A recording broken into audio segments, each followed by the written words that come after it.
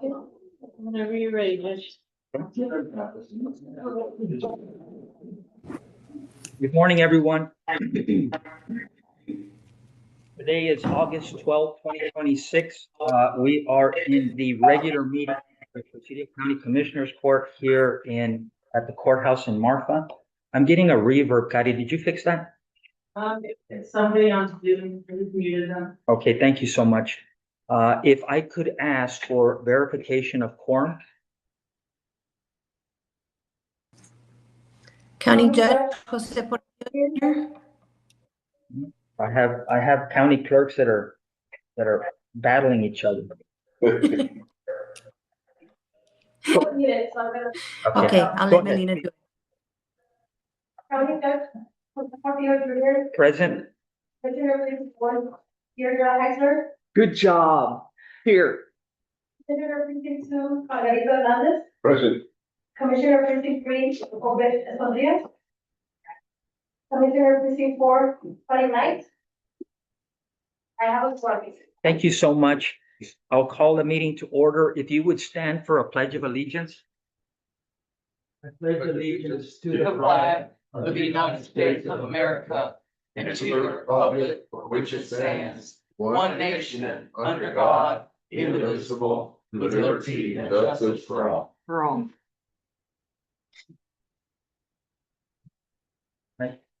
So I'll move into public comments. If anybody here from the public has anything they want to share with us, we ask that you limit it to 5 minutes. And if it's something on the agenda, I assure you we'll address you then. But if you have any comments, please state your name and if you would come forward. Any public comments? Okay. Before I start with agenda item number 1, I know we have some out of town visitors. I know so if you guys want to move something along the agenda, I have no issue with it.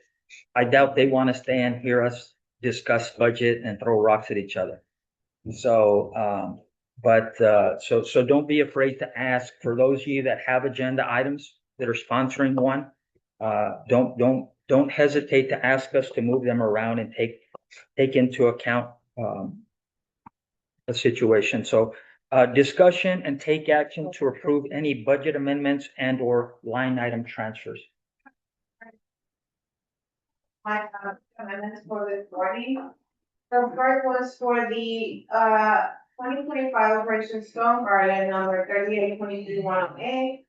The grant award with a grant period of March 1st, 2026 through February 2027 is in the amount of $248,586 and no match is required from the county.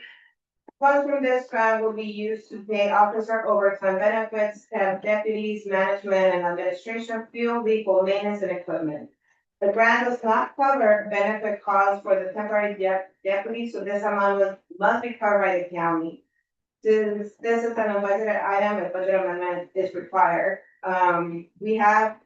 This is our reimbursement grant, so as we spend the funds, we ask for reimbursement.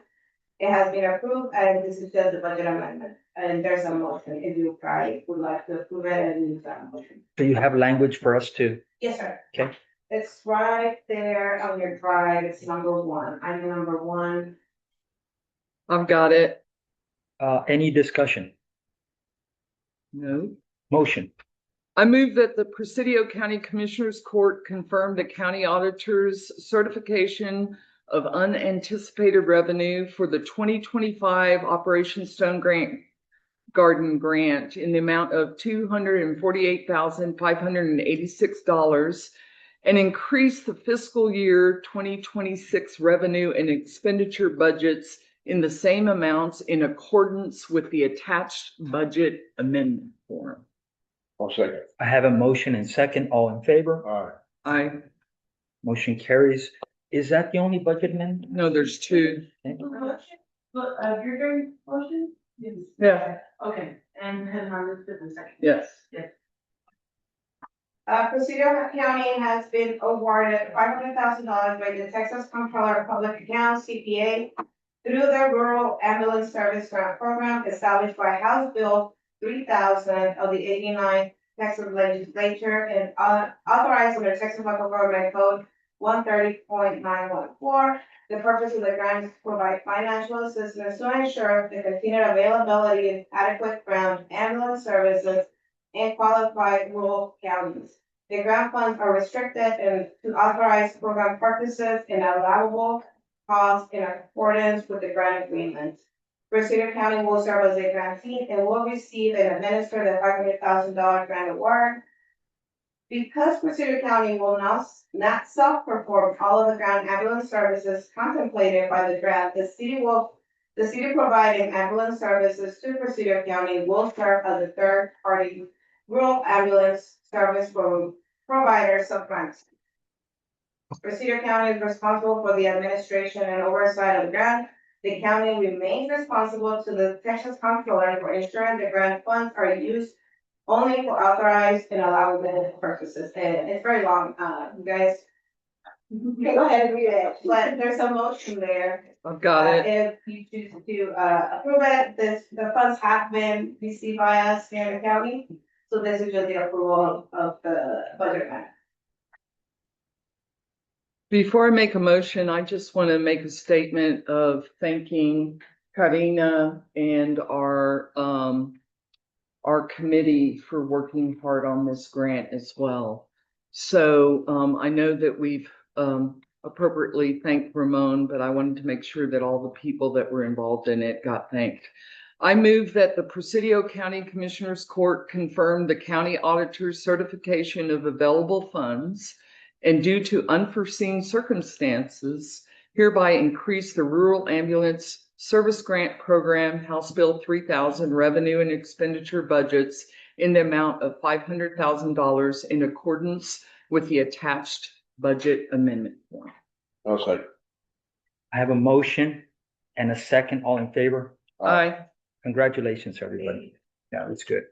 I imagine everybody's gonna be anxious to order the ambulance and get that ball rolling, so we'll. I got a call from Presidio yesterday about it. Okay. Any other budget amendments? No, Line item transfers? not today. We'll move on to agenda item number 2, discuss and take action to approve the auditor's monthly report. Yes, the report's on the track, is item number 2. Okay, You can see there the statement of county funds on deposit to the end of the month of July 31, 2026. The statement of indebtedness and the payments for EDAP, principal and interest. We paid for fiscal year 26, we have submitted all our principal and interest payments, and the city of Marfa did pay us the interest for August. Good. And you can see all the balances for all the county funds. okay.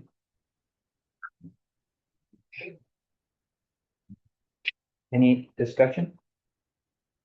I move that we approve the auditor's monthly report as presented. Second. I have a motion and second. All in favor? Aye. I think you guys are, unfortunately, we have a skeleton crew today on Commissioner's Court, so if we sound like a broken record, it's because we are.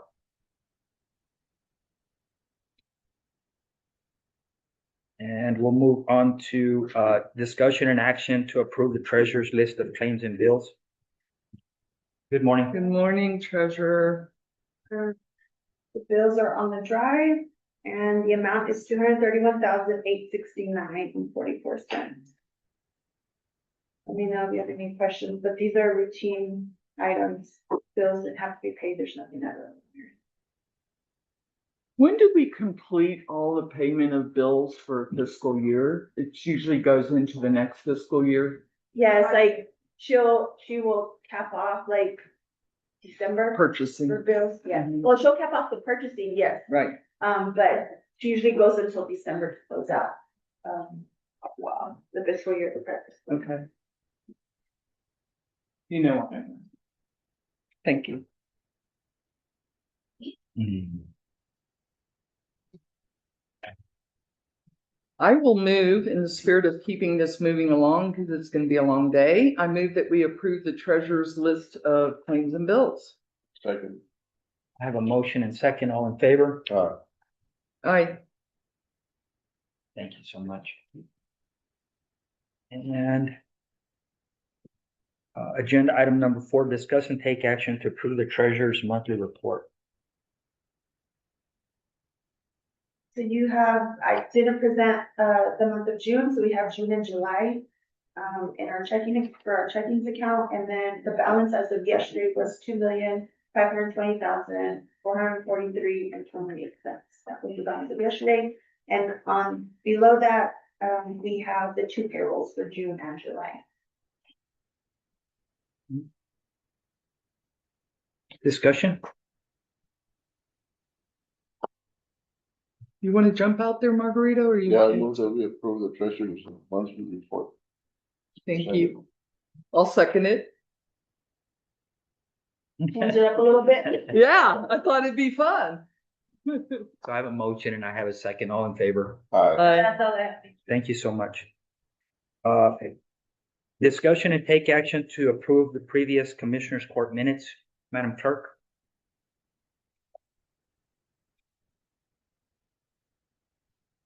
Well, I know that we have 4 meetings, minutes, and as I like to do, I reviewed all 4 of them. And so I'm happy to make a motion if you'd like. Please. Okay. I move that we approve the previous county commissioners court minutes for June 10th, 2026, June 24th, 2026, July 8th, 2026, and July 22nd, 2026. I'll second. I have a motion and second, all in favor? The last of the routine agenda items, an update from Lone Star Strategy. Good morning, Judge. Good morning, Commissioners. Excuse Good me, morning. as I'm traveling again. But on here is a very short report, nothing that we are not aware of. The first one that's on there is HB 500. So basically, we already submitted and applied for that. And then we'll go ahead and wait on any response or follow-up. And then the second one is the technical assistance. We're just waiting on formal agreement. That way the Commissioners Court can go ahead and accept it. I've been working very closely with Ms. Quintanilla at the Rio Cog and the county auditor, so that's moving along. And then the last one is the HB 3000 ambulance grant. There are some questions on that I have. I'm going to do more investigation, but I've been kind of compiling everything we have to move forward with that.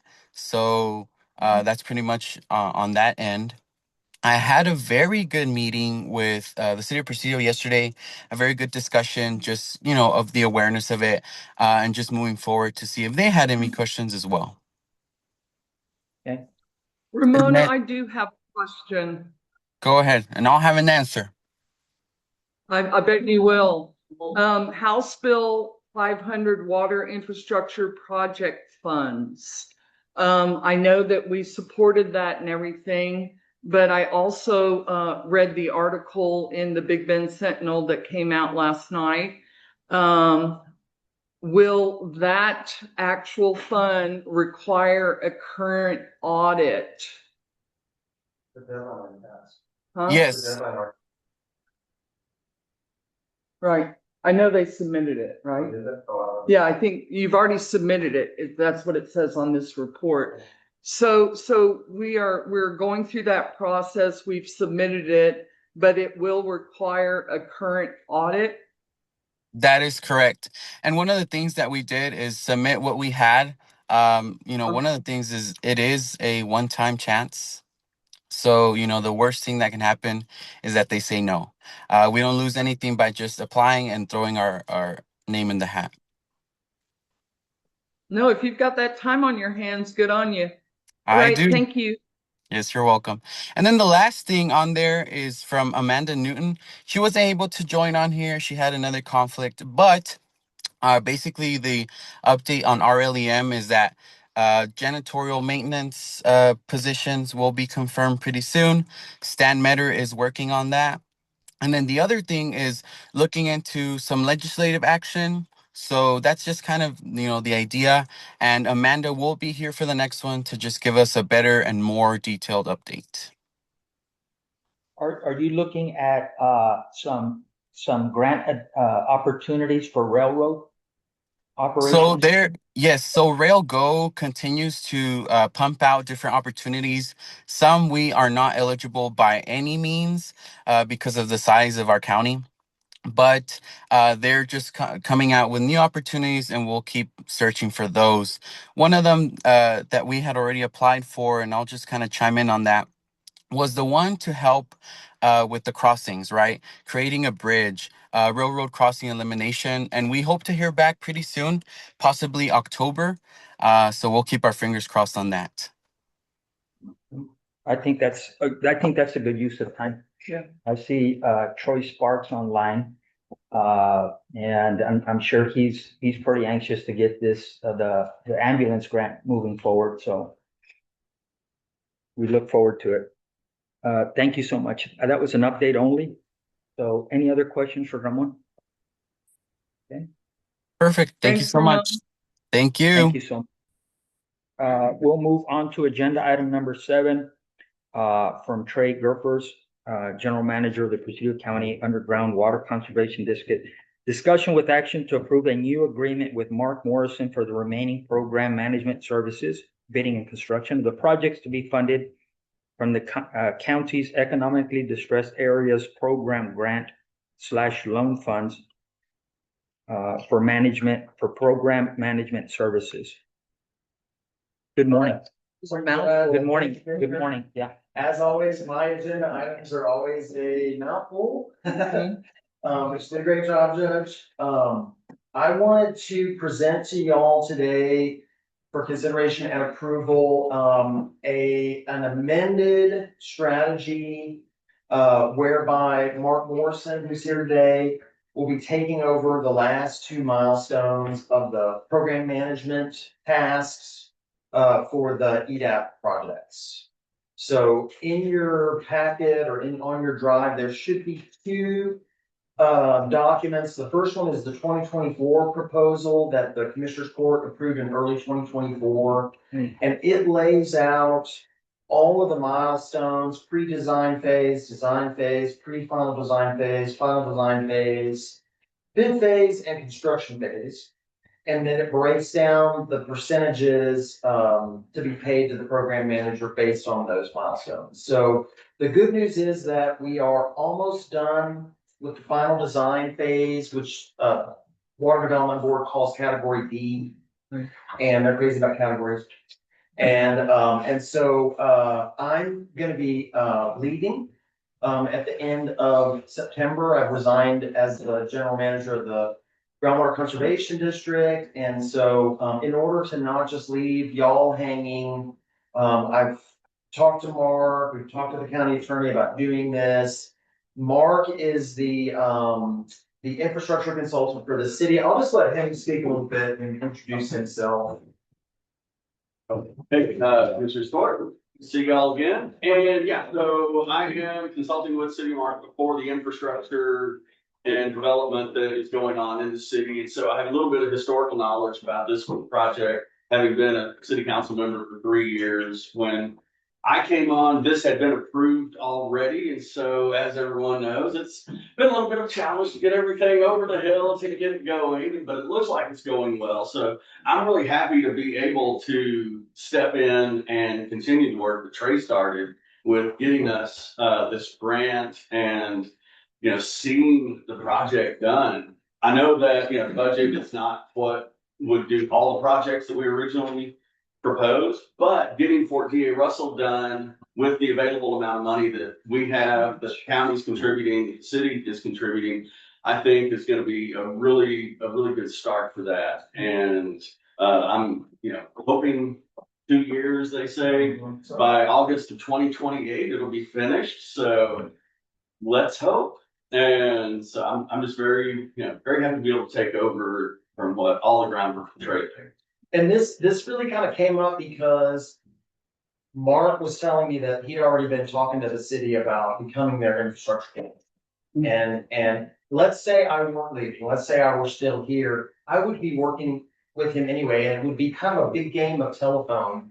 Where I'm kind of talking to the engineers and then I'm talking to Mark. So this just sort of removes another link in that chain, makes it a shorter chain. And so I think things will actually be better this way.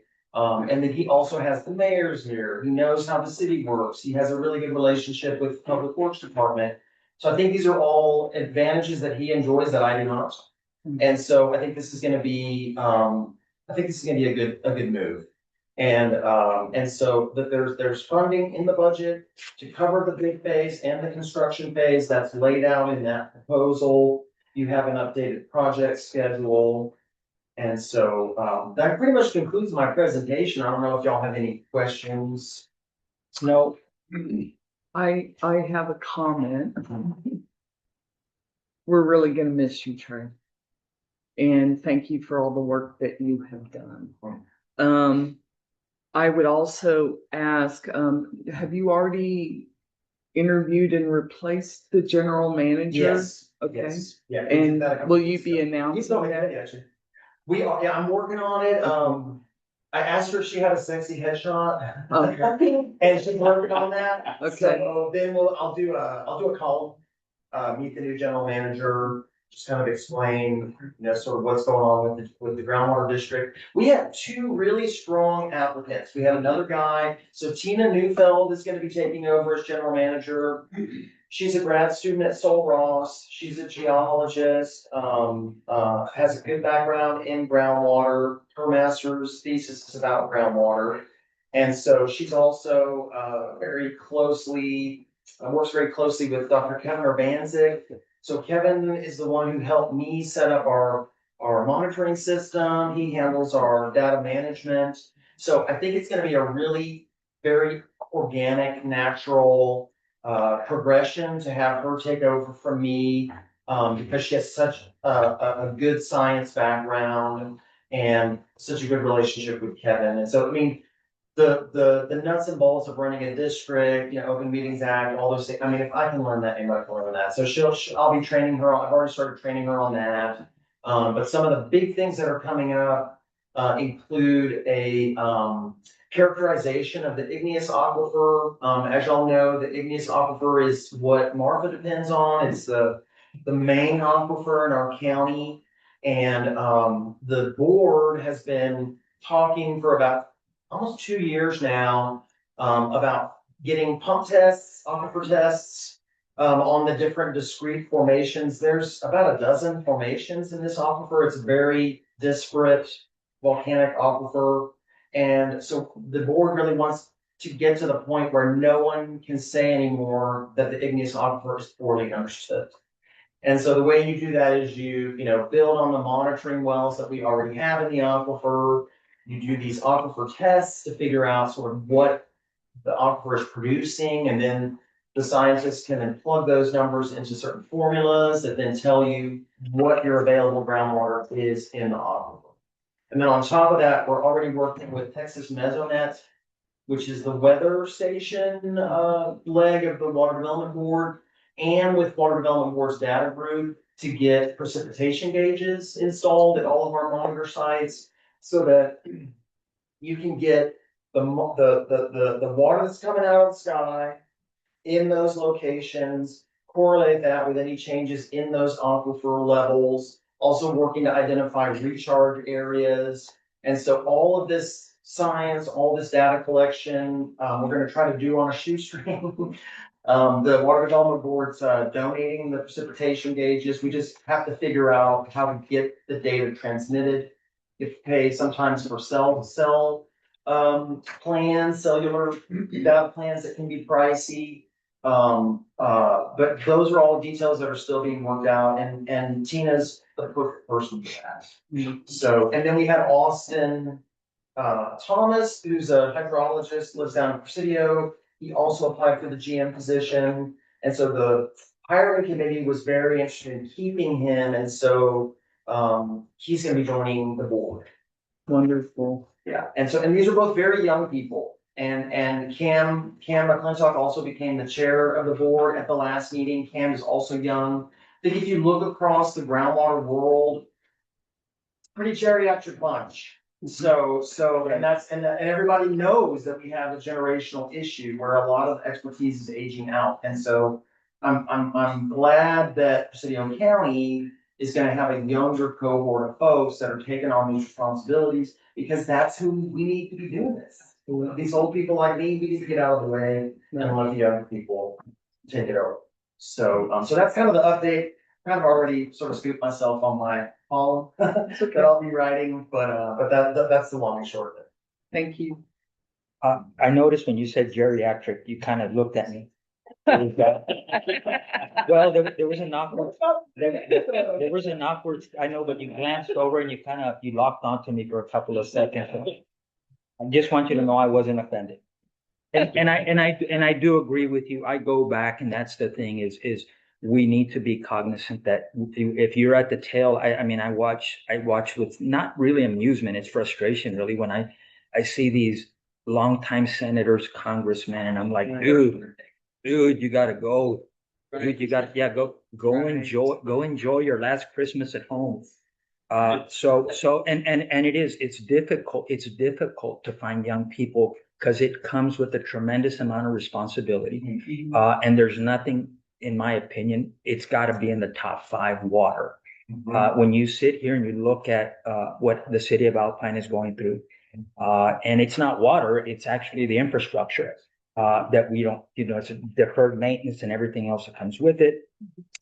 And we need to stay on top of it. Because without water, you have nothing.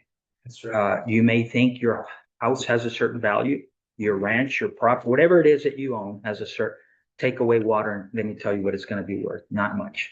So I applaud, and I'm going to echo what the commissioner said. You're going to be sorely missed. I don't know if you're going to miss us because we're a part of the frustration. So He's gonna miss my venison. Yeah. Oh, I will. Right. So yeah.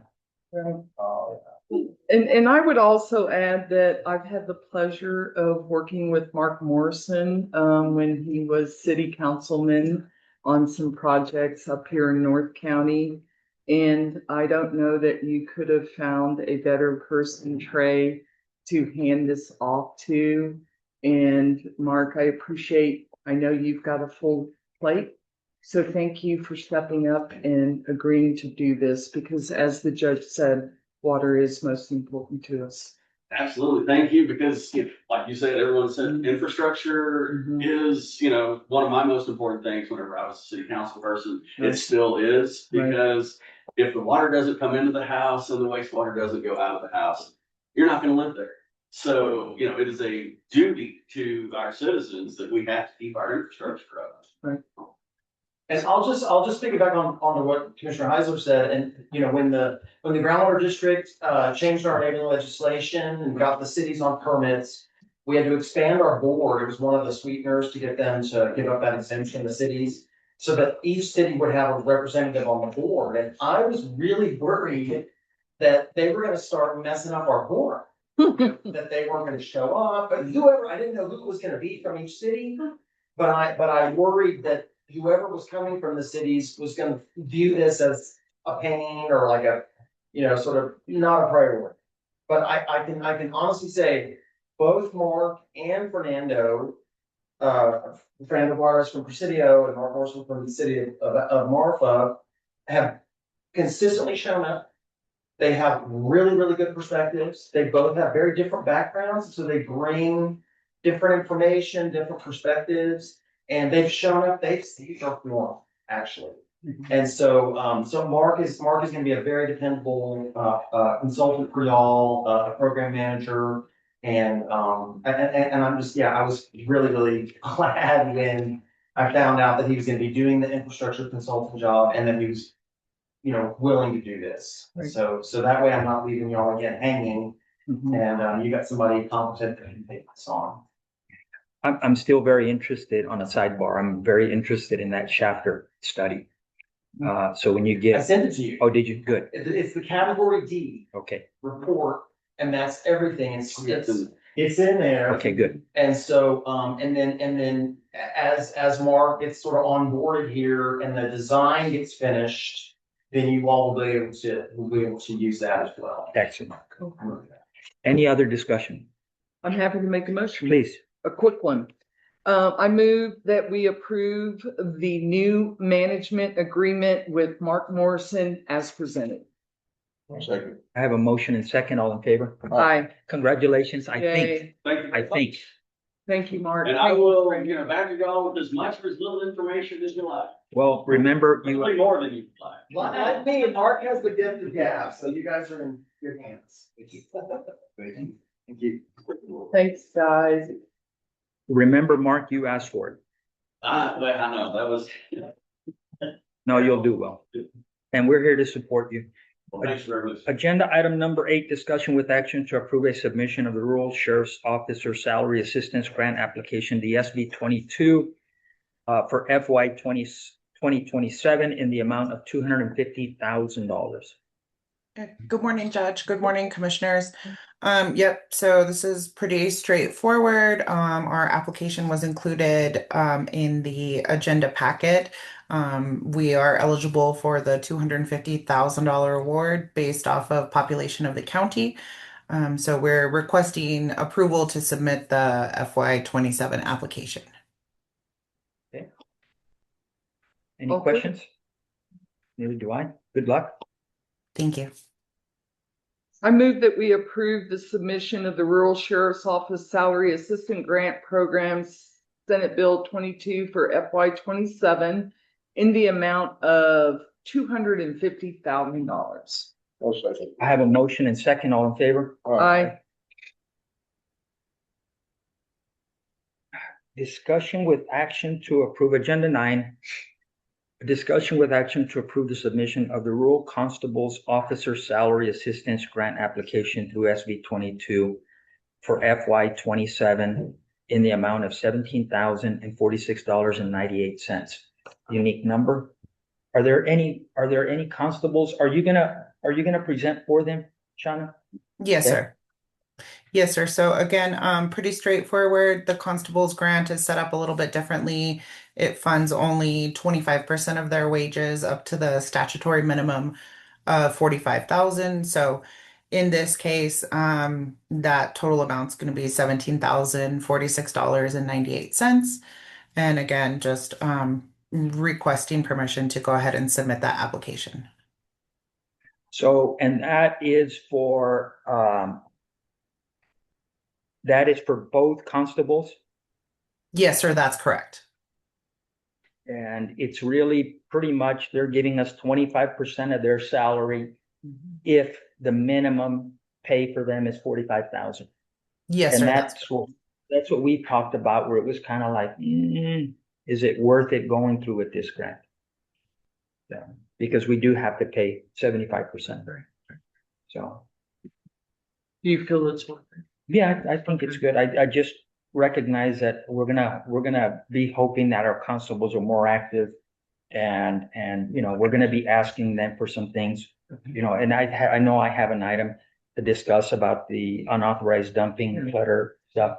I think it's You're gonna something tie where, it in? yeah, I'd like to tie it into that. Okay.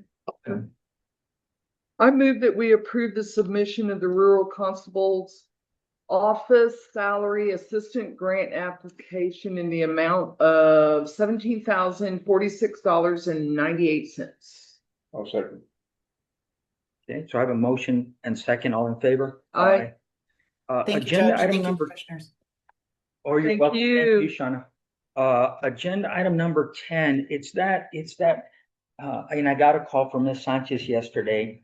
And I was reading through the ordinance. As a matter of fact, I'll tell you this, this is something that we can do later. We don't have to. It was just a section in the ordinance that says the county judge can appoint an enforcement officer. So it goes through the different mechanisms, and all I was going to have is just a discussion of what my thoughts were. Okay, so who would we appoint? How could we appoint them? What kind of training would it take? as you know, we're trying to move forward with, just cleaning up a lot of these abandoned, especially the manufactured homes. They've become a haven for, Everything. for everything. Exactly. So, manufactured homes that are clearly, they're not livable. They need to be condemned. They need to be, vehicles that are abandoned they're just eyesores, really. But if you're good, I'm good tabling this and we can discuss it after the dust settles with our budget. I know we're tied up with that. I love that because one of the things I noticed, so we signed this ordinance in 21. Before that, I had the old one. But I recall before I got elected, and Blair, I think you were in that meeting, that this ordinance we had some concerns with. So I'm wondering if you've reviewed this current ordinance at all. The one that's currently existing? Yes. I've seen it, Okay. and it leaves much to be I desired. thought so. Because the current ordinance only allows you to. The current ordinance only makes it a criminal, right, a misdemeanor. But because of the Constitution, of course, and due process, it's really, really difficult to say that one person is guilty of placing, a trailer out, and also because we have 2-year limitations on misdemeanor, that they say, well, one, you could prove that that was the person who put the junk on the property, and 2, they could say, well, I put that junk out there in 1980, I come across a lot of due process issues, that the easiest way to handle, these kinds of situations or these kinds of ordinances is to make civil penalties, not criminal penalties. And I know we talked about this before, but it's easier to do it like how cities, and this is just an analogy, cities do mowing things, where if your grass, and weeds get above 2 feet, the city can come hire a contractor to mow your lawn, and then they'll place a lien on the property. And the city, it has to front the money, but the hope is that eventually someone will want to sell that property, and when that property does go to sell, that lien will eventually.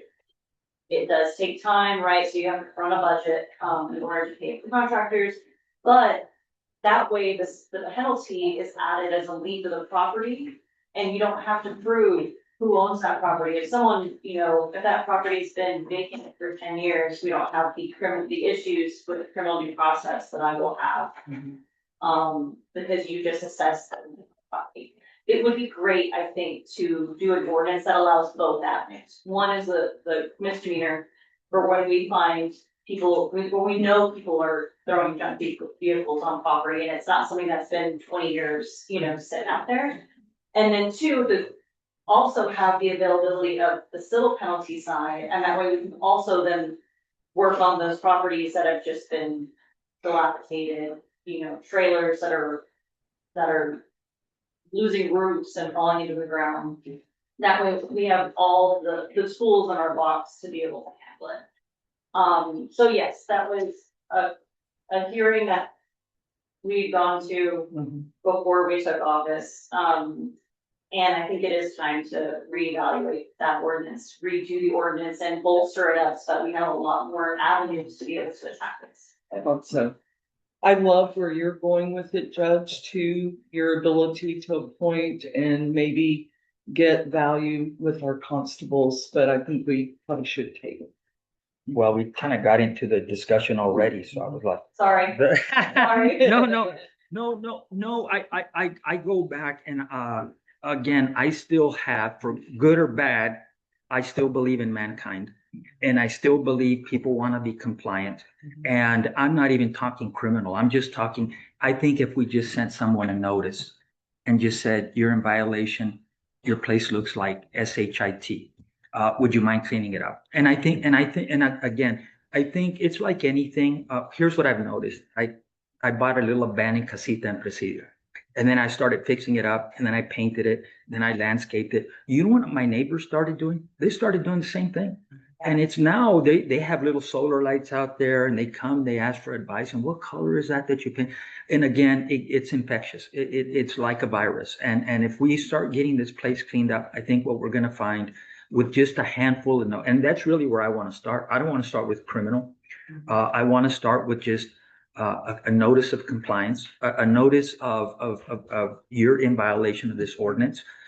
We'd like to see, would you work with us as we can assist you? Again, what some of the things that I'm working on is this metals, abandoned vehicles, old tractor equipment that's been sitting there for decades.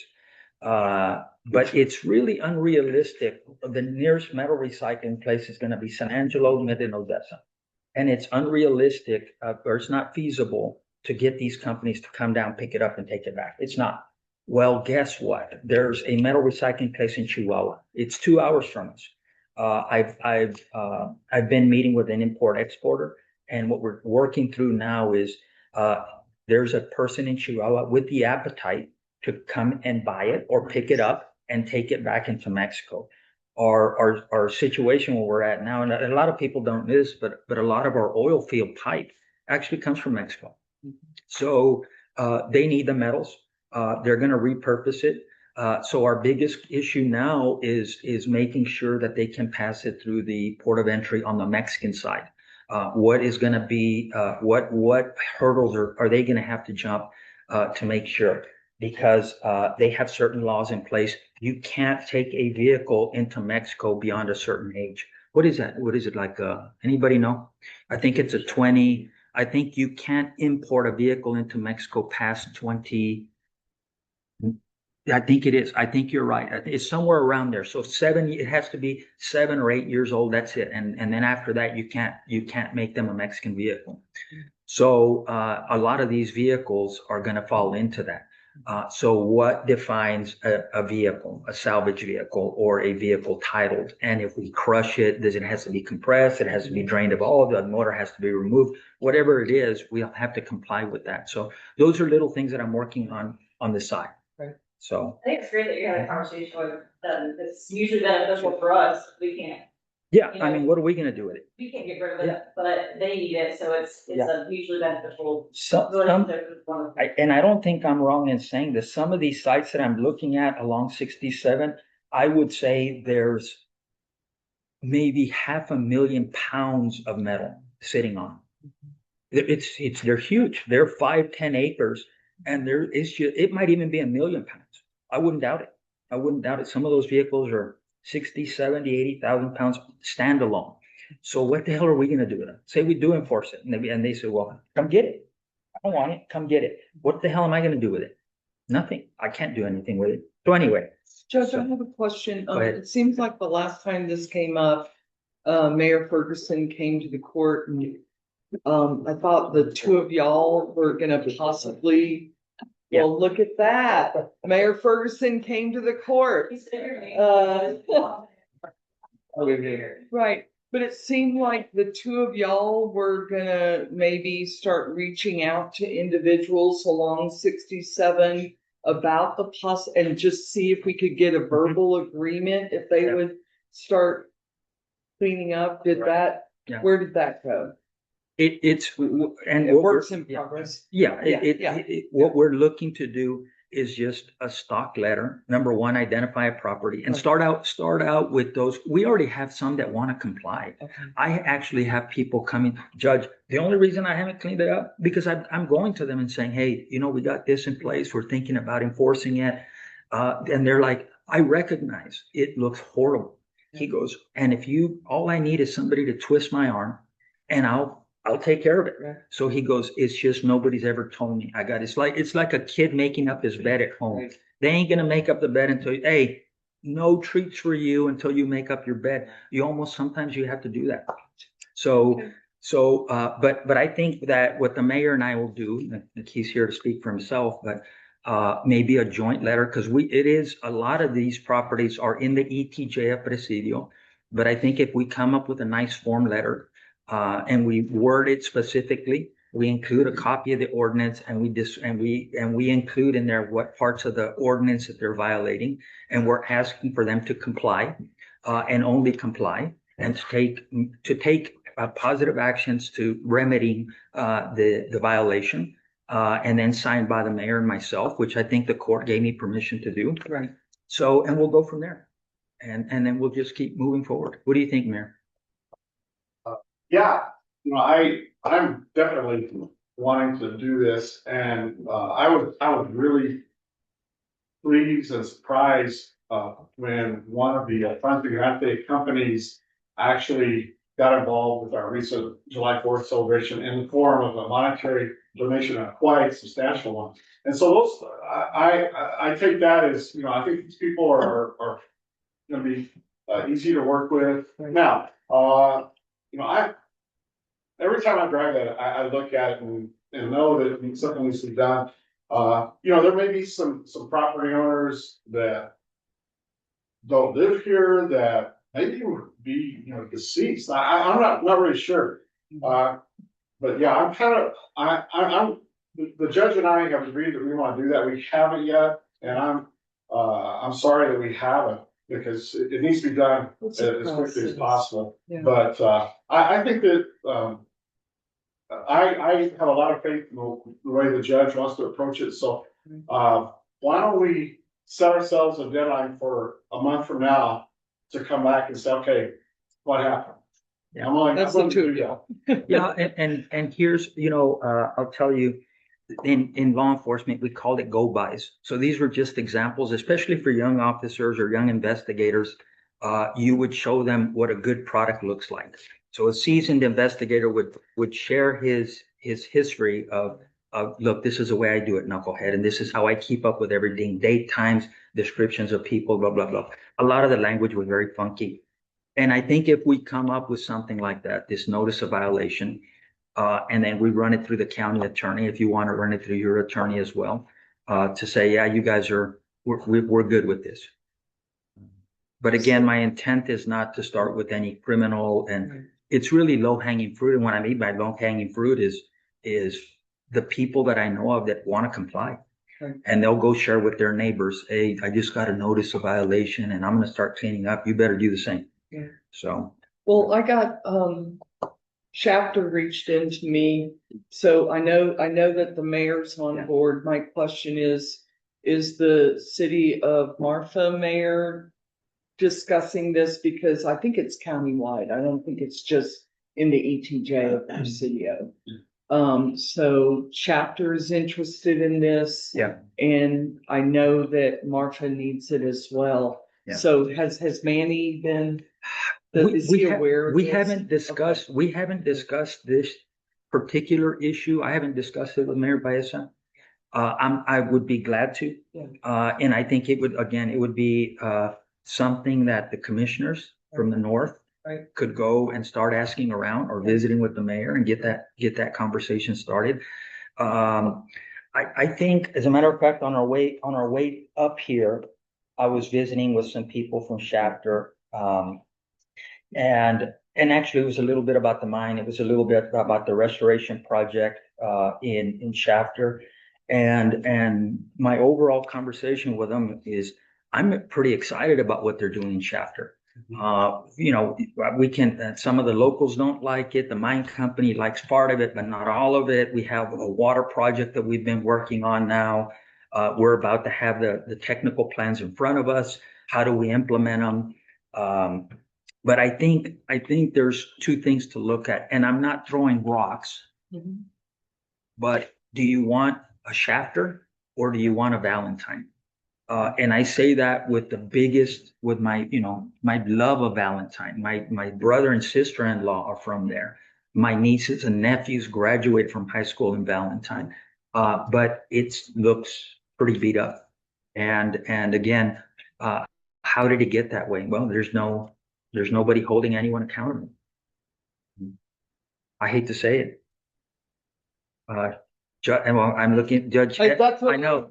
Judge Evans is over here like he's this is I didn't even acknowledge him. This is a county judge from Jeff Davis County, Judge Curtis Evans.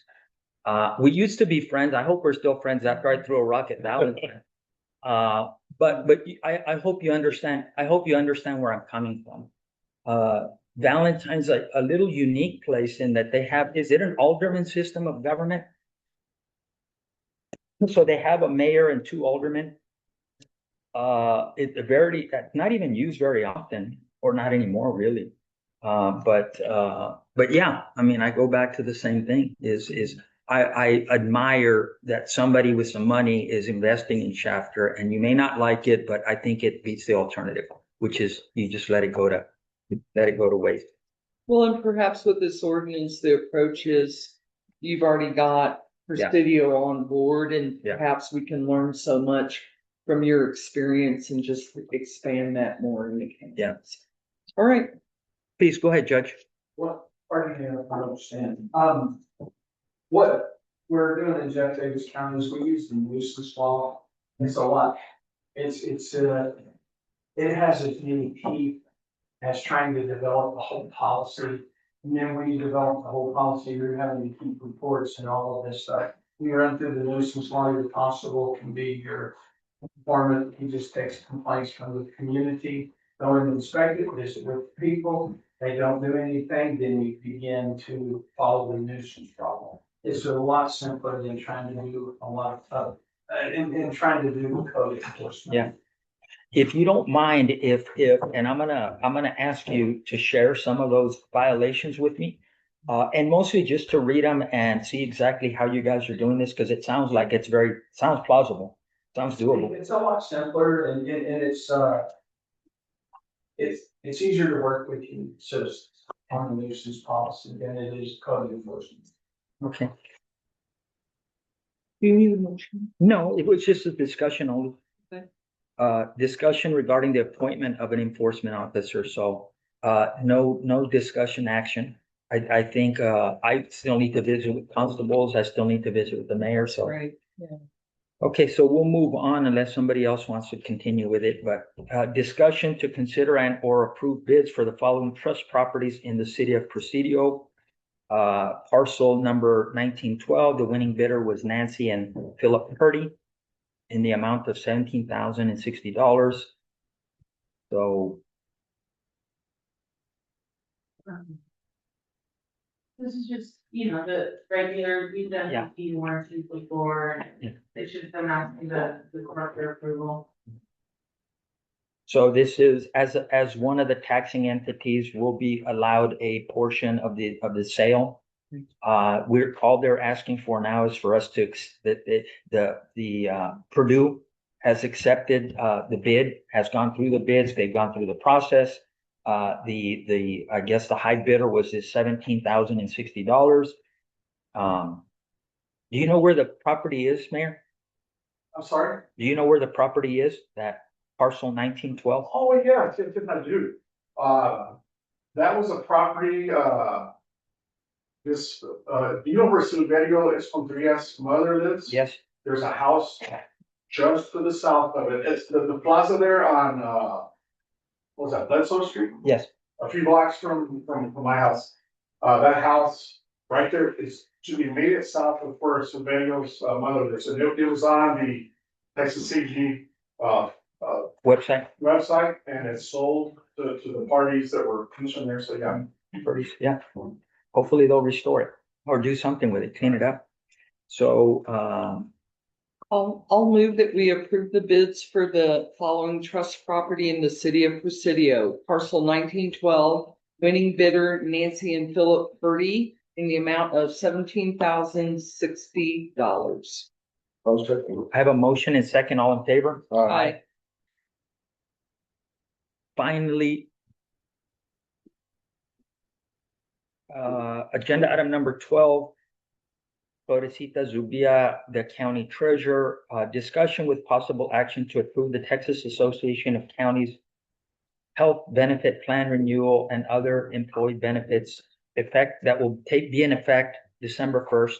Wait, effective December 1st, 2026? Yes, it goes into our fiscal year, but the health benefits won't start until December 1st. Open enrollment starts November 1st. Okay, Commissioners, Judge. It's that time of year again, to make tough decisions. I did, the renewal is on the drive. And I have, Mindy Seaborn, she is our health consultant. And we have Karen Jones from TAC and, Mark. Please, I hope I remember your names. He is from our Healthy Pool at TAC. Now, I have two items, which one is the Healthy County benefit plan for the employees and the pre-retirees. And then the item 13 is for the county to silver the post-retirees. So those are two separate. But I'll let Mindy go ahead and talk a little bit about their renewals and the increase. So the first one is going to be, health insurance, health, dental, vision for current employees. Correct. Okay. Yes. And we've had a pattern where we've seen it go up and up and up and up. Well, yeah. This year is different, going down. What? You know, quite. Okay. So this year, for the county specifically, the medical plan provided by TAC through Blue Cross Blue Shield of Texas is incurring 11% increase. If you look at the Texas Association of County, the pool as a whole was an average of 9.9% increase, which is rather high. I mean, TAC has managed that block of business very well. We've always been a single digit increase, but you can see now we're creeping up to double digit, and it all comes back to the amount of claims. Large claimants, increased prescription costs, you know, the GLP-1 drugs, though they work very well, they are expensive, and that has made an impact on claims payout. So if we keep the exact same plan we have, then we're looking at an 11% increase in that medical. Now, let me remind you where we've been. So last year at this time at renewal, we made a plan change. We had a $600 deductible with a maximum out-of-pocket plan of $3,000. That's the plan we had. It was grandfathered. We had a $30 office visit copay. So at last year's renewal, we chose to make a plan change. We increased our deductible to $750 and our total out-of-pocket expense to $3,750. We improved our office visit copay to $25 and we moved to a non-grandfathered plan. By doing so, we mitigated most of the renewal increase at last year. So here we are again, with the $750 deductible, $3,750 out of pocket. And if we put 11% on that employee rate, we're going from $742 per employee per month to $824 per employee per month. And that is just the health part of it. The dental is separate and so is the vision. That's right. The dental itself is a 2% increase. So you'll see in your renewal packet that dental is going from $20.22 per employee to $20.70 per employee. So very minimal rate change in the dental plan itself. Being that you all have a $20 employee rate on dental, that's exceptional. What I see mostly in private sector, we are more in the $35 to $40 range on dental benefits. And even the other counties I work with don't have this $20 rate. So It's because that's a good rate. it's because we have Okinawa. Could be. Yeah. That was supposed to be funny, but I guess not. I knew exactly what you're Yeah. saying though. So I'm going to give you, so one thing that we can do, and you have this page in your packet, but what I did is I went on and did a little math so you could see approximate annual premium. And it's all the way down, and it's highlighted. That's why. Thank you. That's one of the later pages in your packet. Yeah. So what this page is showing you is that first column is our current plan with our current employee rates. The second column is no change in benefits, just take the renewal rate, that 11% increase. And then the last three, option 1, option 2, and option 3, are all benefit plan changes that would help offset some of the increase. Okay. So if we look at option 1 and you go down to the middle of the page, you'll see that that changes your deductible to $1,000. It changes your co-insurance maximum to $3,000, which that matches what you have now. It would move your office visit copay back up to $30. And so in the red box or in the handout, I gave you the total out of pocket on that option 1 would be $4,000. So that's the most that an employee or a dependent would be responsible for in one plan year. And if they hit that, then Blue Cross starts paying 100% of claims for the rest of that plan year. So that's your maximum amount off. So, and it would go from $614,000 and some change to it would still go to 664,000 and some change. Yes, sir. So we're looking at about an 8% increase versus the 11%. Okay. Option 2 is another step up. So deductible goes to $1,500. Your co-insurance maximum goes to $3,500. We keep that $30 office visit copay. So we're looking at a total out of pocket. So if a member had a lot of claims, they had one big claim in a plan year, they could be out $5,000 out of pocket. That lowers our increase in premium to about 3.9%. And then that very last column, option 3, that would actually be a little bit under your current rates, a little bit of premium decrease, but it's going to take you to a $2,000 deductible, $35 office copay, and $6,000 possible total out of pocket for members. Okay. So those are our options. If we were to choose to make a plan change, then those new benefits would begin December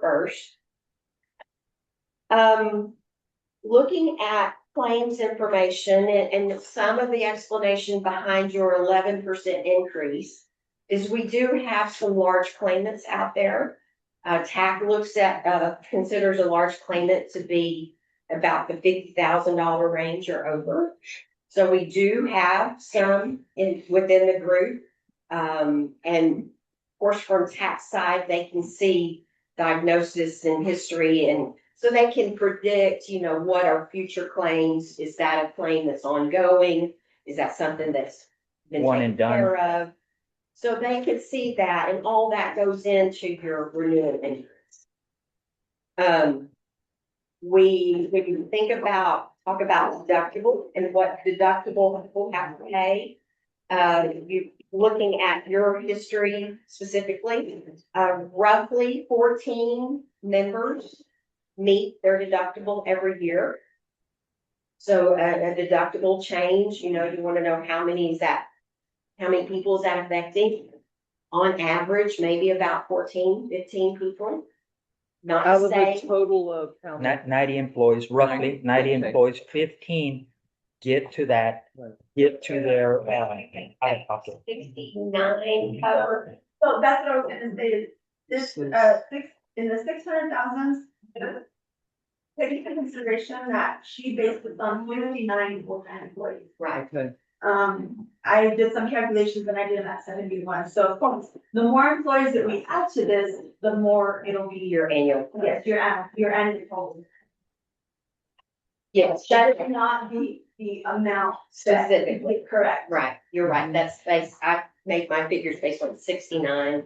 That was the most current. But it's smart, it's not that We don't.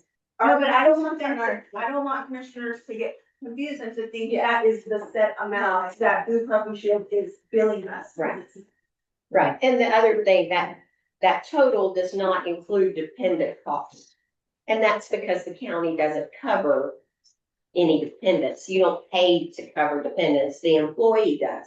If they choose to cover family members, then that cost comes out of their paycheck. Okay. So none of that's included in that amount either. So do y'all feel that, our existing employees and the salaries that they're paid can afford, A $6,000 out of pocket. exactly? So you Or, gotta- or a $2,000 deductible, or even a Yeah, $1,500? and for the sake of the discussion, let's say we have 71 employees that are in this matrix, Mhm. and let's say 35 of them are at about the $40,000 range or less. And then to saddle with them with a $6,000 out of pocket. Mhm. So that would be what? 25% of their pay, ballpark? How many of this one are retirees? This isn't retiree yet, we're in the, Just trying to, but It includes your under 65 retirees, yes. And I don't know how many. It includes we have, so- Right now, it's based at 9. I have 9 that we have right now. 9 total or 9 that are under 65? 9 that are under 65 that are retired. Now that number could change. Somebody decides to retire. Or one of them gets older. I mean, Yeah. I mean, older. Yes, or Right. County Choice Silver Plan. Once they turn 65, I've got 3 coming up this year. The end of December, we'll have 3 coming up. I don't know if you want to hear a little bit about the post-retiree. If that'll help your decision with this. you're asking us to decide on which option feels. Well, just so that you know the numbers on the post-retiree side. Yeah, just to have a bigger view of, the, Right. So Can right you guys now- hear me? Judge, yes, can you hear me? yes. How are you, Commissioner Knight? Good, I apologize for getting on late, but they were administering some stuff this morning, but I'm just gonna stick my nose in here. I can speak to overpaying or the cost of hospital, so, and I don't have the answer, but whatever we can do to help our employees, that's a lot of money. I don't know, I saw where the school had cut their teachers. We can't afford to do that stuff. We need to do the best we can. And again, I'm just rattling, but good morning, everybody. Good morning. Morning. Good to see you. Thank you, How was sir. breakfast? Well, I wouldn't call it the deluxe. It wasn't like the big breakfast at McDonald's, huh? No, sir, it wasn't. They didn't even give me a good McMuffin.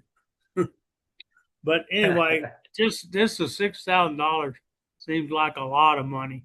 And I know we're just into this budget cycle, but Well, we're currently at 3,750, buddy. okay. So our options, I don't think you have this in front of you, would be, the renewable rate of 3,750, a $4,000 for option 1 out of pocket, a $5,000 for option 2, or a $6,000 for option 3. Yeah. Yes. Please. But as someone who just had a baby this year, I definitely hit my max. And I recall last year, due to the same issues with the rising costs, which are understandable, Right. the Commissioners Court did move to a slightly more expensive plan last year to help defray some of those costs. Right. Like I said, as someone who has definitely reached their out of pocket this year for having birth, I totally understand what we're going through, but I think doing that again a second year is, these don't seem like large, oh, we just go up 250 this year. But then if you do it every single year, all of those start to compound on the employees who are having who are dealing with this, so going up a couple $100 one year doesn't seem like a big deal, but if you do it every single year, it does add up. And so I would personally ask that y'all not do any of the crazy jumps that we're seeing on, option 2 and 3. After having a small jump last year. Or just looking at the renewable rate would keep it as it was. Correct. Right now, we're paying about $9,200 per employee a year, so this would increase about $10,300 a year per employee. So just look at that amount. One of the options to not decrease coverage for regular employees would be looking at that post-65 option, retirees. I know we have a lot of post-65 retirees. And one of those solutions would be removing those benefits. You're not leaving your current employees without the health insurance that we currently have. You're not leaving out retirees under 65 until they hit their 65 plus, their Medicare age. And it will save the county some costs. So that was the next, that's why I asked if you guys wanted to hear that, those amounts. I do, I know you wanted to chime in? Yeah, if I may. Please. Yeah, I Come on. just wanted to share. First off, we understand how hard it is for any county to bear an increase, especially a smaller county that's not in the oil patch. That's difficult, that's hard, we understand that. And as your association running a nonprofit pool, we absolutely do our best to try to keep rates under control and down with as many means and levers as we possibly can for our counties. But at the same time, as Mindy said, it unfortunately has been a really hard, bad year. Our leadership is tough with Blue Cross nationally, and we look at it and hear about rates from other large public sector groups. And even with a 9.9% average and your 11%, we're hearing a 15, 18, 25% renewal increases out there in the bigger market with places like UT, A&M, the state of Texas, and beyond nationally. And so it's hard, but some of the things, Mindy alluded to some of the things that are driving the increase. The GLP-1s absolutely is one of them. We're also seeing a lot of bloodborne cancers that are expensive to treat. We have last year, for the first year, you may have heard of this thing called the No Surprises Act. For the pool as a whole, that added $15 million in additional claims that weren't there the year before. So TAP, or that TAP healthcare pool, had to mitigate on behalf of our counties. And then of course, with all of medical inflation, which nobody has any control over, it just is what it is. So it's an unfortunate constellation of circumstances that have brought about this larger than normal increase. We hope it doesn't persist. We hope it goes back down to the, in the 3 to 6% range of increases. Although we can't predict the future, we can't make any promises. But of course, we have actuaries that help project with the whole goal, like these rates are based on what the actuaries think your claims will be next year. And that's a combination of past claims, as Mindy said, looking at a couple of high cost claims, are they going to continue needing treatment? Might that actually escalate next year? And can the pool cover those costs or not? And then unfortunately, your employee base is, I think, 11% older than average, which also increases risk. This would increase income, increase medical risk. So there's a whole bunch of factors. And as far as the options here, I'll just say there is no right or wrong answer. It's that balance of what can the budget sustain versus how well can we take care of our employees and meet their needs based on their salaries, which y'all were already discussing. So Yes, ma'am. I'll leave that. How are Wanted you? to share that. There are, There. oh, Can you make sure they yes, got your go room ahead, right? sir. Yes, ma'am. Everything good? Everything's good. All right. Can you mute that? Okay. So I just wanted to share, our condolences. We understand. We're sorry. We'll work with you however you can to meet your valid need.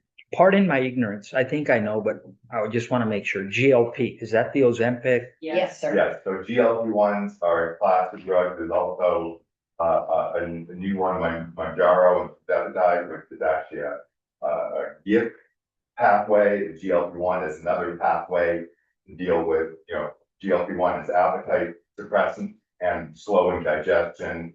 GIP is primarily, it includes the GLP-1 and then includes another mechanism of action on another receptor. Yeah. And with our TAG healthcare pool, we do have a pre-authorization required where we only allow people who have diabetes to get that medication precisely because it's running over $10,000 a year for a person on that. And of course, we have lots of people who are not diabetic who want to take it also. And that would just make everybody's rates go up 40% overnight. So we're not allowing that at this point. But that is a growing concern. And of course, just drug technology and drug development is driving up costs overall too, because we have more immunosuppressive drugs, new drugs for cancer, new drugs for autoimmune diseases. And the drug classification is the single highest escalator, and it goes up more every year than medical, and it's kind of been doing a upward curve where it's going up exponentially compared to medical because of the development of new drugs. Boy, those lobbyists are earning their money. That's fair. And I disagree, there's no right or wrong answer. There's great guidance that we get from our auditor that I'm looking forward to hearing from you at the end of this discussion. I'll mention one thing, one idea, and in your goal to try not to put more on employees than you have to, that we could look at HRA, which is a health reimbursement arrangement. And basically what that would do is, let's say we move to option 1, and that moves employees to $1,000 deductible. You as the county could choose to fund that last $250 of that deductible. Ideally, not everybody in the county is going to use that. Not everybody's going to meet that full deductible. And so the county is only funding that $250 of deductible for those that use it during the plan year. And as we referenced before, we were talking about 14, 15 people. And it certainly could be higher than that. We might have a year that we run into 30 people that meet the full deductible. But it allows you to take the premium savings by moving to the option 1, and then you don't eat up all that savings because you're likely only paying that $250 deductible for a small portion of your employee population. They wouldn't do it on dependents, so dependents would still have that deductible increase. That's an idea, that's a high level explanation of how that would work.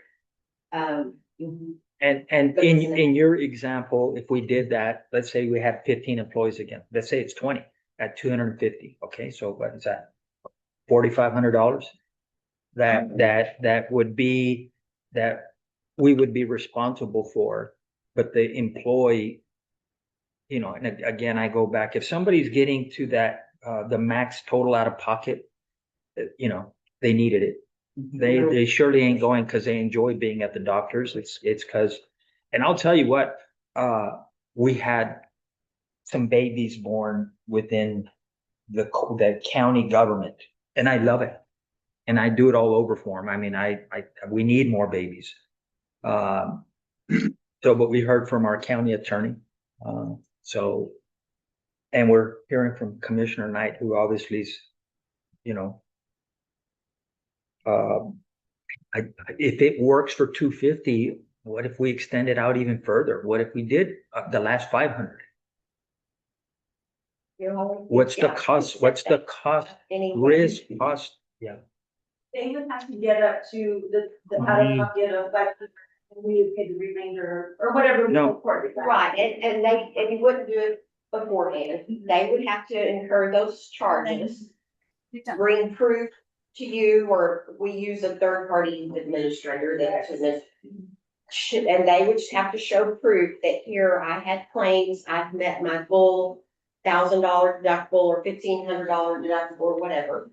And then they are reimbursed for however much the county decides, sets that at, whether it's Okay. $250 or whether you're reimbursing the back 500. And that reimbursement is only for a fiscal year, for the year of the Right, we contract, do right? it, we do it. And so if we as commissioners want to go down that route, or the court wants to go down that route, and we might be able to afford it this year, I have concerns about how much we're gonna be able to raise our taxes next year. It may be just 1%. What kind of message will we be sending to our employees of, hey, we took care of you this year, but we're gonna have to cut you next year? Well, and also, next year, your premium is probably gonna increase. Exactly, exactly. You might be caught up. So I want us to be mindful of there, this isn't just about this year. We have to be visionary. So if we did option 2, and I'm going off on a tangent, if we did option 2 and we raise the deductible to 1,500, and then we obligate ourselves to the last $500 of it. So the employee is gonna go up $250, but our skin in the game is $500 for those 15 employees, could be 20, but 15 employees at $500 would be. You gonna work meeting? You're in a work meeting? Yes, ma'am, Commissioner's report. I'm a commissioner. And we would have, That's the judge. Nice guy, Joe Cordell. Hey, buddy, Video can picture. can you mute your computer? Good guy. Thank you. so, I don't know, and we're just talking out loud. We're just talking out loud. Again, and I haven't forgot where you're at, Ms. Ubia, here's in my jaundiced eyes, our biggest issue has been, the Cadillac, I call it the Cadillac plan that we had for our retired employees where we were paying 100%. And we've tackled it. We started tackling it, 2 years ago? And we're making some headway, and there's still a lot of, there's still remnants that we're gonna have to deal with until, again, another tough decisions.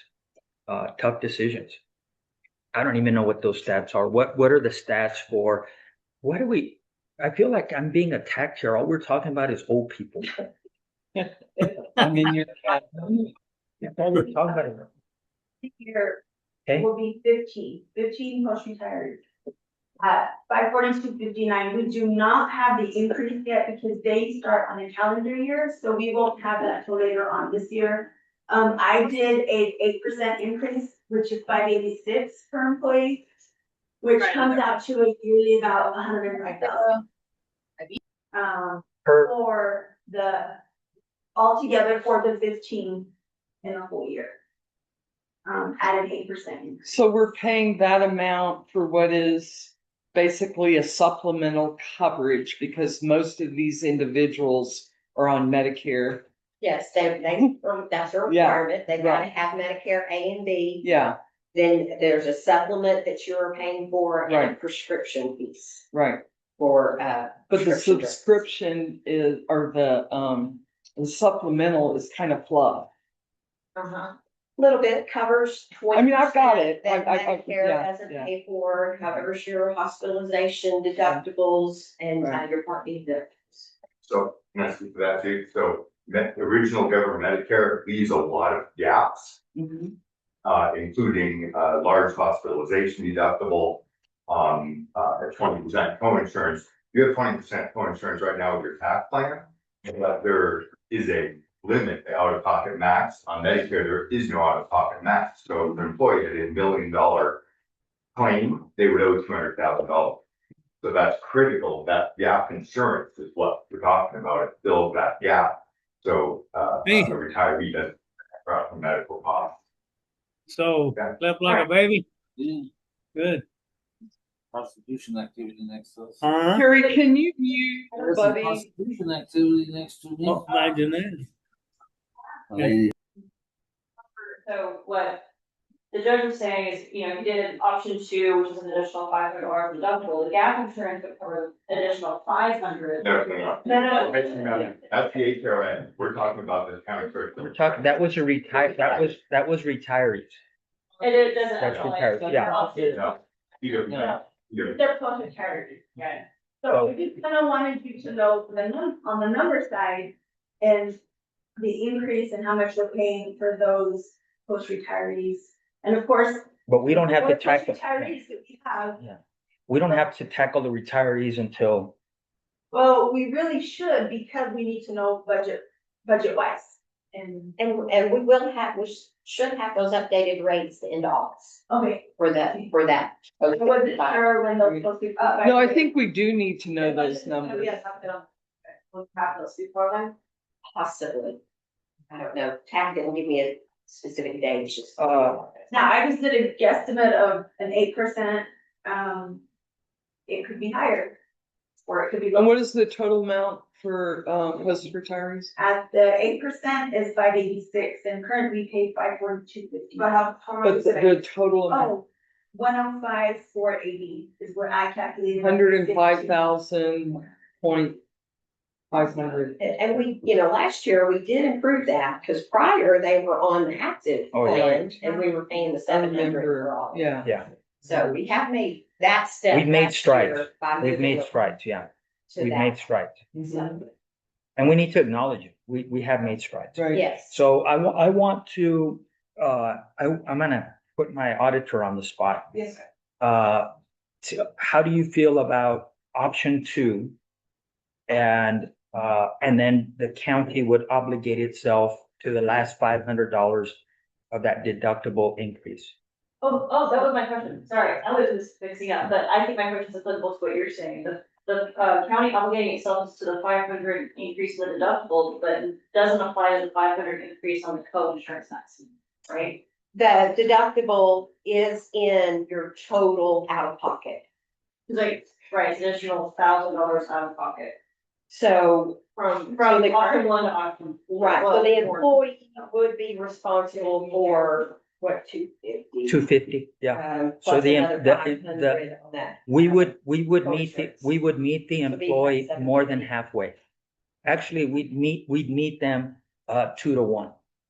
So the employee's gonna see a $1 increase, I would correct that. Go ahead. Because on that option 2, okay? so you got 1,500 on deductible. Huh? And so the county would pick up 500 of that, but your co-insurance maximum, currently it's at 3,000, it would go to 3,500. So there's another 500 that the employee would be. That's what I'm saying, like, Yes. that additional 500 wouldn't also cover the co-insurance maximum, so it would still decrease on the. Right, so if you look at the total out of pocket, we've got $5,000. We know the county's gonna pick up 500 of that, because that's in that deductible. That's only if they need the, Yes. Right, right. And then, so then we're at 4,500 where we have been at 3,750. Right. When there was, yes, I agree. So they would really be picking up 750 additional exposure with the county picking up 500 Okay. exposure. That's the math I was trying to get Yes, at. I agree. Do we know how many employees have in Cleveland County have actually met the deductible that we have now? Our average is 14 members. Now, what it is currently, we can pull that. but- 14 out of 69 to Yeah. 71, yeah. But I should know if any employees have met, because all the employees that I've spoken to, they're like, I never meet my deductible. Right. So, this 3 is women scary. graduated this year, definitely met it. Yeah. So does that county 500, it doesn't kick in until after the deductible's been met? And they have to provide proof that deductible will be. Right. And they get Right. reimbursed. Right. Right? So the employee's gonna have some action here. They're going to have to, know more. that they've met that deductible. They're gonna have to take the effort to turn in that proof, so that they can get reimbursed. So there will be some action on the employee to, Will the reimbursement be included in payroll, and if that's the case, would that be tax, like income? no, it would be an expense, like the premium is an expense to the county. This Azrael would be. It would not be income. tax as in. But come back to your question, I mean, option two does save us right now almost what, $50,000, $43,000. Yeah, However, you do have to consider that county will, let's say you need those 14 people are still needing that, that's $7,000 very clear that. you're saying it's almost a push. And from an employee's perspective, it's kind of hard to meet that amount of money. I mean, as an auditor, I might, before the saving, but as an employee, it's kind of hard to see it, the option two being the most possible, the most beneficial option for our employees and their current wages. Yeah. And I texts from some employees that are saying that is a lot of money to the point where people that need it actually had to take out a loan last year. I wouldn't doubt it. We had an issue on that. I wouldn't doubt that. Karen just looked up the current stats. 15 people have met their deductible, only 4 employees have met their out-of-pocket max. In this plan year so far. Okay. What is the plan you're in? December.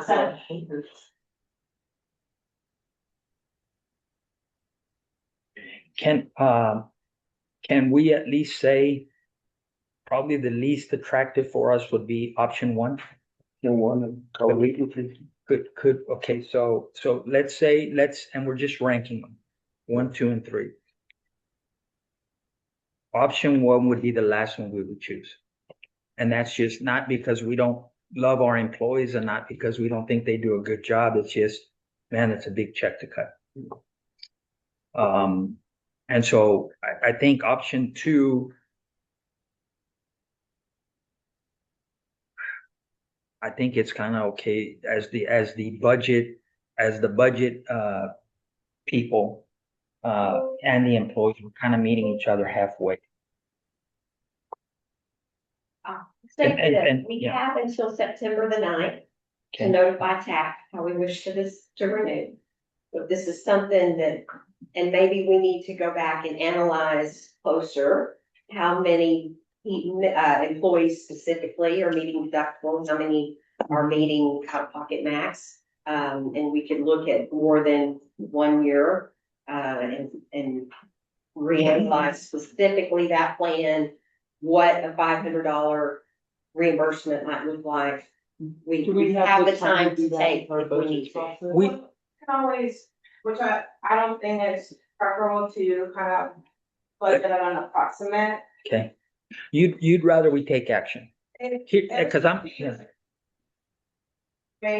I already did in your proposed budget, I did account for that increase already in there. So we can keep that, and obviously, if the budget is adopted and those rate change, we won't pay that amount. Yeah, because if we do, and thank you very much. Also, it's Yeah. doing a rush decision Right. without action. We're gonna have to address it anyway. Yes. So my thing is, and what I do recognize, unfortunately, Commissioner Contreras had a doctor's appointment. Commissioner Knight is, online, but he's a doctor, the same thing, doctors. If you want to wait, we can wait for there to be the whole board or maybe one more member present or the full board here. But I think we could take action if you guys want to. I mean, we're gonna have to get it done anyway. So the sheriff has something he wants to add. Yeah. I think it's like you have here. We're gonna look at either way. Constitution. Squeaky shoes in here. Yes, ma'am, this floor might be a little sticky. I'm a majority of people I hire in the county, I don't have the majority of the employees. Think about what you're doing, okay? Think about all the options she's offering. What we have to offer to our employees, so I would rather table it and wait for next time, rather than make a decision now. Without having all the details, I'm not saying all the details, but without thinking about them. Not just, it's up to you, I'm gonna move into this. Thank you. Okay.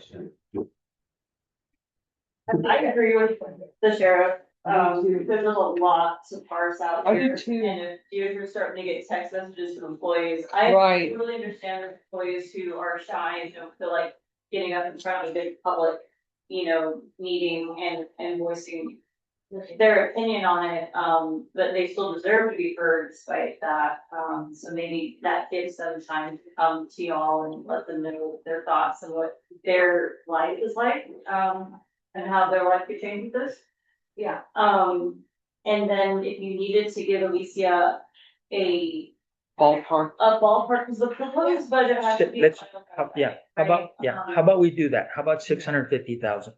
Yeah, no, I That's think it. that already embedded into the proposed budget at that 11% rate. If you guys change the rate, obviously we won't pay that amount of money when it comes to billing. The renewal. One of the options is that the treasurer and I have come up with is that post 65. You already have an insurance, and that means that you left without anything. You're not taking it away for retirees under 65. So it's kind of like, I understand you want to take care of everybody that has worked for the county, but to me, it makes more sense to take care of people that are currently working. The people who already have something, unlike the rest of us, we have to work 30 years until we get to that point. So I will add that, they have approached me, a couple of people that already post 65, and they said, when we turn 65, we get Medicare. Right. So we're okay with that, as long as the county can give us till we get there. So, some of them are okay, I haven't heard anything negative. But if you're really wanting to take care of your employees now, the employees that you have now, Right. you'll probably need to cut somewhere else. And I strongly feel that my husband had MRIs done this year. I had some stuff done. My son had, a surgery like on his knee and he had to get MRIs and we still didn't meet our deductible. So that's a high amount to increase on the employees. Another so much when can't even meet what they're getting now. So just a suggestion is, I think that, every single employee works very hard in this county.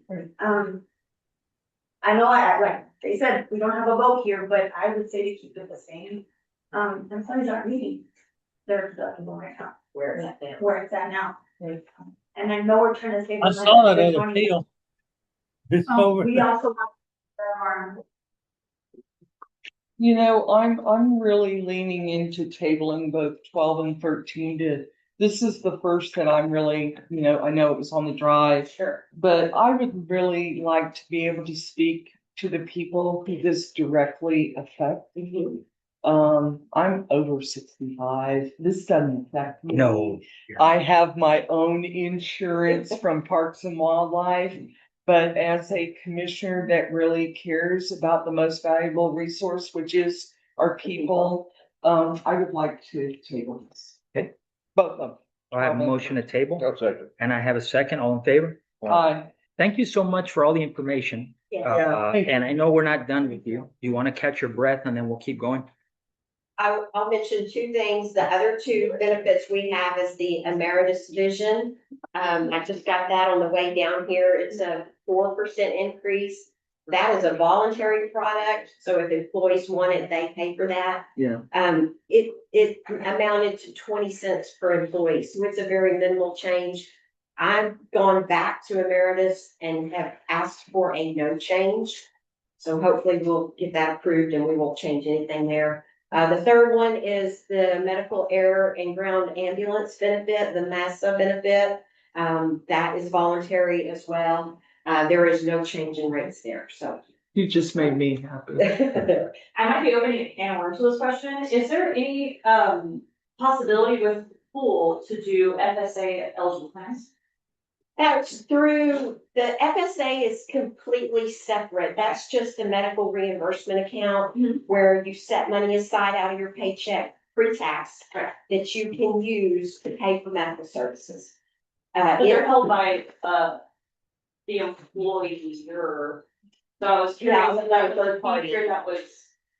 You could really attach it to any medical plan. There's no specific. Now, You might be referring to health savings accounts. So I don't think, we don't have any high deductible accounts, so. Right, so HSA you have to add a plan. Yeah, so I know HSA don't apply. Yeah. But FSAs, I was wondering if that was something that we could consider. Add it as an option, certainly can. We've used a third-party administrator to administer that.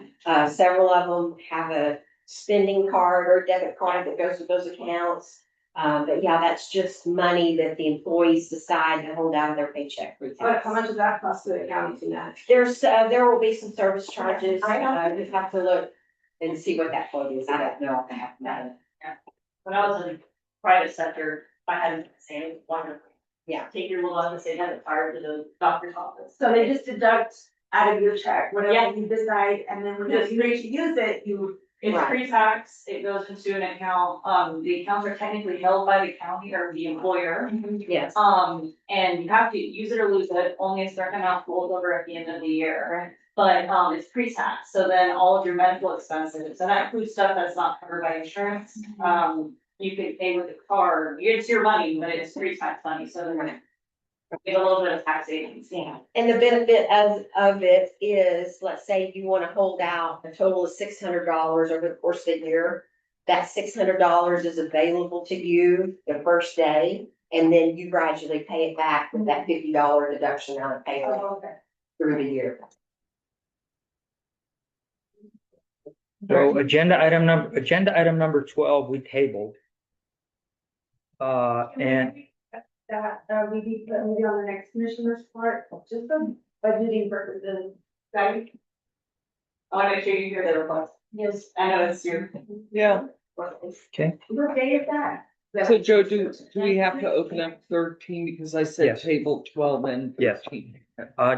did you say table 12 and 13? And 13. Do you want to have a discussion? We didn't, I don't think we On opened 13? number 13. No, we Okay. didn't. So Okay. you just wanna open it and then go from there? Open it. So,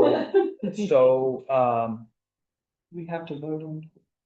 motion and second on 12, unanimous table, agenda item number 12, that's what I heard. Agenda item number 13, we can table it, or we could at least have a discussion on it. And they're here in front of us, so I don't mind tabling it, but I would like to have a discussion. Okay. Okay. I'm good. So agenda item 13, discussion with possible action to approve the renewal of county's Choice Silver Retiree Program. So as we said, Mindy did say that we should get those premiums home by the end of August and Miller County. Questions, we kind of talked about, if you have any questions, then maybe. Okay, so right now, here's what I'm reading. What I'm reading is we have, you're doing it currently we have 9 employees?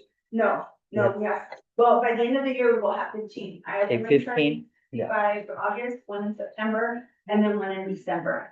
So we have, it looks like an 8% increase is what we're anticipating. Right now, it's costing us almost $100,000, 97,000 and some change. And it's gonna go up to $105,000 and some change. Correct? Yes, sir. Okay, so please go ahead. We have a number of things, as the county, you currently fund the full cost of that benefit, the supplement prescription piece. We could always change the percentage that you're covering, change that to you're only funding 50%, 75% of that, supplement cost. And if that post-65 retiree wants to stay on that plan, then they pay the balance. Then you gotta figure out the logistics in that. We're gonna have to write a check to the county for that amount every month. Or look at either, do you dare take that from them So- instead of discontinuing? I do want to add a little bit about like the history of this. When we first went into it, we thought this is great, we're saving the county, which was a great thing to do, a great start, I would say. Once we signed up to Amwins, Transamerica, what happens if the retiree does not enroll in the correct Medicaid, it'll automatically take them off of the county choice silver. If they don't know what they're doing, they will completely be taken off. So what was happening in the past is that I get an email saying, well, no, we'd get the bill and I would, on the supporting documentation, I'd have like 3 people out of the bill. Then I'd email Adwins and say, hey, these people are off the bill. Well, because they chose another route. Well, we don't get known that. And then I'm like, well, we didn't know that, so I have to fix that bill to go back to the 3 months. And so it just becomes this circle that we're kind of doing every month.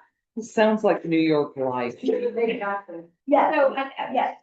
So kind of where that's coming from. So if a Medicare beneficiary is of low income status and they are dual eligible, so they're eligible for both Medicaid and Medicare, then there is a program that Medicaid automatically will enroll them in a Medicare Advantage plan, supplement type plan to fit with their original Medicare.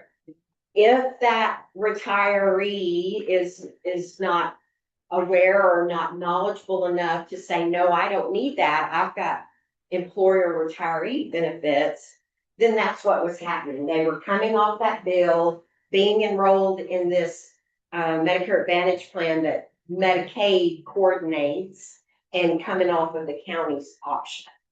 And then it takes a month or two before it shows up on the county bill, and then Laura's having to track down why, and then we're trying to get that retiree back on the county's retiree option. So that's kind of, it's a little bit out of our hands because that's all done from Social Security and Medicare and Medicaid. And we, you try to prevent it with education to those post-65 retirees. But that was our hurdle one of our hurdles with that transition to moving those plus 65 people over. And some of the post retirees that I've also spoken to, they are saying that it's not covering. Supplement is not covering, that they've gone to the pharmacy and they have to pay out of pocket. Dental. Oh, and then dental is not included in this. No. Dental is not included. We have to buy that separate from tax for those retirees, found out the hard way. But that, dental is not covered. Thank you. But I do have some post retirees that says that supplement is no good. They have to pay out of pocket anyway.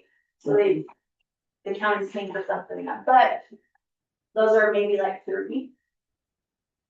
But it is a lot of work having them to get back on the bill when Medicare has taken or Like months? Yeah, like sometimes it's 2 months behind, Right. sometimes we gotta play catch up. Crazy. So it's a constant rollover, checking the bill, making Right. sure, and then I call the person, the retiree, and say, oh, we don't have you in the supplement because I don't know what you did, but you enrolled in something else. You enrolled in United Healthcare, and that somebody bumped you off. So the retiree has to call and fix that issue. Is that, would you chalk that up to growing pains? Would you chalk that up to, well, if it sounds like you've already addressed the problem and you've gone to and you've said, all right, before you make any changes, please come to me and include me in what you're thinking, so I can tell you how it's gonna affect us on our hands. And it doesn't. But from the explanation that Amwins gave me is that it's like, they're like vendors. They'll call and they set up this beautiful picture of Yes, theirs and absolutely. That's what I was gonna say. so much more coverage. And the retiree is like, oh, great, that's amazing. But then it kicks them off. They don't understand it affects what they're in now. Yeah. And that population is highly marketed to. Right. And very much they don't realize what they're doing. They may think they're picking up some dental coverage, but really you're dropping what you're getting from the county and you're getting something else that has some dental with it. Is that called elder abuse? Qualified, yeah. But Yeah. but it can be, and I have a customer, he's an retired insurance person, so he should know. But he got the same thing. He was talked out of his Medicare supplement and moved over to a Medicare Advantage plan that didn't have his doctors in the network. And several other problems. So that, they're just really targeted and. They are, it's like QVC. Yeah. I was, yeah, my dad is 85. And I went to go visit him the other day and he's on the phone and he's carrying on a conversation. I thought it was one of his kids. I thought maybe a brother or something, and they're carrying on and he's sharing stories about, and then I did this and then I guess they're reminiscing and I'm like, Dad, who are you talking to? Oh, they're trying to sell me something. And I'm like, Hang up. yeah. So, yeah, my dad sits there with his phone by his side, waiting for it to ring to visit with somebody. So, yeah, so I get it. I'm gonna ask you, because you're good at tugging in my heartstrings, but I'm asking you to put your treasurer's hat on, and our responsibility to be fiscally, cognizant of where our money is being distributed. What are you recommending? You said, I think you said, quote, this was a good first start. And I agree with you because we had to tackle it. It became almost unbearable. So now, is there anything else we can tackle? Again, I hate to use the analogy. It's like a frog in a boiling pot of water and you're kind of just turning it up a little bit. I don't know if that's right, to say. That's probably an ugly thing to say, but is there something that we should be considering now? With the post retiree, it's either you're gonna keep it or you're not. I mean, the building purpose part of it, if we decide to, build them 50% of that, they wanna keep that. In my experience, What's they won't pay. what's the total obligation right now? Right now it's, For retirees? yeah, it's 97 Yes, about cash price. and it's gonna go up to 105. Yes, sir. And one of the problems is some of those even retirees, if they have their dependents, we still have to pay for that and to collect those funds. It's cumbersome. We have people It's cumbersome. owing us months and months. So what's the total amount? That becomes a big. So at 15 But right and now we're paying $542.59 right now. Total amount for post retirees per fiscal year. Oh, so we have 97,000. So it's 15 employees. What does that work out to per employee? Hey, how are you? New plan. They're They're gonna do an echocardiogram this afternoon. What is that? 586, yeah, within 8%, at an 8%. I don't know if it's gonna be 8%, I just kind of guesstimated. Yeah. That's You monthly. may not That's have- monthly. No, Yeah. total. What is the total cost per employee? So that number is 105 divided by 15, whatever it is. What does that work out to be? 8,000, 9,000 per employee? Yeah. That's almost like full insurance. Yeah. Yeah. Yep, $7,500. $7,500.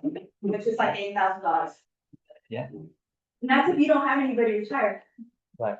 Yeah, they all stay the same. And if we were to drop this, then the potential of option 2 with the county 500 seems more sexy to me. Yeah, that's why I wanted you to hear the Mhm. amounts when you were going over the Blue Belt plan, so that you kind of know and you can balance out. Okay. And we don't have to make this decision right now? No, it's discussion only. Perfect.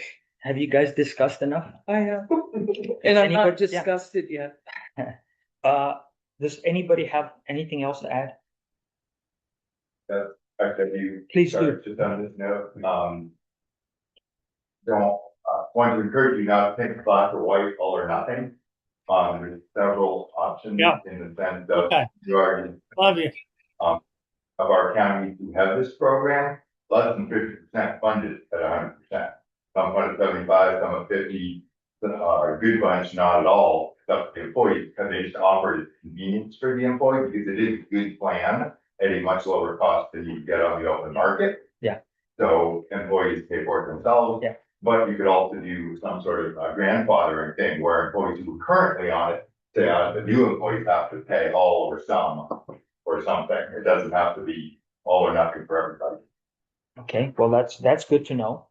That's good to know. It's just kind of like, the size of our budget, you know, $100,000 may not seem a lot to some other counties, but Right. just county with our financial status, $100,000 in savings, it's Huge. it's huge. Mhm. And Thank you. maybe you for wouldn't putting have to your cut eyes on the that. current employees. Yeah, we're not, probably would not cut current employees. Where I see this, just from my legal standpoint, is, from the issue that she brought up of being able to get paid back on it. So obviously you'll know with our employees, we take it out of their pay, right? Their portion of their dependents, all of that, we move from their pay. We're not paying the retiree, so we have to hope that we can send them a bill and that they will actually pay the bill. And that is not always the case. And yeah, and it's not good, especially when you're required to do audits. And when we base our budget off of an assumption that we're gonna get that payback. Yeah. It hurts us a lot. And the other budget issue we have that they kind of mentioned earlier is that we may not even get the final numbers for this by August 25th. So if you adopt the budget on August 25th for this silver plan with the county paying for part of it, and then the numbers come back at the end of August and they're higher, that puts us in pickle with not having budgeted enough money. So there's several issues that I have legally with going forward with the silver plan that we have now. I don't have a vote, I'm just telling you legally how I'm looking at Thank this. you for educating me. No, and again, this is, not off topic, but it's 105,000. And then you go back, there's an administrative cost to this as well. So Right. how many man hours is the auditor and the treasurer's office spending? Yes. Yeah, exact, well, and that's my other point. And again, this is something, I'm glad that we're tackling it. It was not gonna be easy. And we didn't make any friends, by doing what we did a couple of years ago. And then we're gonna, again, you can't sugarcoat it. It's just, it's a pill that has no coating on it and you gotta swallow And if we have to go to collections for the unpaid stuff, there's more fees, right, legal fees. Oh, yeah, without a doubt. Collect amount. it. Exactly. The new Cobra fees out Oh, county, they was not aware that they have to pay. So when we first went to ambulance, when the post retirees went, we got this bill from Cobra. Cobra is a company that offers the Continuing insurances insurance. when you turn 65 or the employee is no longer with the county, yes, term employment. So they offer them 18 months of insurance, but the employee has to pay them. Well, now Cobra is charging the county $20 every time there's movement Any activity? in this. And that's why they're leaving an account. Yeah. I did get them to wait because I'm like, we're not doing away with the insurance. It's like, we're just moving them to a different department. And yes, they came back and waived that big fee, but still, every time there's an employee that changes something that. The Terminates activity, employee. yes, terminates employee or goes into, there is a $20 hold. Alicia and Ms. Zubia, I don't know if you guys would ever want my job. Maybe you would, maybe you wouldn't. No, I know definitely I would not want your job and I would not want your job. I would not. So, okay. I move that we table this. I have a motion to table. I have a second. All in favor? Thank you so much for all your information. Thank you for driving down here. If you hang around, or if you go 60 miles south, 108 degrees today. Yeah. You can work on your team. thank you. You're welcome. Thank you so much. Agenda item number 14, discussion with action to approve the county attorney to apply for the FY 20. Chase is first. He's been online hanging out for a while. I do not mind at all. I'm here the whole time anyways. Thank you for bringing that up. Agenda item number 17. Agenda item number 17, discussion with action to approve the renewal of a land use agreement with the Federal Aviation Administration to maintain the automated weather observation system at the Marfa Municipal Airport. Mr. Snodgrass. Okay, so this what we call the AWOS, that's the acronym for Automated Weather Observation System, has it's been FAA owned at the Marfa Airport for, I guess, 20 years, because I think it was a 20-year agreement that's expiring.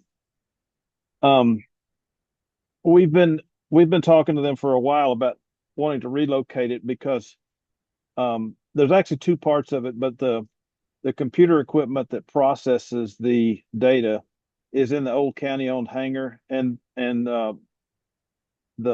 the space where it is, we would eventually like to use that for a terminal building if we can ever get funding to do that. And presently, that building needs a lot of repair. It needs a roof repair. I have a purchase order issued for a gentleman to come and repair the office portion of the roof. And I'm hoping we get that done this fiscal year, but we're running out of time. But anyway, so we've been discussing this with the FAA for several months, and I've been talking to them about the need to relocate, and they finally came out and met with me in June, and they agreed to relocate the computer part at their expense. And so we're finally now ready to approve the renewal agreement. The county attorney has reviewed the agreement. She's good with it. There's just one thing that I want to point out, and that is that where this equipment is right now, the county is paying for the electricity, and we always have. We're going to relocate, and they're going to build a new building, and the building will be owned by the county, even though they're funding it. But they want us to continue to pay for the electricity. And I don't have any objection to that because I don't think it'll be any more electricity than we're currently doing, but we will have to put in a new meter over there. So that means we're going to have to do whatever the compliance letter or whatever is required to do that. But we will be responsible for the electric bill and nothing else. And this is a really good thing because like at Presidio, the county owns the AWAS, and we have to pay something like $8,000 a year to maintain it, but the FAA maintains this one. It doesn't cost the county anything other than the power. So if you have any questions about, I can show you where they're going to do it or what it's going to look like. I don't know if you guys want to get into that minutia, but I'm ready to show it to you if you want to.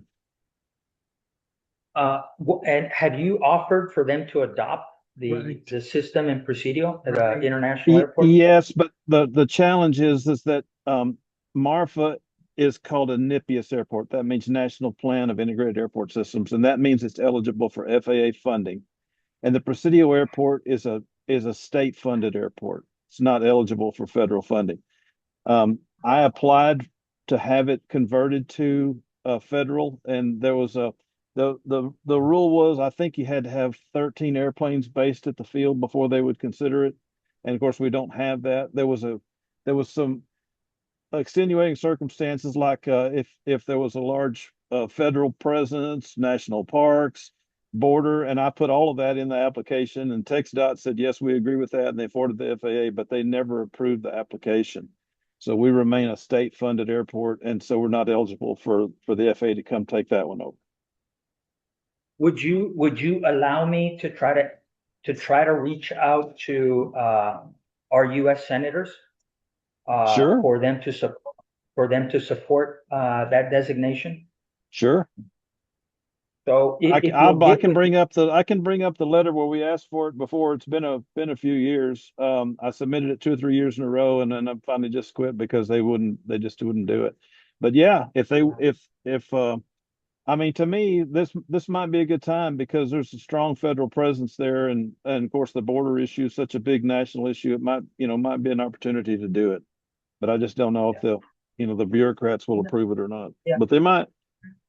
Well, I mean, it would probably be, so the benefit would not only be, I was having a sidebar with one of the commissioners, but a benefit would be, obviously they would incur those costs, or we'd be eligible to request for them to, and I'm Yes. sure there would be other benefits as well. Absolutely. Yes, that's right. So Never, NIPIAS airports. Go ahead, I'm sorry.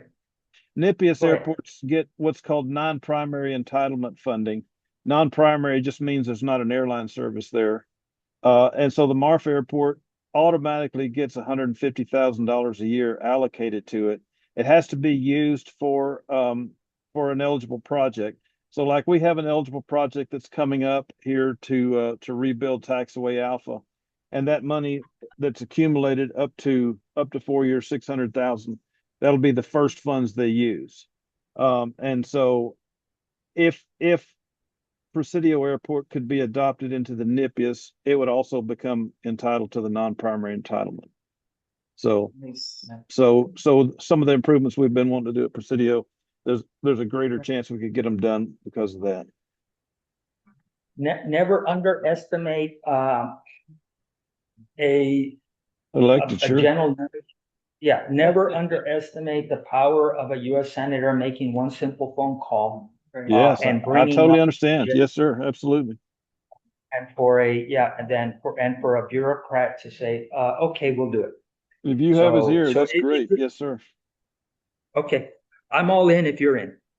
Good. So let's go back to agenda item number 17. Is there any other discussion on the land use agreement with FAA? I'll entertain a motion. I move that we approve the renewal of a land use agreement with the Federal Aviation Administration for the FAA to maintain the automated weather observation system at Marfa Municipal Airport. Okay, so I have a motion. I'll second. I have a motion and I have a second by Commissioner Hernandez. All in favor? Aye. Commissioner Knight? Good. Commissioner Knight is an aye. Thank you so much, Jason. Thank you. Okay, the Blair Show.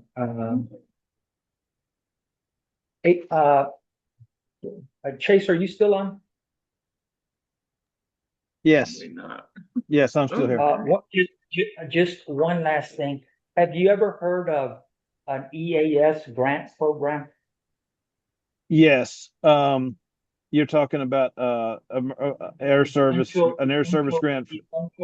Services, yeah. Yes, that's right. Yes, I have, and it's something we can sure talk about. I think it would probably require the county to hire a consultant to do the paperwork and stuff for it because it's a pretty convoluted process that I don't know how to do. I mean, I can certainly look into it and ask about it, and find out what the requirements are, but yes, it is. Just to keep everybody here informed, EAS is a grant opportunity through the federal government. It stands for Essential Air Services. And I was doing some research and no one in Texas is EAS certified. Nobody is. Ironically, New Mexico is full of them. And if you look at New Mexico, I was looking because I was curious because I was seeing all these little flights that are available between little towns, like Silverton, that doesn't have. But if you become eligible through EAS, what it is, it becomes like a tract. It becomes like like Greyhound. You're eligible for a reduced rate, and then the government pays a portion of it. And I was looking at some of the qualifiers. And one of them is accessibility to a trauma one hospital. If you're more than, I think it's like 90 miles away. Obviously, we're like 4 hours away or, 400 miles away. From everything I could see, just, through my jaundiced eyes, it looks like we would be eligible. And I think it would be great. Because I've seen these bus services that are coming from Chihuahua and Ojinaga all the way to Dallas, Fort Worth. I've seen them grow from one bus a day to sometimes 5 or 6 a day going to Dallas, Fort Worth. I think we could justify and fill a plane with 25 seats. Yeah. So I think the way that program works is it'll be a private airline, if they want to participate. And I actually am sure that are pretty sure we'd have somebody that would want to give it a try. They need to fill some minimum number of seats to break even. And let's just say that every time they go to Dallas, they've got to have at least 6 paying passengers or they can't pay their bills. And so I think the way the Essential Air Service grant works is that if they don't have 6 people pay for tickets, then the county would pay for those tickets using that grant money. So in other words, if they only have 5, then they bill the county for 1 seat and the grant money pays for that. I think that's how it works. so that they're able to stay solvent, even if there's not enough passengers to fill the seats. I'd like to inform the court that, when I got elected, our former county attorney, John Folks, is very interested in this. Yes. So he would be a resource, and I'm sure you're familiar with that, Chase, right? Yes, yes, Yeah. Yeah, and you know who Scott Beasley is? Scott Beasley, he manages all of the resorts for energy transfer, including Lajitas, Blackjack Crossing. Right. And I think they're up to like 3 or 4 flights a weekend. Oh. But obviously those are for golf packages. But he would know our airspace. He would know a little bit about this. He may even be interested in saying, well, we're already flying to Lajitas. I wouldn't mind flying to Presidio or Marfa, pick up people and take them back to Dallas, and et cetera, et cetera. Great. Yeah. So it's something to look into at least. yes, it is. So I will Very definitely good. look Thank you into so- that and get back to you, Judge. Thank you so much. I look forward to it. We'll go back to agenda item number 14. Discussion with action to approve the county attorney to apply for the FY 27 Rural Prosecutor's Office Salary Assistance Program through SB 22. Yeah. Our annual, application for SB 22 money, county attorney in a county of this size is eligible for $100,000, which we have gotten, last, several fiscal years. Although now we're finally utilizing it more. And so just asking you all to let me, go ahead and continue applying for that. And how's that money used, Fleur? It is. Just salary for It is. you and, No, it cannot be used for me. So, the rural prosecutor's office salary assistance, SB 22 does not allow any SB 22 funds to be paid towards the actual elected official. So only, and it's very, very strict. I can only do new hires for new positions that have never existed before, or assistant attorneys or victims coordinators. And, we of course don't have any assistant attorneys around. I would love it. If there was a lawyer, I could hire as an assistant, under this, but this is paying for Rigo's and Jessica's. Jessica's will be now, it partially paid for Jessica's and now it will fully pay Jessica's. But that's the salaries that are being covered by this grant.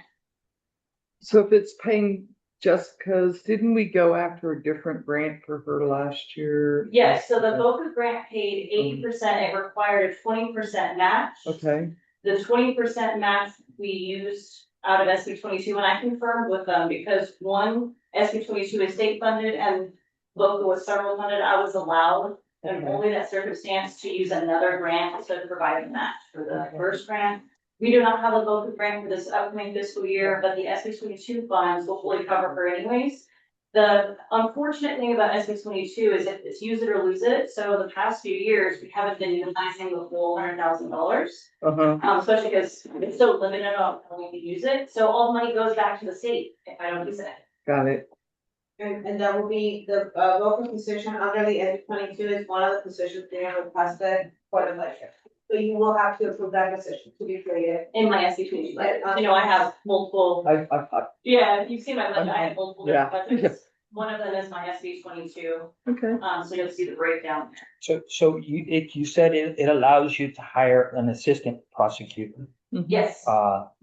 Would it allow you to enter into an agreement with, say, like, I don't know, it's like we were talking the other day with Jim Allison, very well respected attorney, subject matter expert in many areas of government.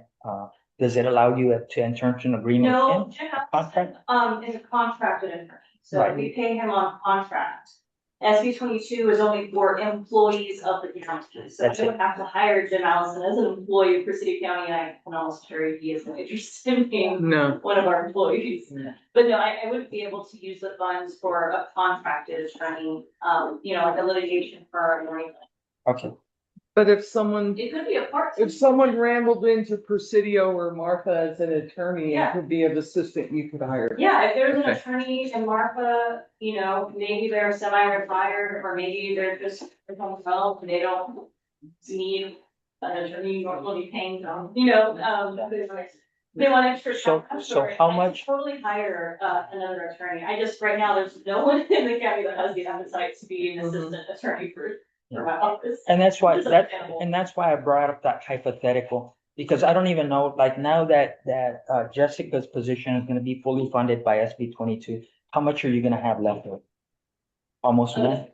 Yeah, I got 10, 10,000. 3,000 bucks. Then No, and that's why I was asking about it, like the hypothetical with Jane Yeah. Allison. If you could entice an attorney for $10,000 to go and tackle, say, the ordinance, you know what, I don't want this on my plate, I'm gonna put it on your plate. You dedicate yourself throughout the next 6 months to, to figure out how do we enforce this, how do we change it? What would you recommend? How would we do this? And you get something off your plate. And then you're collaborating with someone. And then you're collaborating. Here to have 3 months of like, find a person, I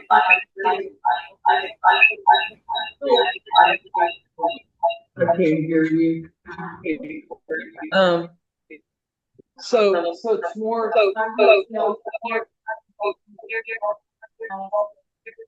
Times to, if I would buy, if I would buy it, golf for cover,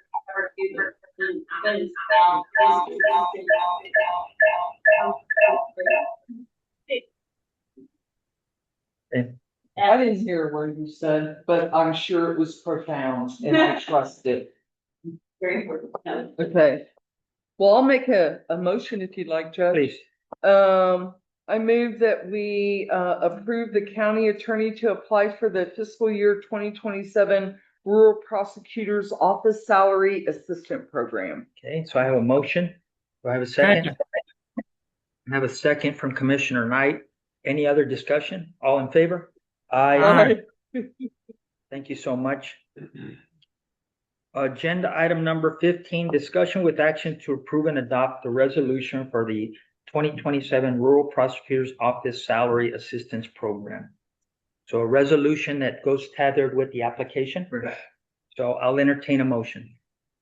I'm going to move that we approve and adopt the resolution for the FY 2027 Rural Prosecutor's Office Salary Assistant Program. I'll second. I have a motion and I have a second. All in favor? Aye. I have another aye from Commissioner Knight. Agenda item number 16, discussion with action to approve a request for proposal and accepting sealed bids for the sale of a 5-acre tract of county-owned unimproved property located in the North Parks area. Good. All right, this is the third time I brought this on. Another background on it, in, I don't know, late May, early June, that it had a discussion only that started with the availability for us to, enough property potentially for an EP substation. And as a county, we cannot sell directly to, anyone really, without their, except for the United States government.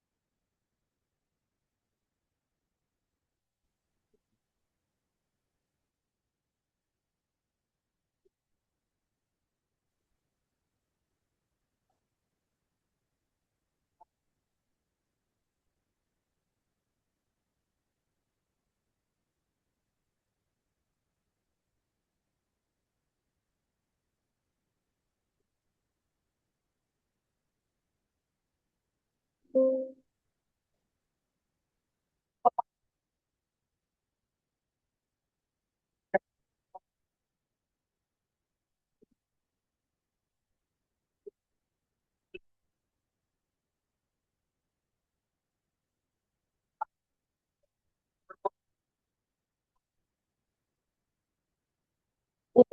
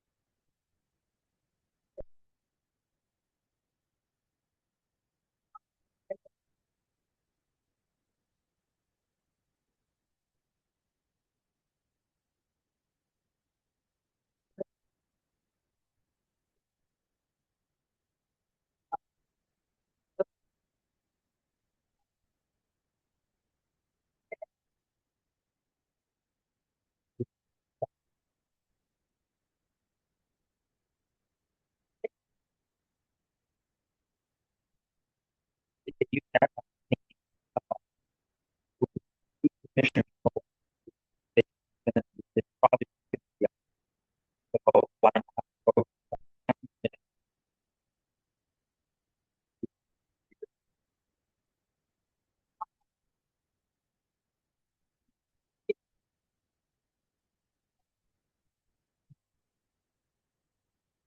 Yeah, they would look like, Oh, she- really, because if they just come in with the They're recommendations. just reviewing, yeah. Yeah. But two is the maximum number of commissioners slash judge who can be on it, because otherwise you're gonna get the quorum. Right, so if you wanna do the committee thing, then, and you wanna do two commissioners on it, that's fine, but that's the maximum you can do. Yeah. For that. I would like to be on that committee. I put a lot of work into this area. Commissioner Knight, would you be okay sitting on that committee? For the sale of the 5 acres? He's nodding yes. So would you like to be a part of it, Ms. I'm Park? up with that. Yeah. And again, I don't have it on the agenda to create a committee. Okay. I wanna get discussion first, so I'll put it on the next agenda. Okay. There's Sounds a good. nice in there. Sounds Right good. now, it's just to open the RFP. Okay, We have until September 9th to create, it, right? Sheriff? We're plenty of. sure. Yeah. The 5 acre tract that the county wants to put up, is that surrounded by county property or is it given to other people's property? It's surrounded by county property. It's surrounded by county property, It's all county. not in that. It does not abut You anything. know where, when you go to Centennial Park and you drive in, if you keep driving across and you're following the fence with the golf course, and then there's a gate at the end? The building, the thing, right? No, the pins are, Or you come to the other? Yeah. yeah, that's Yeah. where, that goes kind of where it, there's, I'll just pull up the. It's in the middle of nothing, there's nothing around it. So that's that gate, the very northeastern section of this Skyno Park. Here's the golf course. It's right, that 5 acres, right? Did that answer your? Yeah, whenever I was looking at, because I'd gotten the instruction from Commissioner's Court to go ahead and start evaluating lands out there, for potential sale. But since it's all one big swath of land, looking at what locations were the best or ideal. I of course didn't want to use land that was going to be next to the little barn or the ag barn or any other pre-existing structures. But we also needed a piece of property that was gonna be accessible from the road, because we can't sell landlocked property. Couldn't sell landlocked property, so that left really one off. I thought at the time 2 options, which is this parcel that is directly east of Vizcaino Park, and it meets Vizcaino in the north corner.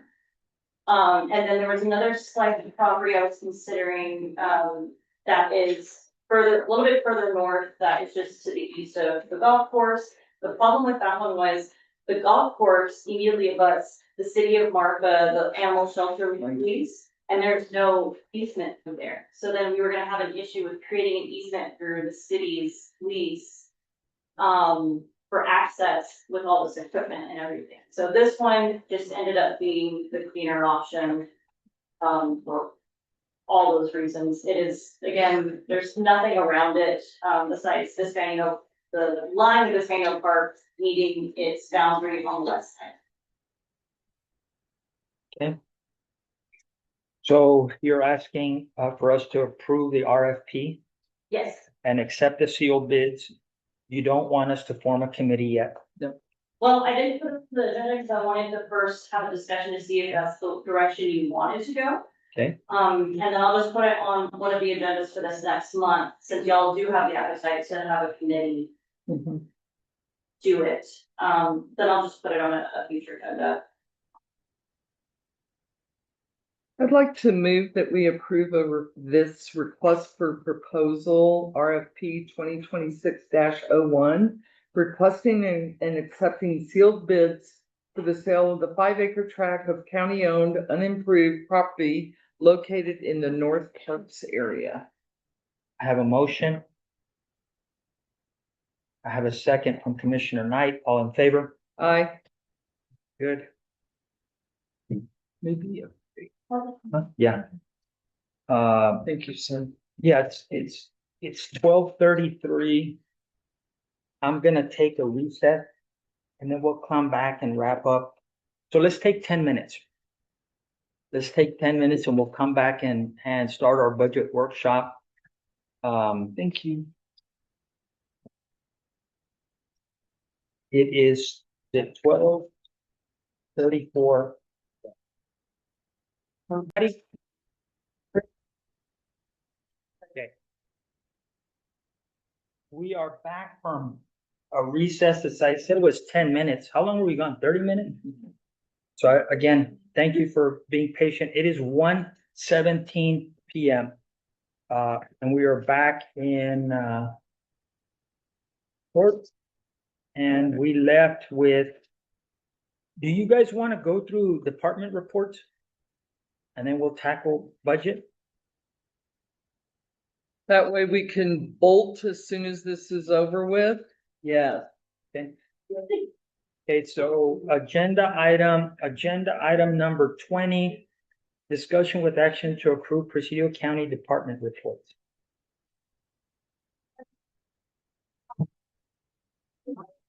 This morning when I was going through the reports, they're incorrect.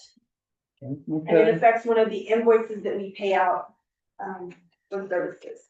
Okay. Noted. Good to know.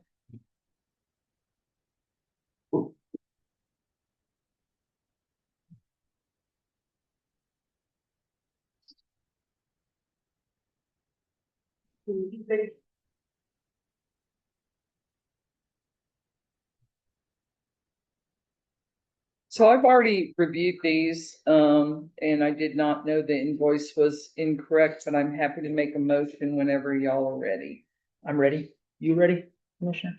Yeah. Commissioner Knight? I move that we approve the Presidio County Department reports as presented with the exception of the Justice of Peace Precinct 1 report and the Justice of Peace Precinct 2 report. I have a motion and second. All in favor? Aye. Aye. Thank you so much. And we'll move on and we'll get back into agenda item number 18, our budget workshop, and it looks like we have a visitor. So, Ms. Todd, how are you? It's always nice to be back in this beautiful courthouse. It's home for so many years. Thank y'all so much for having me today. I'm Teresa Todd. I am here on behalf of the city of Marfa regarding our EMS agreement. So, that was Buddy Knight. Oh, okay. Right. Okay. So I'm here because we are going to need to seek an increase to cover our actual cost of providing this service. I'm right now working on some information that logs every county call and also takes into account the different reimbursements that we get back, whether that's Medicare, whether that's private pay. So it's got kind of all these moving parts. And that's why I don't have an exact number for you, but I wanted to give you sort of a preliminary.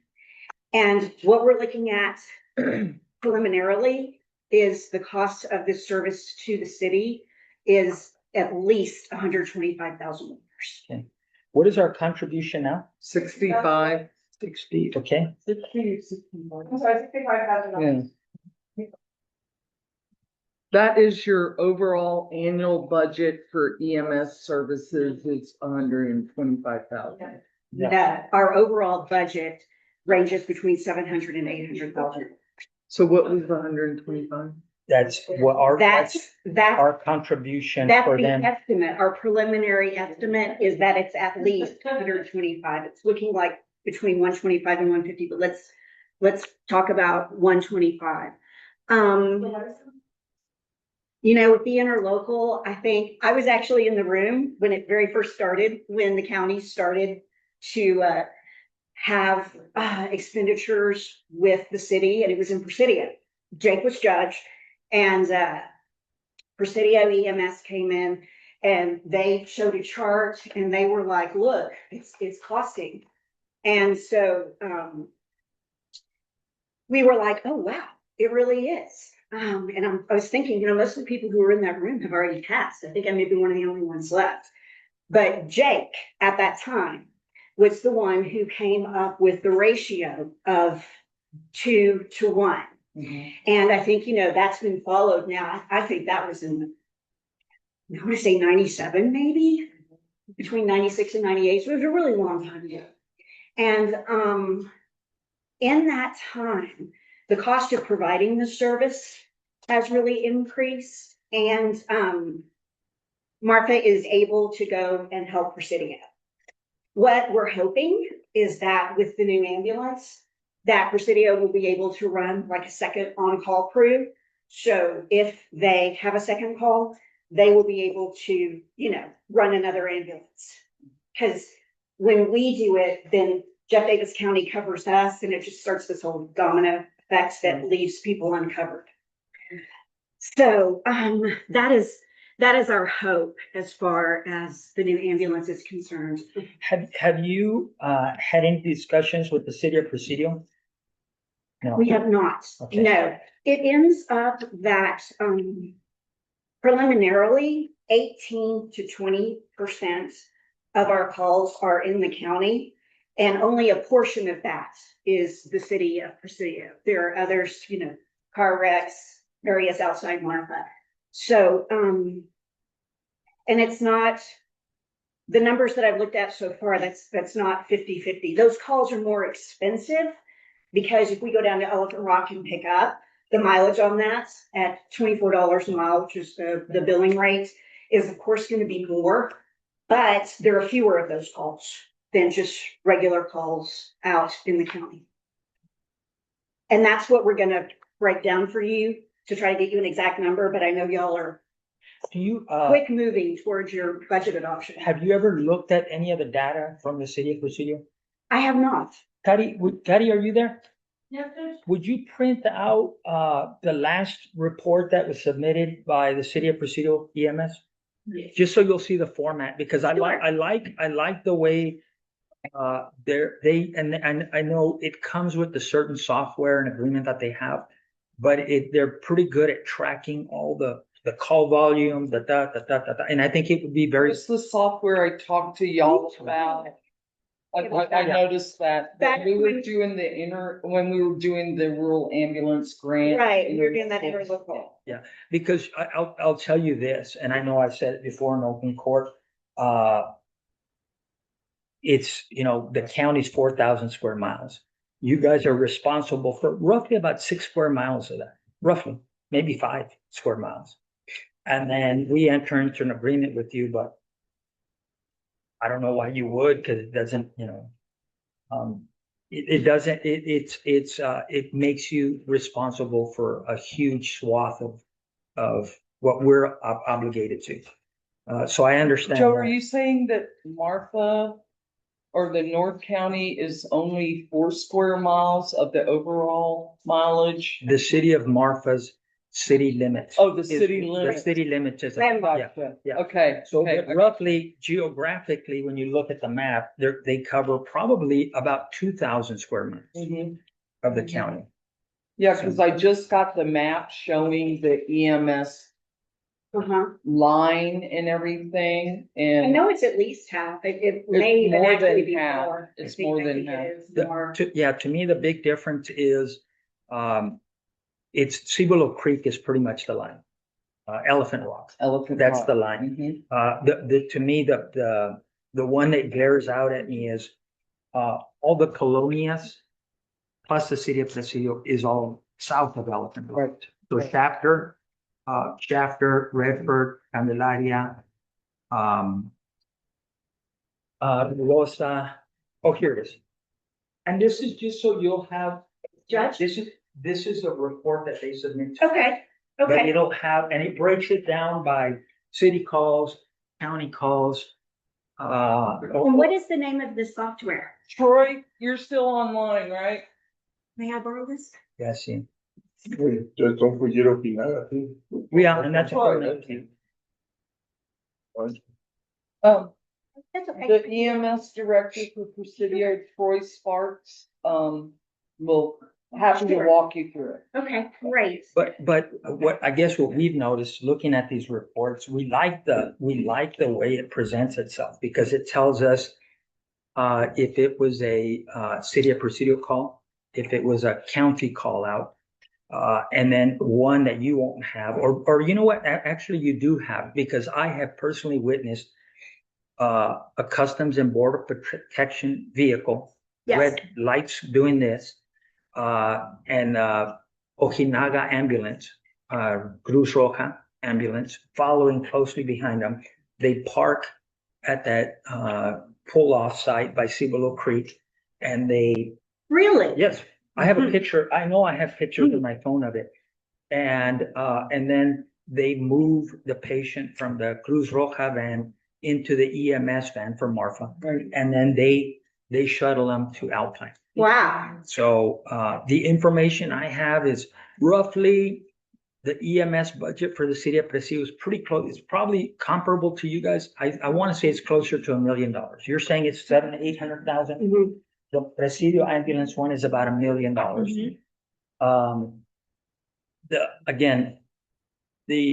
Just for the court to take into account that the unincorporated areas for the county are all south of now that's not to deflect anything, but we need to take into account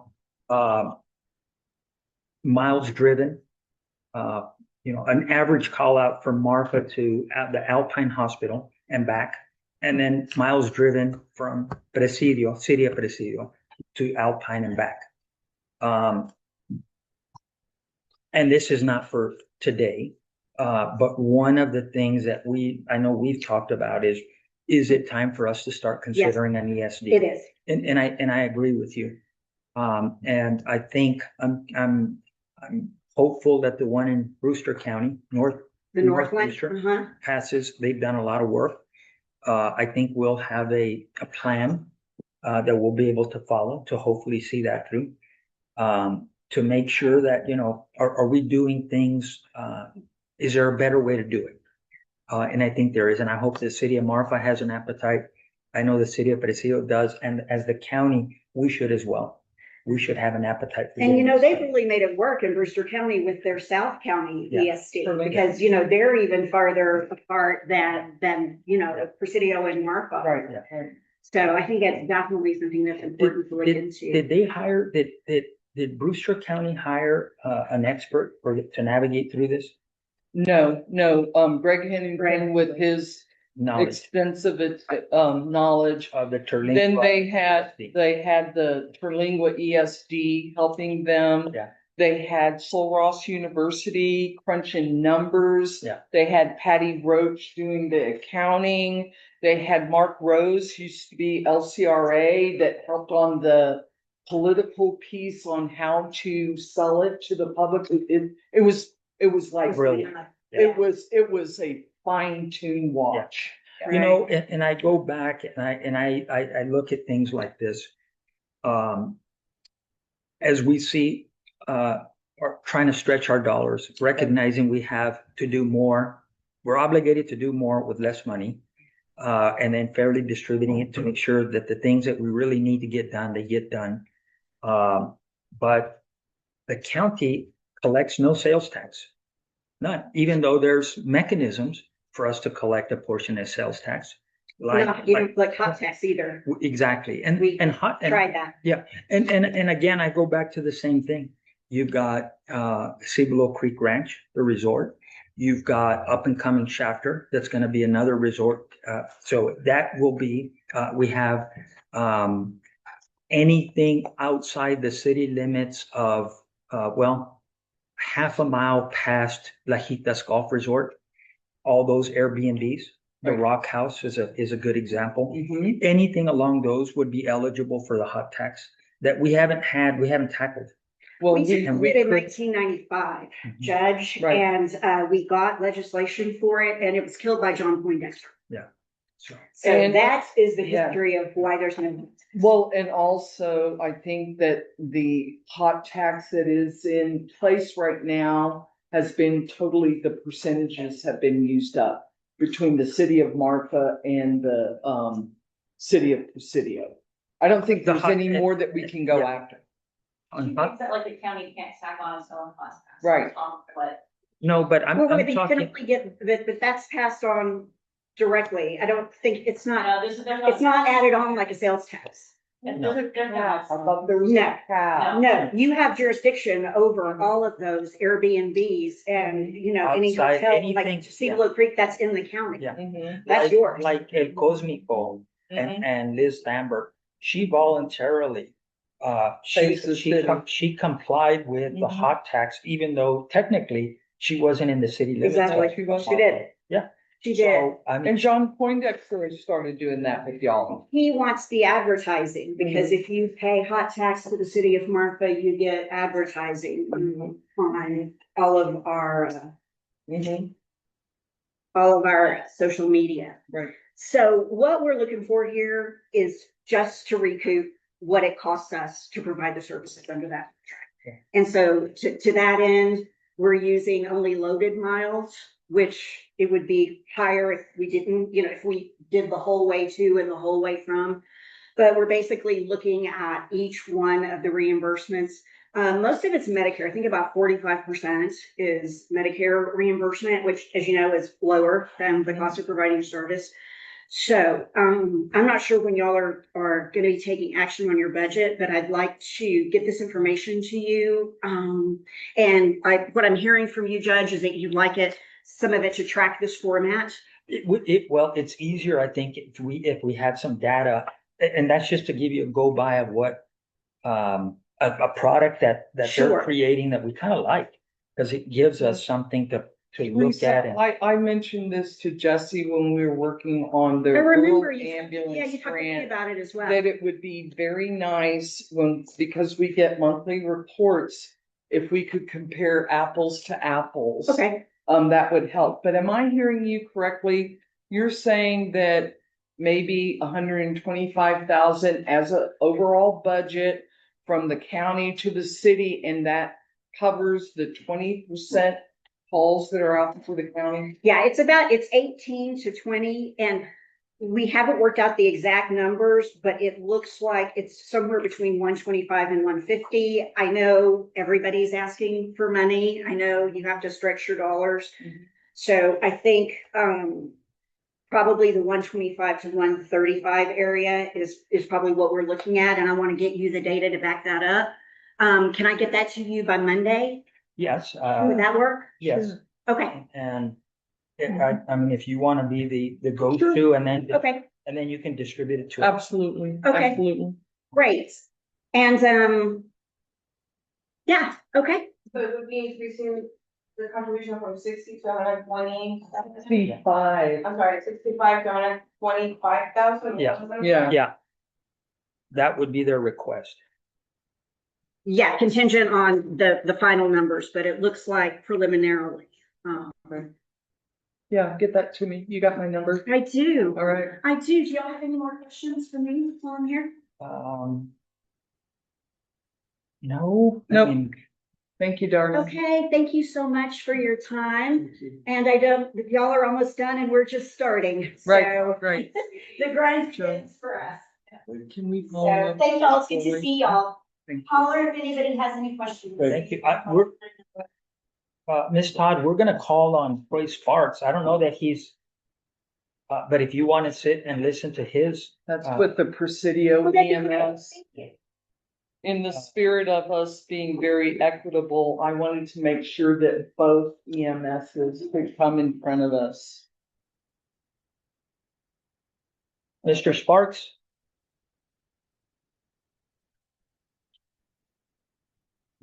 Mr. Sparks? I'm calling him.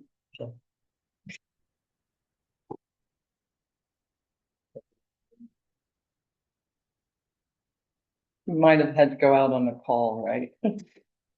Hey, Troy, we want you to get on Zoom and talk to us.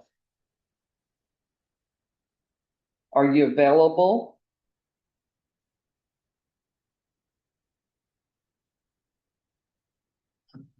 Five minutes? In Yeah, 5 yeah, minutes? we can- Sure, we can- sure, we can talk about other things. You're Thank you, welcome to Troy. stay, Ms. Todd. If not, I'm Okay, sure thank that, the commissioner can get you spun up on what his take is or what their thoughts are in Presidio. But in the spirit of getting this accomplished, let's open up, a good conversations between the city of Marfa, city of Presidio and the county. Sounds good, and I would like to stay. Okay, you're welcome to. Thank you, better users are doing. Okay, good, good. Yeah, but, so I have seen it, and I'll tell you, I know, and Troy's gonna confirm this when he gets on. But I think the collection for the city of Presidio EMS, again, $1 million budget. Their collection rate is somewhere between 250,000 and 300,000. So, about a third of their monies, they get through Medicaid, Medicare, or private insurance, they get reimbursed. The reality is it's nowhere near where it needs to be. I think that's gonna be in the report of what percentage of they're getting collected. And the thing about EMS that makes it so unique, or any other of the essential services, fire, EMS, I know that the city of Presidio EMS will send an invoice Yeah. if somebody uses the services of the ambulance, right? Right. So you send them an invoice and enclosed, please find the bill for $1,500, $2,500, whatever it is. Right. Guess what happens if you don't pay it? What? Nothing. That's Nothing. exactly, yeah. And guess what happens if we can't get to the point where we say, well, it's because you haven't paid us. You called us out last month and you're calling us again. We're not gonna go until you pay your invoice. Oh, they're saying that? No, they're not saying that. But could you imagine if they did? No. That's my point. You can't. Yeah. It's like us as the county saying, we are not legally responsible to provide EMS services according to our charter. That would be political suicide for us to say that. That's why we do what we can to help these cities with funding. Hey, where do you want to go with this, Felicia?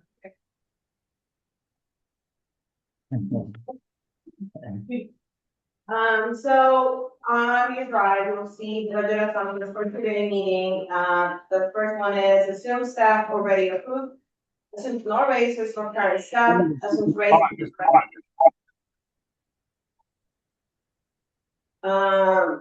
Assumes corrections to, increase stipend. Includes increases for county's contributions to employees' health insurance, their approximate amounts. Includes budget as current, same budget as current fiscal year 26 for departments that do not submit worksheets.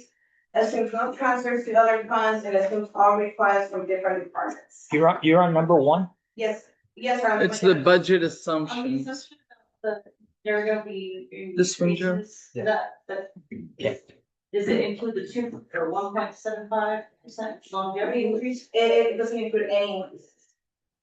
Unless they approve an increase to wages. Do the wage schedule like already provides for the increase? I know, but unless they approve that raise, I can't account for it, and they haven't told me that they want to do this, so I can't have it. These are just So then it's against assumptions. Policy. You know, cause you know, where like you get paid for every employee, the wage policies we're calling it, right? It's not on the salary policy. But it doesn't have any raises included on the proposed budget that's updated. We'll tackle that next go round. Yes, sir. Yes.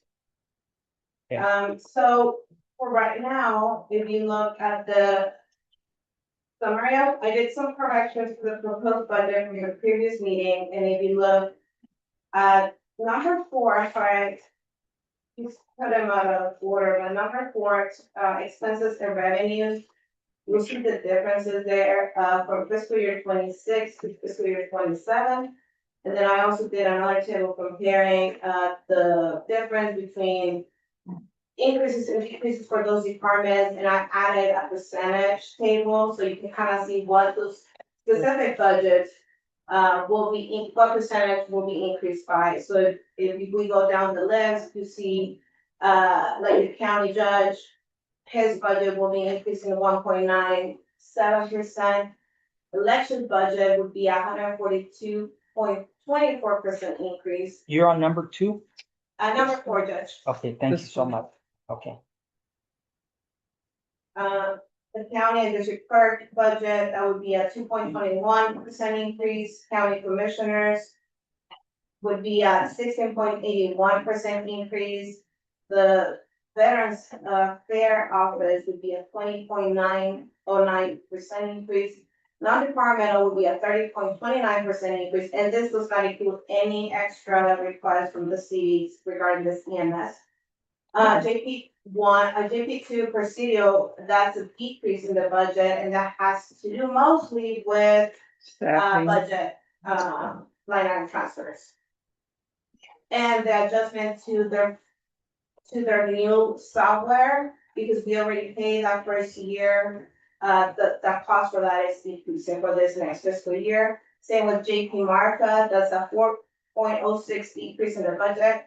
County attorney is a 6.55% increase, and that's pretty much due to insurance. The district court expenditures, that's a 63.89% increase. District attorney is staying the same. I haven't received any requests to increase that contribution. The county treasurer, it's decreasing 11.07%. The tax office is decreasing 40.78%, and that's due to cost of salaries. The county auditor is increasing 6.77%, and that's mostly due to changing my part-time to a full-timer. The county courthouse, I did some adjustment and kind of went back to what the previous year was. So it was decreased by 10.74% because the elevator is not included on there anymore. The county annex is increasing 234.57% with the request. County sheriff is increasing 3.64%, cash 5.47%, constable 1.42%, constable 2 1.54%. County agent, as of right now, is staying the same. Are we still under contract with them? We have to give them a 90-day notice of termination. Okay. So you kind of have to budget it, I guess, to some extent. But if you want to submit that letter, we can go ahead and do that. Okay. Went ahead and review that contract. The emergency management is increasing 0.16%. Road and bridge, 270.57% increase, and obviously we're gonna be saying no or golf course, and the river, that one is staying the same. That one is current budget. So if you look at our revenues, because of the tax rate you guys are choosing, we're increasing, and also I accounted for interest earned on the schools. So that's an 11.44 increase from the previous year's revenues, and the road and bridge revenues they're increasing 0.13%. So this is your overall increases and decreases on the request. Right now, nothing has been removed from the request of the budget. So this percentages may change as we go through it today and next week and on the day of the adoption. Got it. Thank you for this side by side. That's real helpful. It is. I hope percentages have a little more. Sometimes. Yes, it did. Yeah. So let me go back. I don't know if Mr. Sparks is ready and I can continue. Troy, are you ready to talk to us about the Presidio EMS? Yes, ma'am. And just, were you able to listen in on Teresa Todd representing the city of Marfa and their EMS request? No. What is their request? Their request is to change our contribution from 65,000 a year to 125,000 a year. What currently is City of Presidio's contribution? 65,000. Oh, no, the city of Presidio gets 120,000 a year. Okay, I mean, of course, I would always love to have more money, but I mean, yeah, no, the 120, I mean, we can keep it the same if that's possible.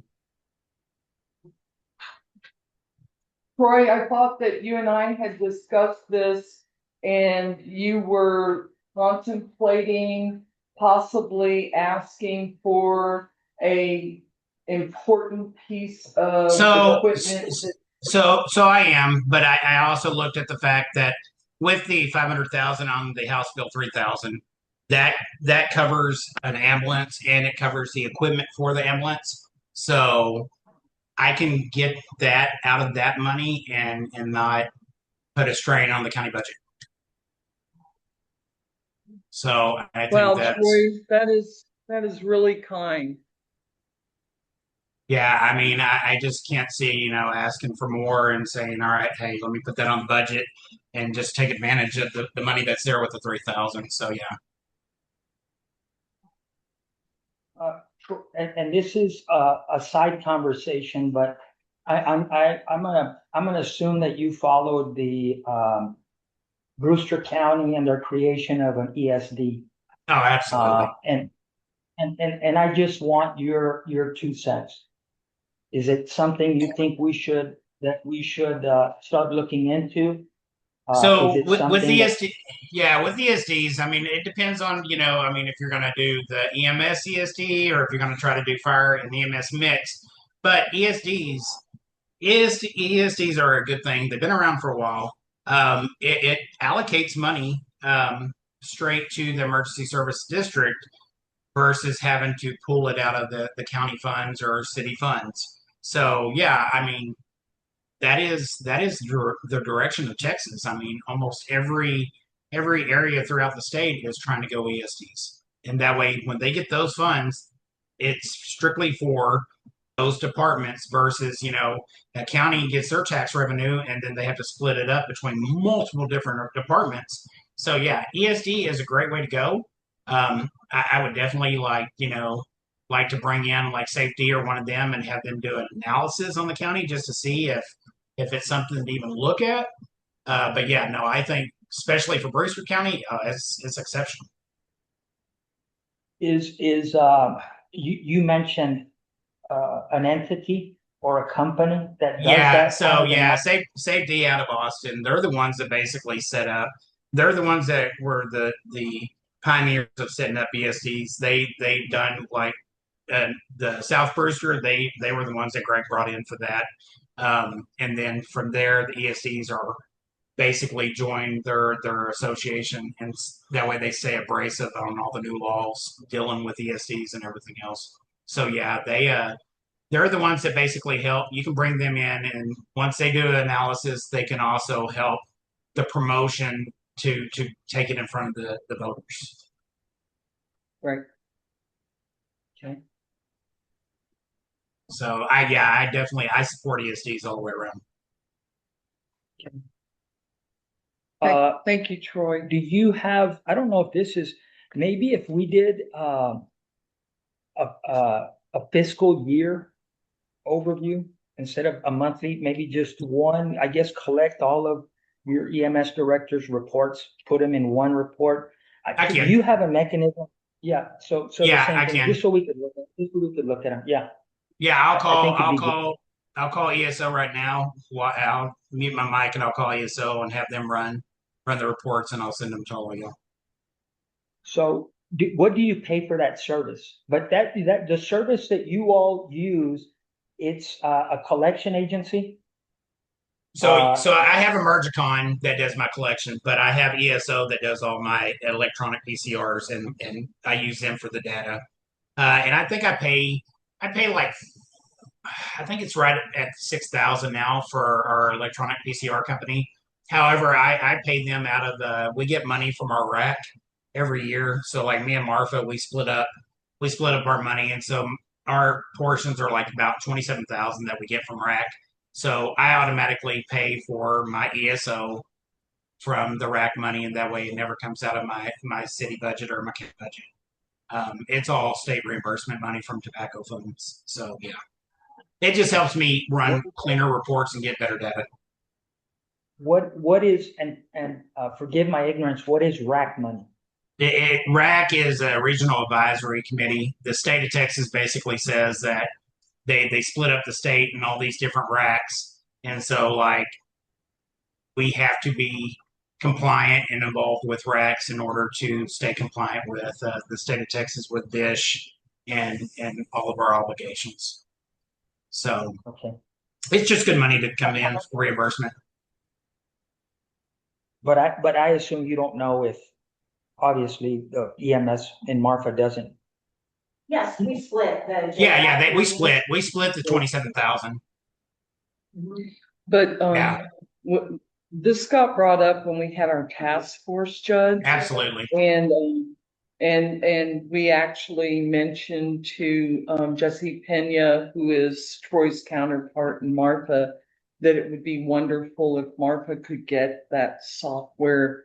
But I think probably because y'all don't have the resources, the big budget like Presidio does for their EMS. I think Jesse told me that it's already committed to other necessary functions within the department. And I think when we had that conversation about trying to get that software, it was also when the grant was going into the state for Marfa and Presidio. Exactly. Yeah, it was at the last moment. Yeah, what I do with mine is, I mean, and I'm very transparent on my rack money. I pay my ESO and then I put the rest into payroll. I mean, it's a reimbursement, so we can do kind of what we want with it. So yeah, I normally do about 21,000 into payroll to help offset overtime. I mean, due to your staffing needs and crisis, I mean, yeah, I use it for overtime.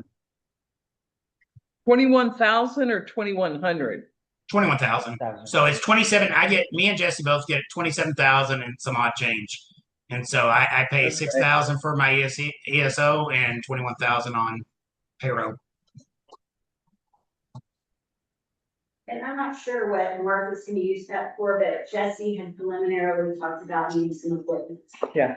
So just defraying something from the city budget. Sure. But yeah, Thank you so much, Troy. Yes, ma'am. And I'll get reports ran for the fiscal year. That way you can kind of see a 25 comparison to year to date on 26. Thank you. And is that the year that you're talking about, Judge? Or are you talking about this year that we're on potentially? Yeah.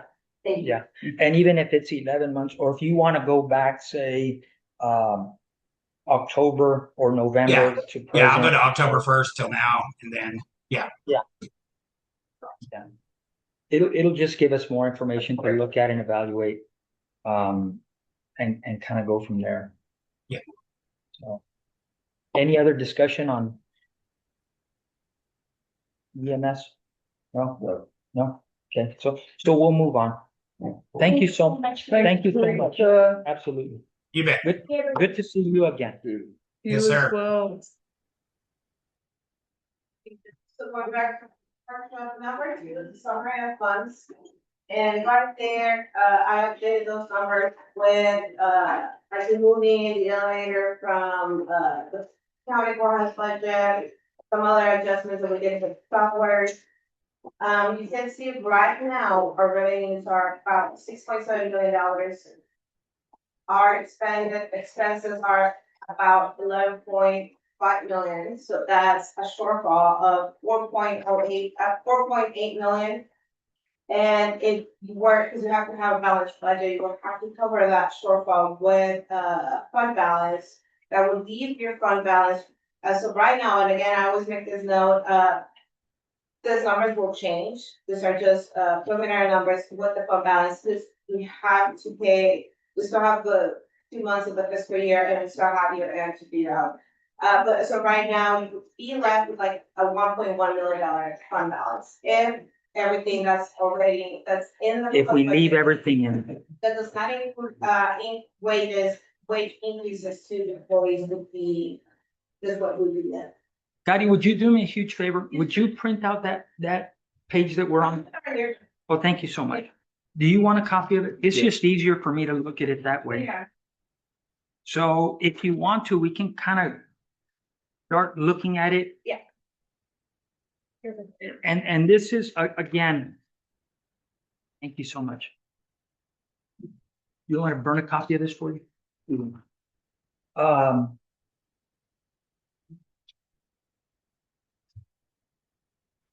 I think we can, don't try to eat the whole elephant, let's just take chunks off the elephant, right? One, two. On your drive, proposed budget would be, I don't know if you wanna go by the request or you wanna start looking at the actual proposed budget. If you go by the request, you can kind of start telling me, no, this, yes, this. Or if you wanna go to the proposed budget itself and look at those additions in each line. It will look a little different than previous years, it's a whole different, So the proposed budget is this document that I went through this weekend, right? yeah, that's. Right. It's different versions. I have it, Joe. It's, But it is still, proposed budget. Okay, so let's take little bites off the elephant. And I hate that, I don't hate it, it's understandable. Commissioner Contreras is not here. I did have a conversation with him though. And I think we can look, I think we had looked at, what was it, close to $1 million for equipment? Road and bridge. But you can do that, if you wanna leave those big departments for when he's here. No, and I think I can speak for him. Okay. He's saying he has the appetite for us to do a lease purchase thing. So I think we were looking at, and I'm just using rough numbers. I know you hate them, but let's say it's $100,000 a year on a 10-year note, ballpark. So we could remove that $1 million and reduce it to 100,000. And I believe the proposal for $1 million was about 145,000. Okay, that was a 10-year note. I think. A 15-year note was, I think, 99,000. You know what I like about extending it out? It gives you 15 years.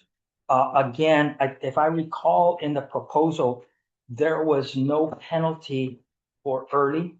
No. So if we come into some money or we, or another opportunity pops up, you know, something, I don't know, we create an enterprise fund and we start tolling an international bridge and we have new monies come, we don't know. We don't know what's gonna happen. We're trying to, but using the best, I would have an appetite for a 15-year note. Okay. On another note on those, because one of the commissioners, and I haven't received the proposal, leasing equipment. So one of the issues with leasing equipment, is that the county uses its tax exemption to leasing. And that's one of the benefits of this. So not leasing, purchase. Yeah, it's not. We purchase it on a 15-year note. So we go borrow $1 million. And I guess if you wanted to be more creative, what are we making on interest on our About, pool, on our, 40,000. So could we, in theory, just say, well, the money we're making on interest is gonna go to our paying, Yeah. for paying? And I guess it's a play on numbers anyway, but maybe it makes it more palatable or easier to justify, yeah. The money that we're currently making, again, great use of an investment pool. So, can y'all back up for a second? Yeah, it's for the, if you go, because commissioners from just wanted a lease option rather than a purchasing option. So one of the not a problem, but you say that tax exemption the counties have a benefit as a governmental entity. So even if you say let's budget $100,000 for equipment, it doesn't mean that you may get the whole $1 million of equipment right now, because you just, things may take longer. A lot of this equipment you have to get it out. So even if you're budgeting and you're not budgeting $2 million or $1 million for equipment straight from your reserves. And you still have the option of looking at that lease option, right, and the purchasing option as when we have them. So if you like, so should I lower the capital line to the? I guess remove the equipment portion and reduce it, like, was it $1 million ask? Yes. So reduce it to 100,000? And obviously, it's gonna be a line item in there for the next 15 years, preliminary. Right.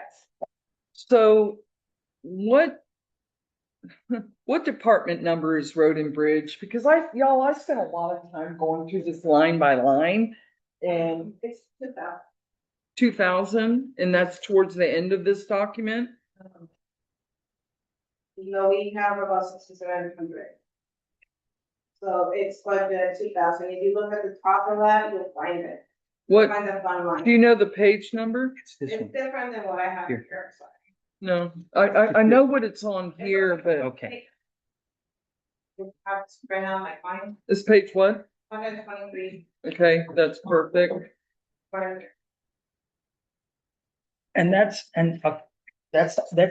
a piece of the Road and Bridge puzzle. Yes, sir. The other one is the employees, but I don't think I'm ready to say yay or nay.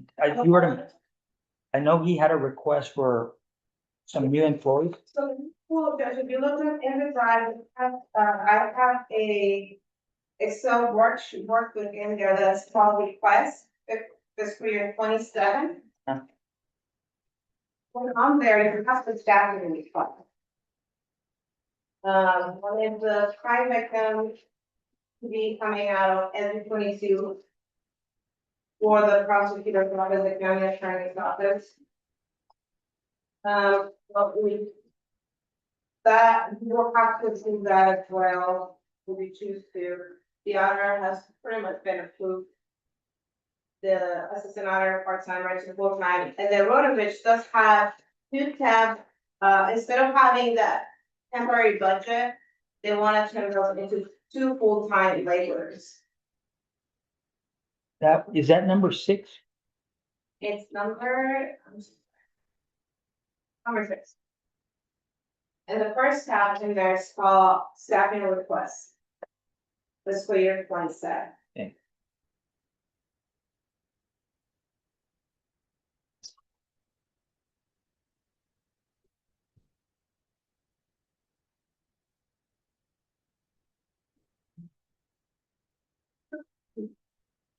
So right now, for the labor budget, we have budgeted to $22,800.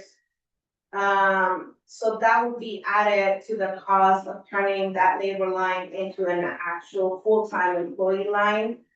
So about having 2 new employees at the starting wage would cost without benefits $45,000. Obviously, the cost with benefits would be about $62,000 for 2 new employees.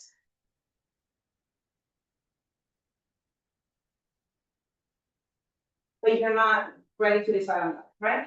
No. Okay. And also, I see where, we're talking Road and Bridge, and there were 2 laborers full-time. And I mean, what are we basing that on? I know that we're entering into this interlocal agreement, but in talking with, Marpa, they don't see this really happening until we start getting grant monies in. So why are we thinking about adding 2 laborers? Is my question. Good question. I mean, I know how hard, road and bridge, but I look at, Commissioner Escontreras's request in comparison to, Ruben's, and Ruben was looking at just adding, I believe, 1 laborer, correct? Yes, ma'am. Okay, so,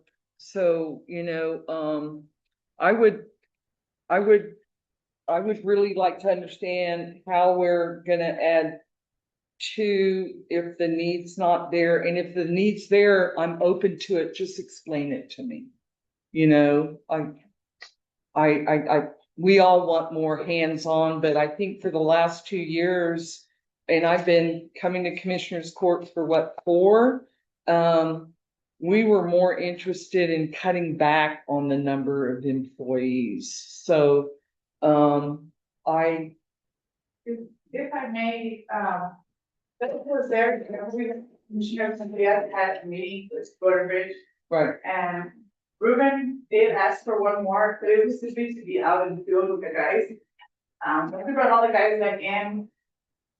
They requested another helper for our mechanic.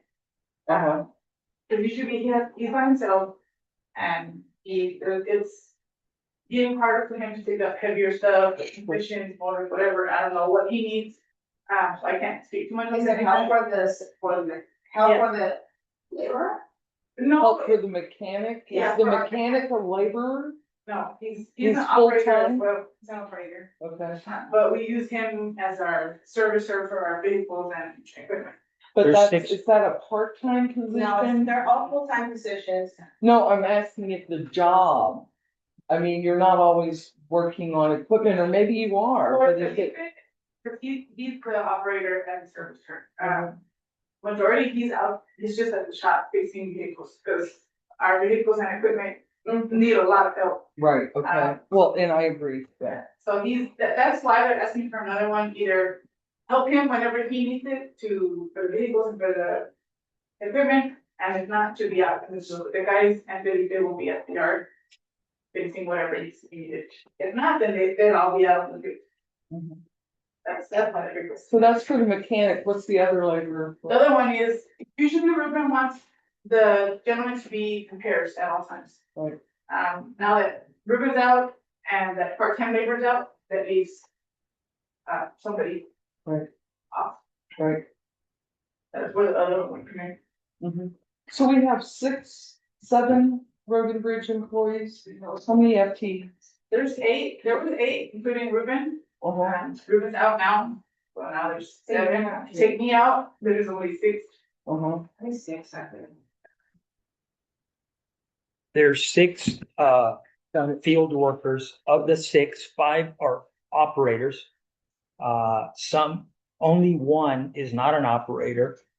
And he's more of a, go do this, go do that, go do this, go do that. And then everybody else, including the mechanic, can operate the equipment. So there's 5 Yeah. 5 operators. So what I will say, is, and I think we should, since Commissioner Contreras was the one that's really pushing this forward, I think that, and again, great call. He had a fresh set of eyes. Right. I think that this new, we're gonna move as a team aspect instead of, well, you 2 go over here, you go over there, you stay here, you go over there.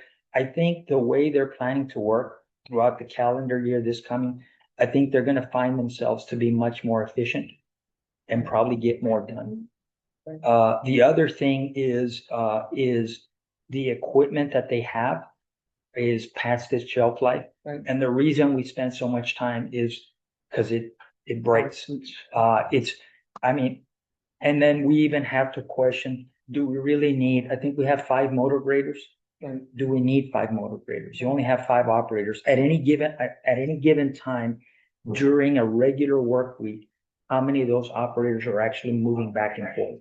Now, one of the things that we haven't been able to do, and anything you leave out in the sun is gonna get beat up and worn out. Especially when you're dealing with any kind of electronics, when you're dealing with any kind of hydraulic hoses.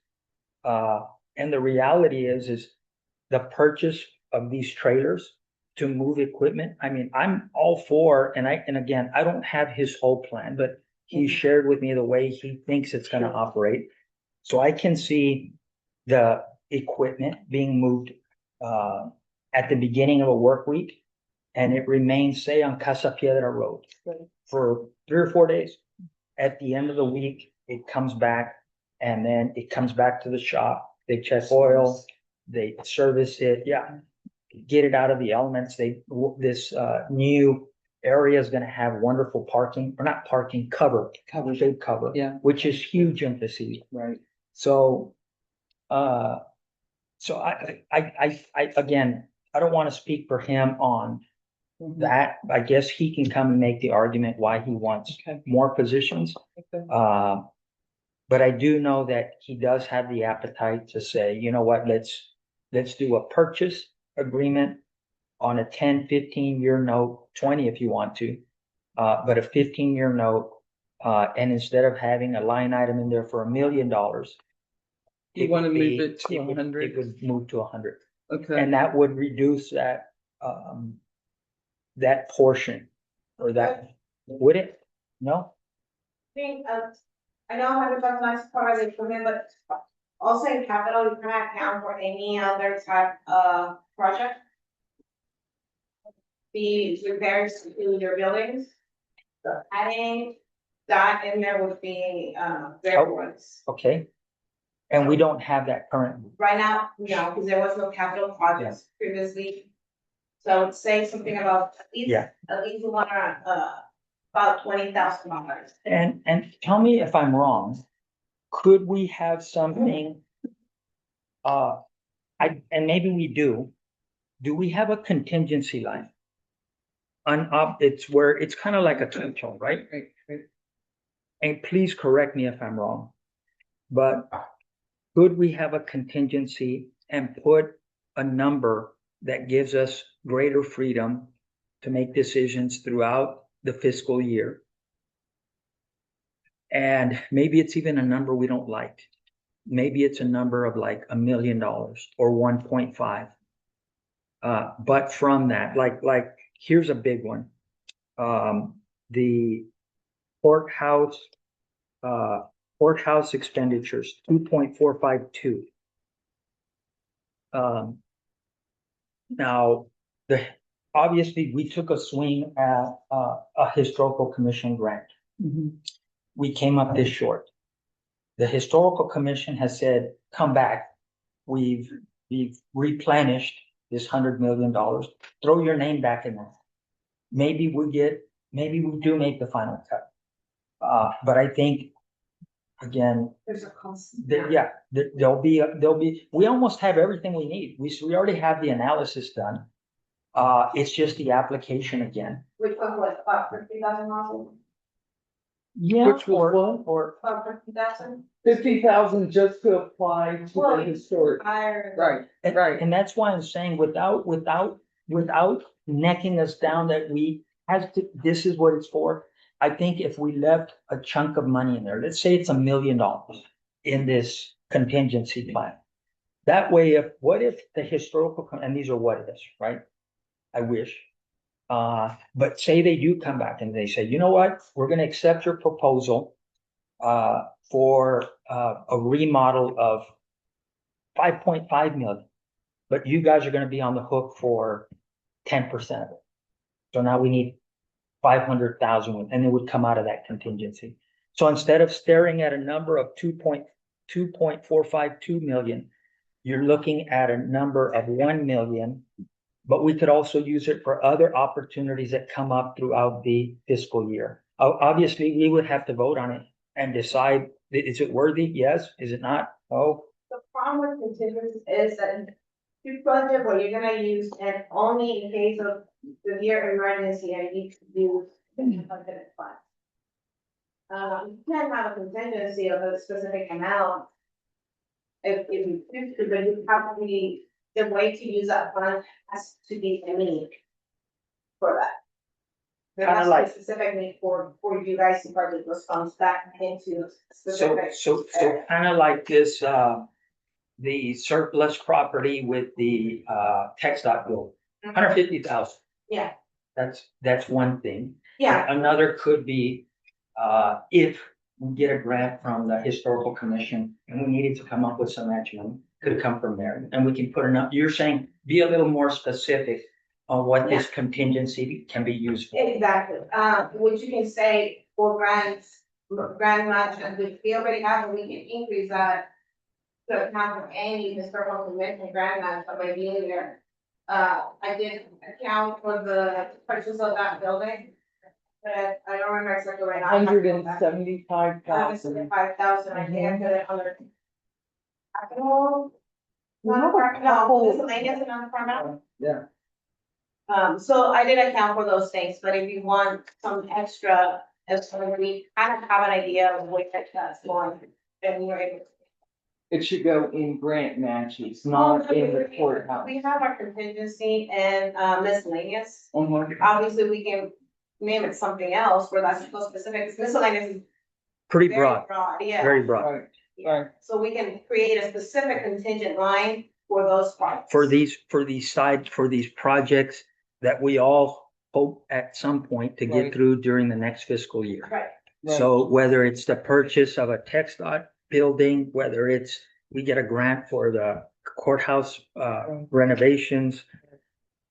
But it still gives you the leeway that say the city of Presidio buys the text dot building. Right. Well, we got 150,000. Could we go back and say, okay, well, you know what? Let's do a little project at the annex. Right. We can shuttle those monies there and say, well, we were gonna do this, now we're gonna do this. yeah, absolutely. So what we can do right now, is until you want to really know what your contingency amount can be. Yeah.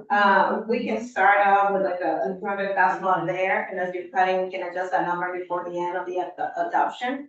Okay. If that sounds realistic. So, we jump to the courthouse real quick, y'all. Yeah. With Road and Bridge, you know, I understand, you know, we really need Obed here to talk about his plan for the laborers and stuff.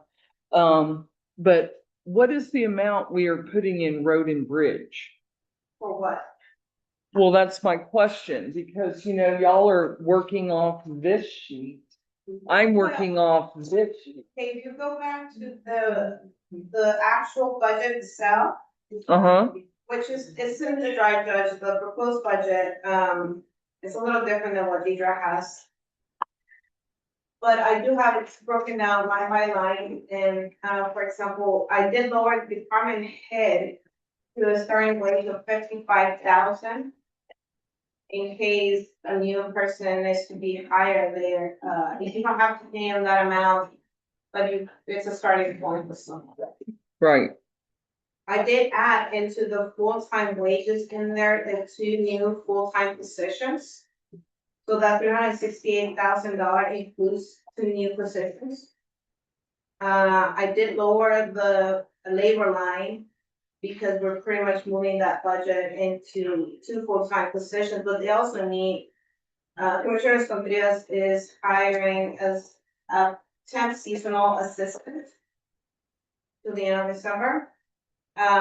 Because it's not gonna be a full-time employee, that needs to come out of there. Their overtime line is only $2,000, because Road and Bridge doesn't really go into overtime unless it's actually needed and they need to have a project. And obviously, if you have 2 more people, you won't need as much overtime. But if you go down that list, supplies, general, which is any purchase over $500, below $5,000. Office expenses, operating expenses, they have a budget of 32,000, they requested to keep it the same. The uniforms Because we adjusted that contract last year, I lowered that to $8,500 rather than the $9,500, even accounting for the new employees. They have a budget of $18,000 for their repairs and parts for their vehicles. I did increase their fuel budget by $5,000 just because fuel costs are higher. And this budget has not changed, I don't know, since I started doing budgets. And right now they are in the red in that line, so it's more expensive to buy fuel, bulk fuel, and they need that. So the equipment repairs, they left it at 35,000, which they also spent it more this year.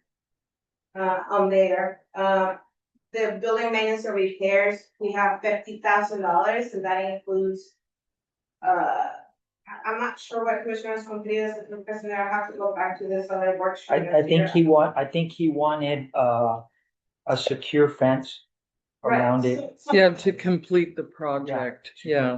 To complete the annex project. Not the annex, but the road and bridge, The road and bridge. Okay.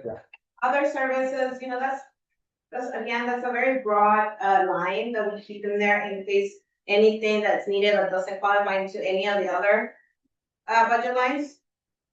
Education and travel staying the same, the utilities, they're staying the same because we see the trend, it's not costing more right now.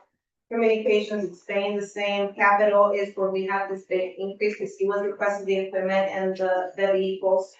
But if we're doing this, that will go, we'll lower that. Okay, no, so, when I look at the worksheet, I just want us all to be on the same page. There will be no $200,000 going to the city of Presidio, $200,000 going to the city of Marfa for materials. That did not include that. Okay. I don't think we can legally do that, so. You did? That, the total was $1.8 million. Well, I think we should cut out that $400,000. I looked into it legally, and a county cannot give municipalities without receiving the same value. I think that that's probably a number that was just kind of pulled out. I know that we're talking about doing some work with both the cities, which I think is great. But I think that in that interlocal agreement that I looked at last night, that each of the entities is supposed to be providing their own materials. So I think that's a way we could save on our budget right now, $400,000 that's been built in. And that's why I said only, I wish Commissioner Escamilla were here. Right. Because I think we can have a good conversation with them about that. Right. Concern and legalities and all that stuff. But for now, at least know that he has the appetite to do a purchase instead of having it as we're gonna pay it all in 1 year and it hits us all 1 year. Let's do a 15-year note, and then we'll come back and we'll bring it up. So we won't be able to discuss every item or get to every item on. I just wanted to make sure that y'all knew my feelings. No, and I agree with you. Yeah. I to a certain extent, I agree with you. Right. Again, I go back and I'm anticipating that this new way of working as a team. Right. I think what they're gonna find is they're gonna get more done. Right. With, again, if we give them tools that they need. Right. The trailers to move this, I see that as value. When we were talking with the employees, one of the biggest things they said, if you send me with a motor grader and you have me go do Casa Piedra Road, and all I do is grade it, that's it. Just level it back out, get rid of the washboard. Within a month to 2 months, I'm gonna have to go back and do it again. Now, if you gave me a roller and a good water truck, right, and I went and bladed it, and then I wet it, and then I stepped on it, it's gonna last me 6 to 7 months. And that's something we haven't been doing because they don't have the tools. So again, I think we have to give him an opportunity to succeed at this. Right. And we already know what it's like without doing it. So, So the 15-year note, that will cover 2 vehicles, a water truck and a roller. A roller, trailers, And a trailer. and probably 1 new motor grader.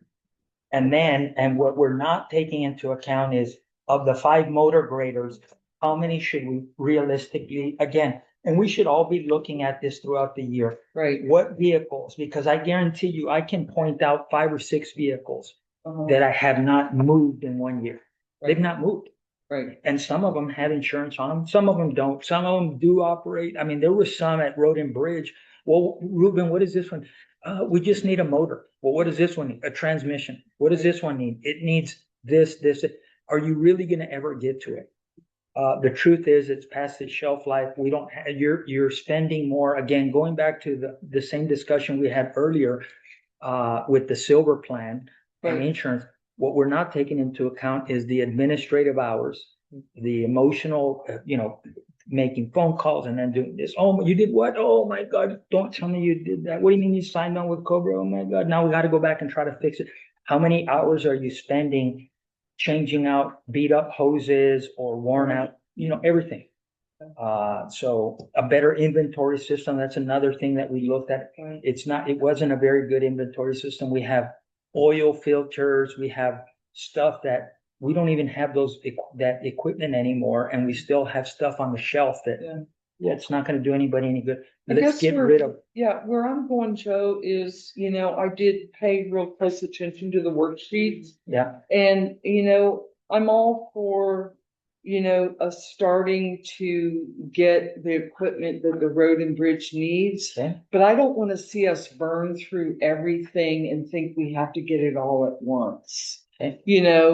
Because I'm looking, like, a roller vibrator. Okay, is that county roads, or is that for when we start entering into this interlocal agreement and we're working on? We don't have one. Okay. We don't have one right now. Right. So right. they're not stepping, I call it stepping or rolling. Right. They're not rolling any roads. Okay. Even though everybody at the Road and Bridge has said, if we have that, right, then we can extend any project that we do, we can extend it by 4 or 5 months. Mhm. If we just had that equipment and a good water. Yeah, I'm good for roller, but I'm not good for paving equipment for 500,000. Okay. And I'm just letting y'all know my feelings, because we do have over 300 miles of county roads that we can barely keep up with. Okay. And I want to make sure that we are still, being mindful that we are moving forward. We're coming up with a better system, but we're not putting all our eggs in just one basket called the Road and Bridge Department, because we have great needs throughout. Yeah. Okay.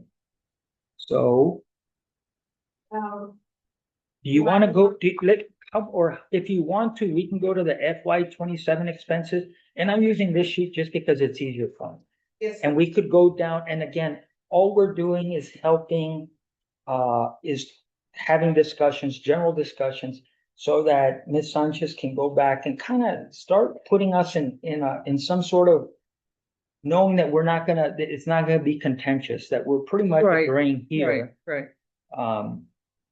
So, if you want them to go by with the big increased budgets that you can see here, and then, maybe next meeting, go to those little ones. Yeah.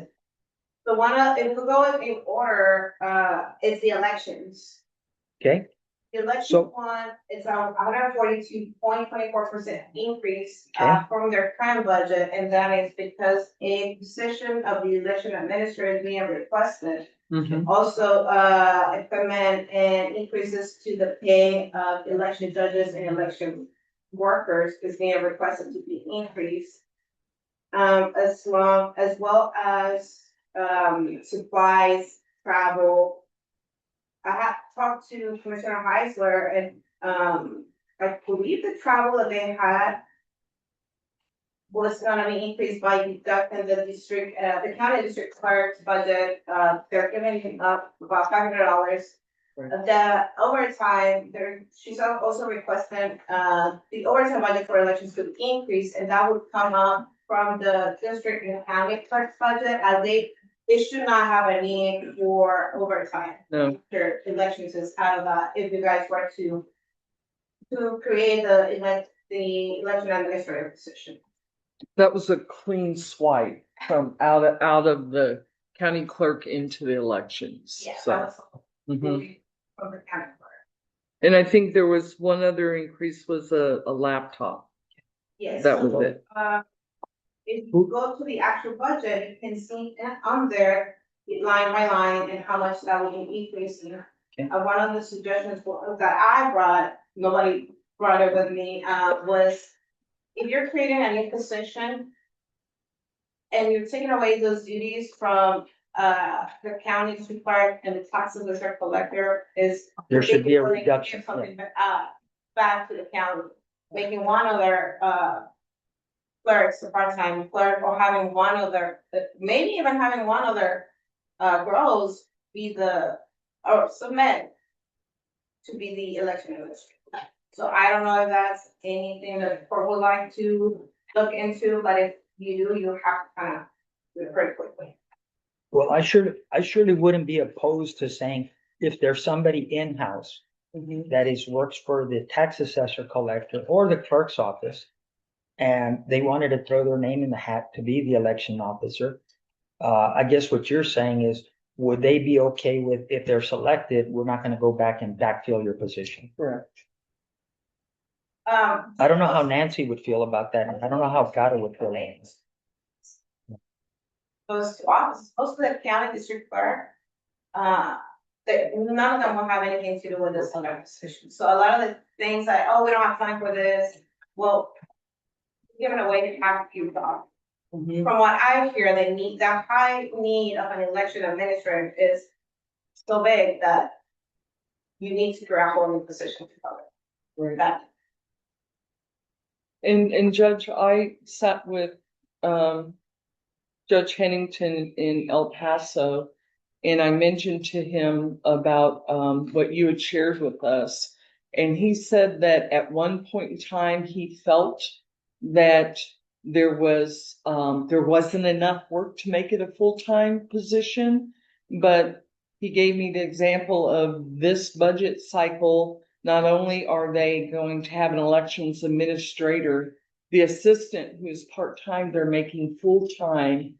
And Greg was explaining that just all the changes in the rules. And I don't think I need to convince you that we need this position. But learning that really alerted me to, yeah, that is part of our legal responsibility as a county to make sure that we have elections. I think like when Troy started the water conservation. Troy. Yeah, Troy. First attempt, then he comes back, you know what, it's not enough, I need more. Right. And I suspect that may get to that point with elections. If everybody jumps on board, the school districts, the cities, if everybody says, well, you got what? Yeah, we want to use it. Yeah, it might be. So, yeah. So Alicia, what are you asking us? Do we have a conversation with the district and county clerk? Because I have mentioned it to both of them. Yeah. And because a lot of the duties, they work their duties. right. So you're taking them away, fully taking them away. So from what I see, at least in the county district clerk, you're taking part. If it's a full-time position, you're taking that full-time position away from them. Mm-hmm. So there's no need for all the stuff they have. Mm-hmm. But are you saying that we should be looking at like a 0.5 FTE out of the district and county clerk and 0.5 FTE out of the tax assessor collector? And that's something to consider. Okay. Because I think it may be more 0.75 FTE out of the district and county clerk and 0.25 out of the tax. Right, the tax assessor did not have the full duties of the elections. Right. Right. May I say something? Yes. I don't know if you'll be able to hear me. My internet connection is not that great. And Alicia's right, where we have all these duties beforehand. But before we did elections, finished, and put everything away, and that was the end of it. That's not the case anymore. They're asking for report after report. We have to do a million more things than we did back then. So it's not just, yeah, we did it before, but now it's becoming a full-time job for me, mostly. I'm having to do all I these think- reports. I guess the question is, I think the court has an appetite to create the position. It's just, do you, recognizing that it's become more and more, I guess, cumbersome to get that job done, you're for an elections officer position. Would you say that you could do with one less employee? Could you do with one less employee? Honestly, no, because I mean, we'd have to close the office at some, more than we do now because, there are times not swamped, but then there are those times that both girls can't, in the county clerk's office, both girls can't do, can't catch up with what they're doing. So I really couldn't do a position. Could you do half a position? To do away with one. Excuse Or me? even have a part-time. It would be very difficult for me to do away with one person, even have a part-time position because, they are needed.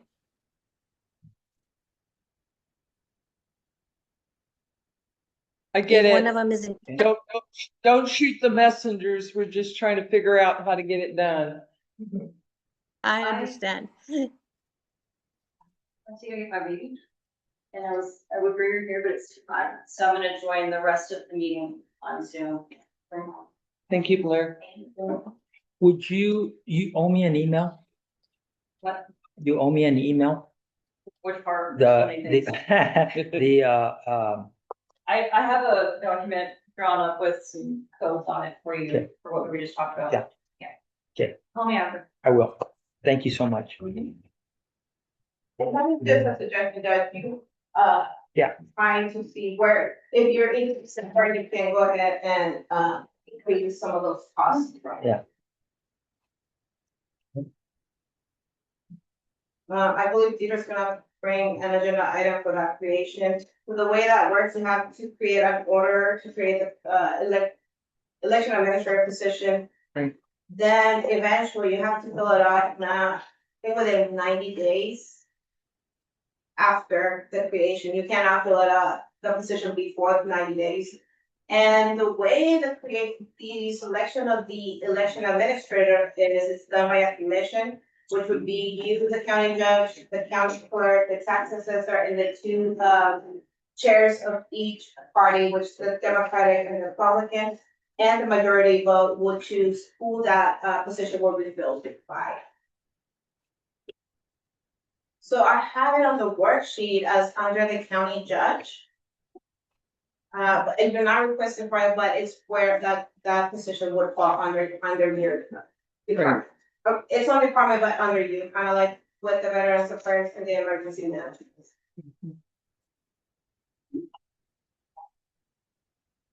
And if there's no decision on that yet, I'll go ahead and move to, what is the other one? So the increase in the county commissioners, that's for the increase on the wages. Which is, I have it there as a vehicle allowance, but now it's being moved as a part of their salary increase. And then the other department that you see a 20.09% increase is the county Veterans Affairs office.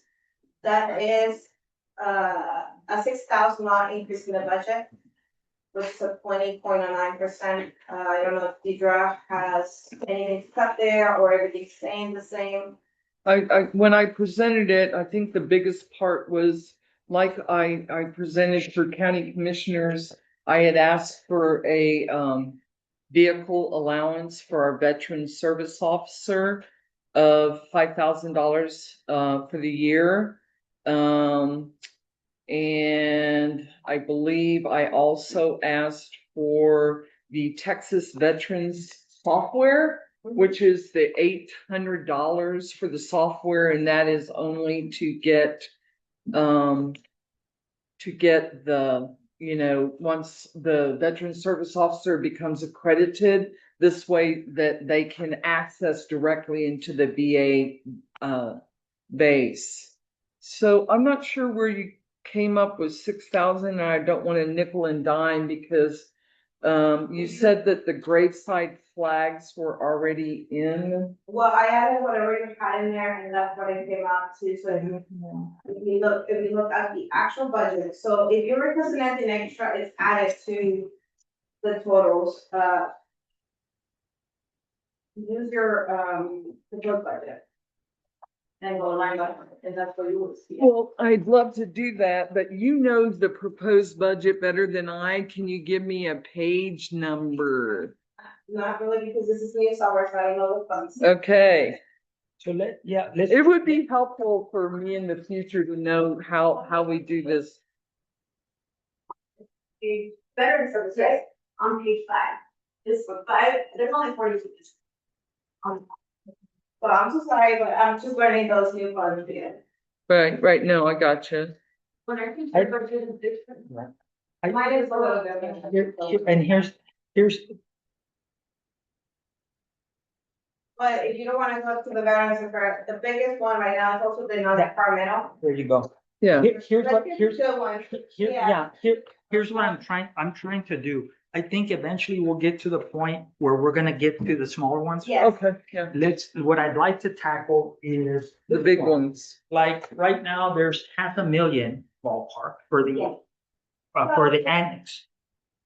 Do we need to leave that in? No, let's not do that. So if we could just tackle the big ticket items, which is the courthouse in spirit.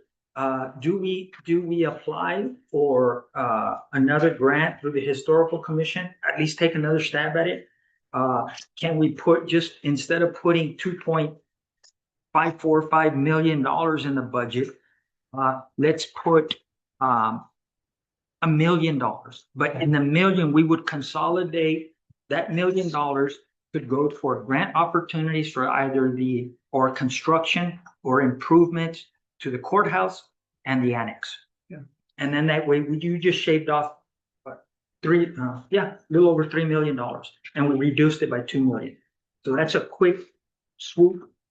And again, at any point that we decide to spend the monies, we're gonna have to come back and meet again anyway.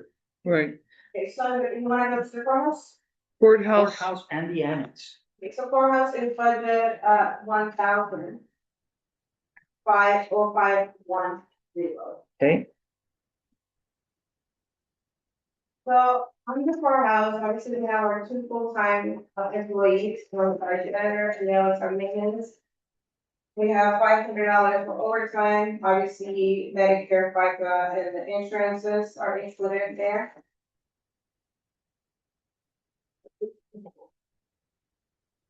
I asked this as a hypothetical.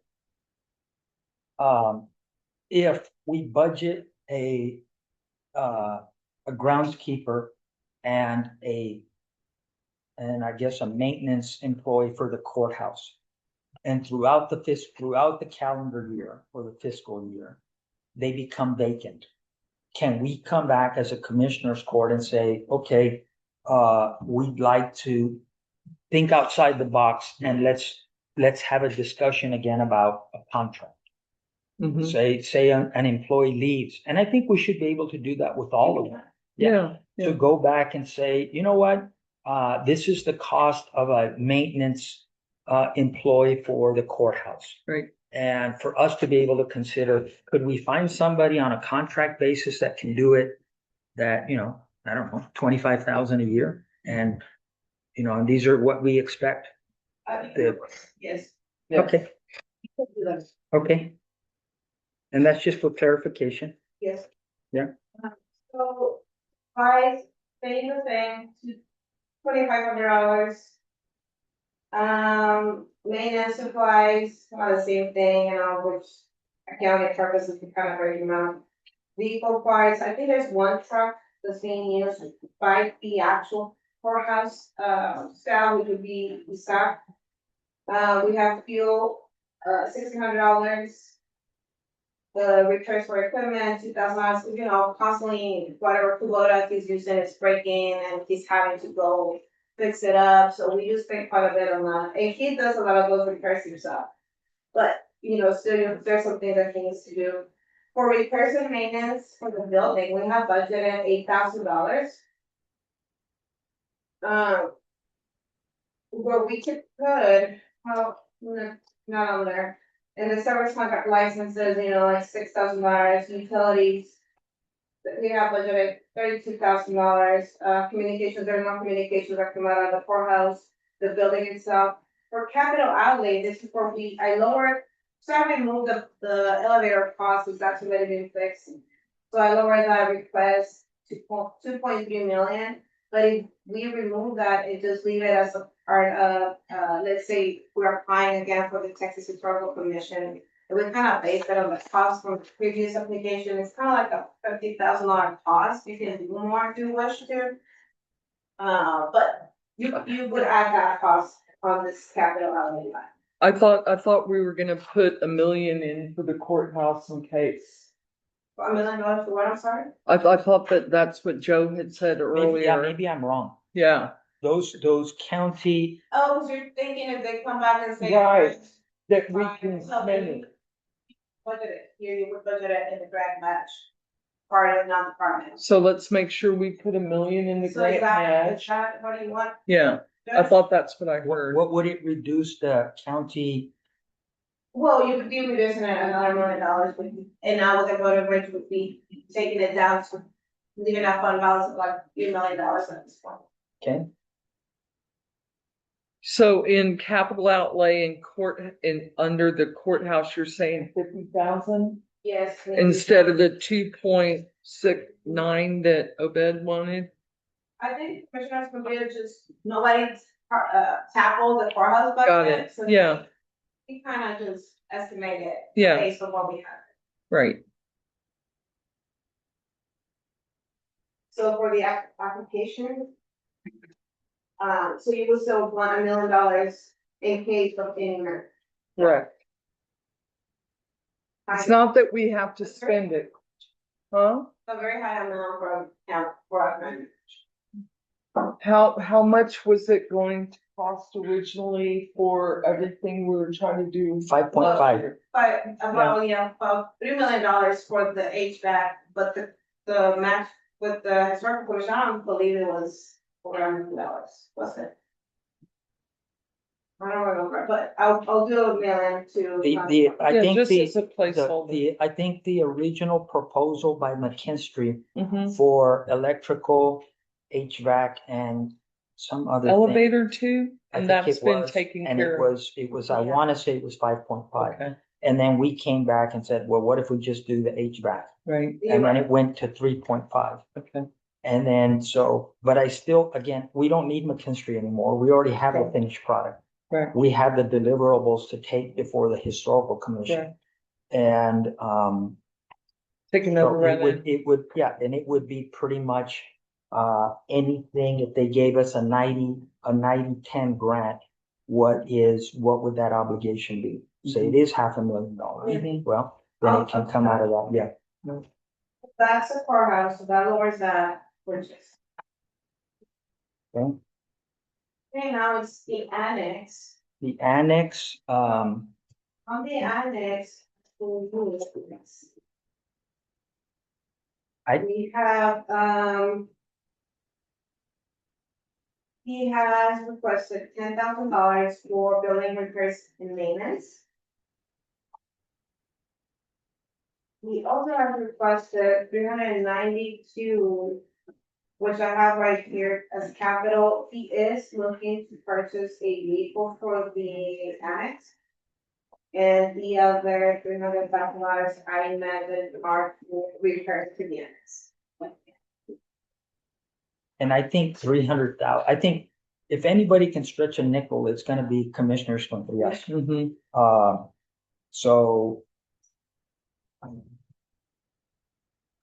And But- we're just talking, Right, you know, the reality is the piñata in Presidio should be retired. That Right. band should be retired. right. Again, that's two vehicles that I guarantee you, we're not putting a sufficient number of miles on them, and I'll tell you why.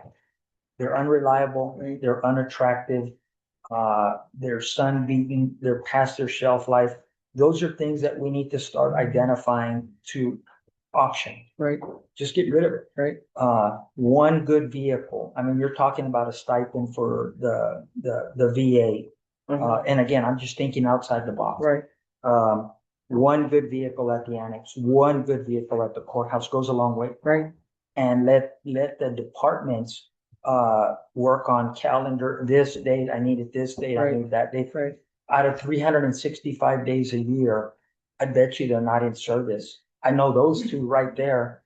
I could probably count in these fingers the number of times those two vehicles have been in service. Well, the whole reason that we went to the sheriff, thankfully, he was gracious enough to help us out for the tax assessor, was that there was no way that Nancy and the tax assessor collectors could deal with that piñata. I don't know why we still have it. So yeah, I get that. And I thought that also there was some money with the 4173 building and maintenance.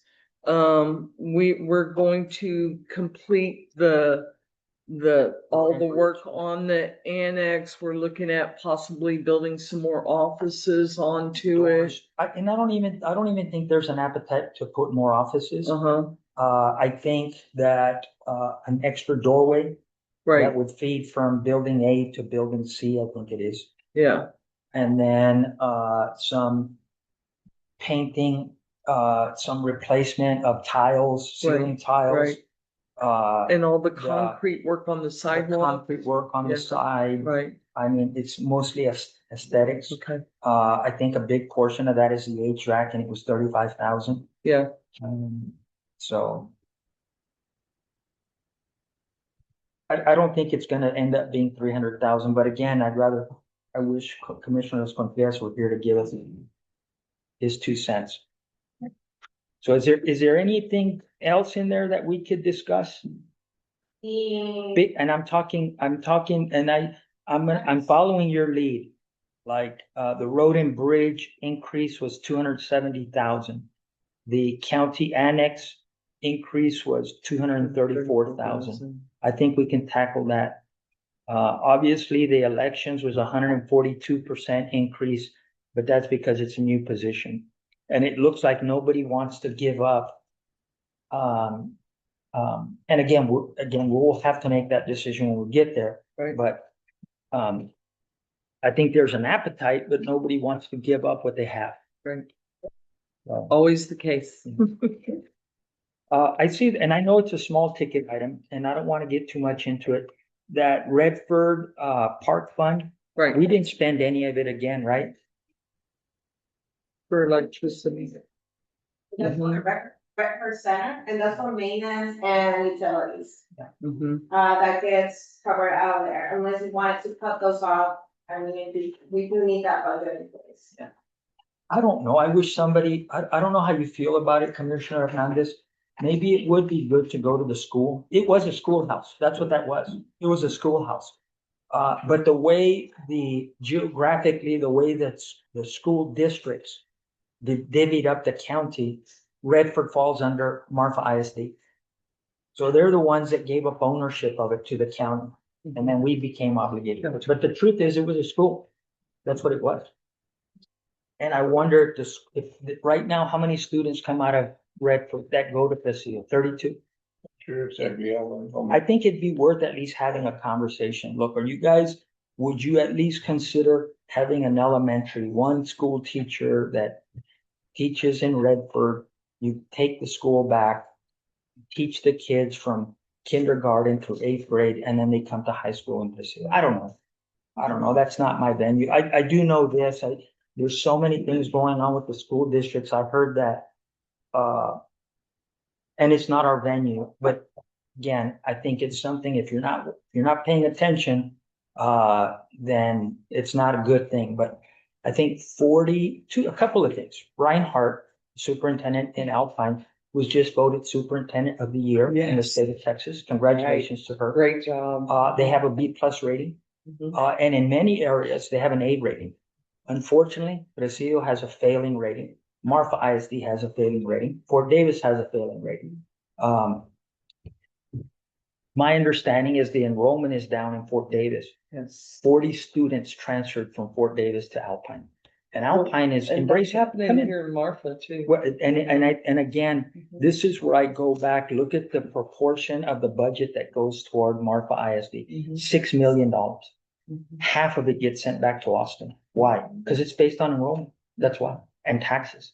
I mean, should we go back and start having a conversation about consolidate? You wanna do some real things for your taxpayers? Let's consolidate a school.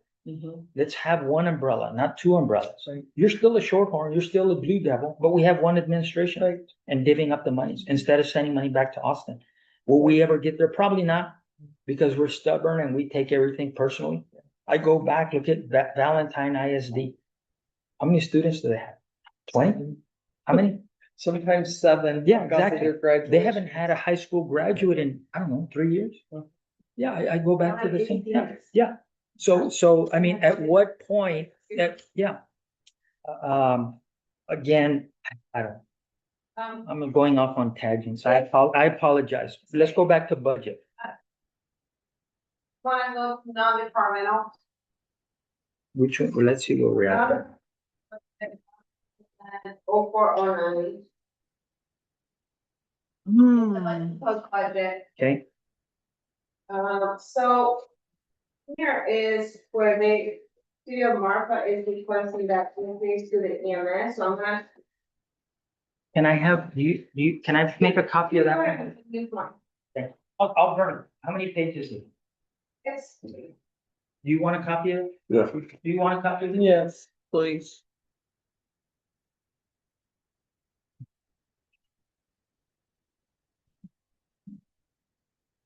Or I could look on my computer.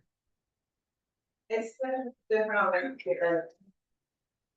This is what I get, I started with this and then each time there's a different software thing, Well, it could be different, forms. Right. I'm like. You want yours back? Yes. Yes, please. Let me make another copy. How many? Oh, this one. So Oh, this is the yeah. one I'm writing on the. Right.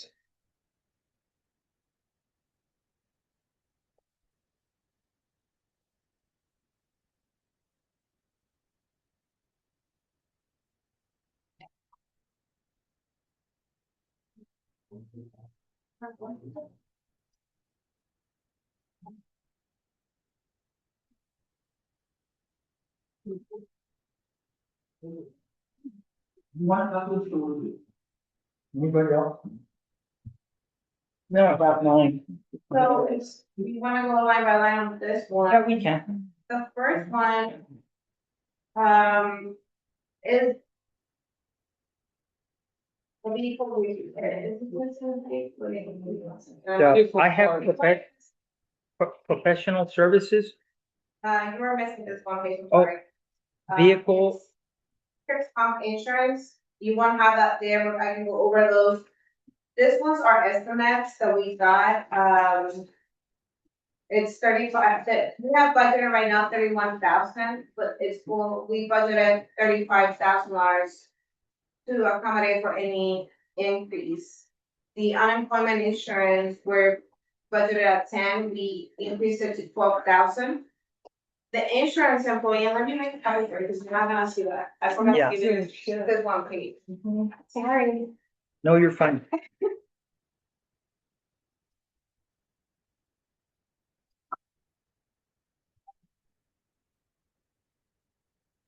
State comptroller, 350K? Sir. Do they really need that? We do, that's what. No, we I know. reimburse. I'm being facetious. Right.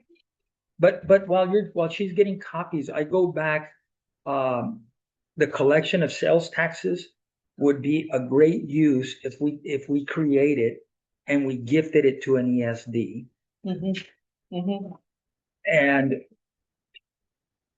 that's be a huge part of it. Even if we get the cities to say, well, what are you paying now? That's Looks fair. like close to $1 million for each one of them. How about your contributions half that? That's big. Right. They're at least starting, if you're looking at it, that's bajita la mano, without even increasing the taxes. That's $1 million in a pot plus any sales tax generated from outside anybody's city limits that would go to that. Let's say it's another 200,000 or 300,000. Okay. I mean, because if we don't like this, like Shafter is about to have a gasoline station and a convenience store. If nobody steps up, let me tell you where those sales taxes go. They go to the state. They get all 8.25 unless we intervene and we get 2% of it. So of a sandwich, of a loaf of bread, of a gallon of milk, or anything else. And that's let alone any other things that you want to put on there. So we go to page 1, which is page 14. It starts on holiday bonus hours that has been paid out. So we want to have that. It would stay there because unfortunately, if there's activity in a budget line, we cannot remove it. So we clear it up. But if you go to permits and supplements, this is going to be paid out. The OFS. Those, what are they? The ones that give it? OSF. Yeah, the septic Yeah. applications. Well, since he was a county employee, there was a different rate for that. And as you guys know, we've had findings because our employee was doing those permits. Yeah. Right. So Ruben did suggest a $15,000 Line item. line for contract. Okay. So Now, I added that one on there. I'll tell you how Brewster County handles it. Is Brewster County says, hey, county, I want to build on this property. And I believe I have to satisfy the Colonia requirements. And I need to put in a septic system. What Brewster County does is very easy. They have a contract with the master plumber who's certified in OSSF. The interested party goes and pays for his services. I'm going to charge you $500 to go and to review your application to see if you're eligible or what other options you have. Again, because there's so many of them. It's like the last discussion we had in Shafter about 911 addressing for Stephen. And then, well, you can't build on it. Well, actually, there is a mechanism. There's a bonding portion to the Colonia where you can, if you satisfy OSSF through a permit and you build it to code, then you can build a little casita on it if you want. On something as small as 1.5 lots, I think it's 1.5 lots is minimum because the city of Presidio does it. That's why I know this. So, but so I go back and I'm looking at this 15,000. I say as we move forward, I don't see this being an issue. I say we remove it and we're going to go with a private contractor. We will contract with somebody who's certified and they will ensure that the county's Colonia laws are satisfied. They come to us and they make a recommendation. This guy came to me. He wanted a permit for an OSSF. I inspected it. He only had 1.5 lots, which required him to have a self-contained septic system. He followed my recommendations. I signed off on his permit. Here's a copy of the approval, and it becomes part of their deed, and it's over. And they pay all the fines. And Joe, don't we have a list of OSSF I think somewhere, somehow, Commissioners Contreras found one, and it was a pretty extensive list. Right. But hell, I know of one guy, he was my classmate, he lives in Odessa. That's what he does. He's retired textile, and he does that on the side. He does septics and he does inspections. And I brought it up to him before in the past. He goes, I'll go down there. I get to go see my parents and my brother and my sister, and I'll go down there and do the inspection and I'll sign off on it. And, so we should add this list to Blair for Writing up contracts. Okay, Oh, go yeah. ahead. All right, add it to my list. Yeah.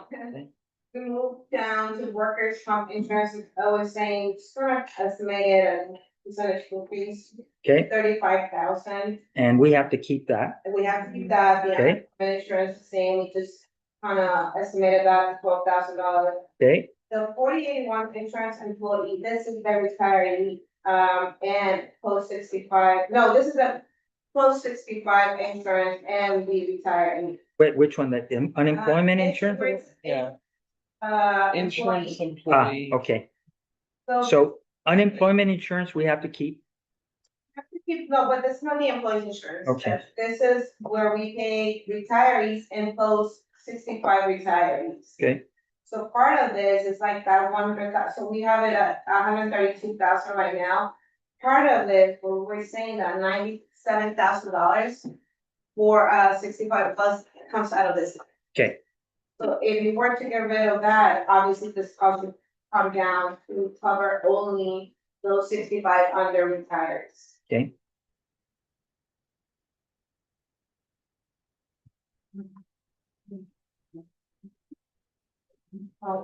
We move on to the next one, and on page now, the Now the big one, big one, okay, that one, we began with the vehicle repairs, that one is the courthouse vehicle right now, which is a truck. wait, which one, okay, wait, that's the very top one, 4151.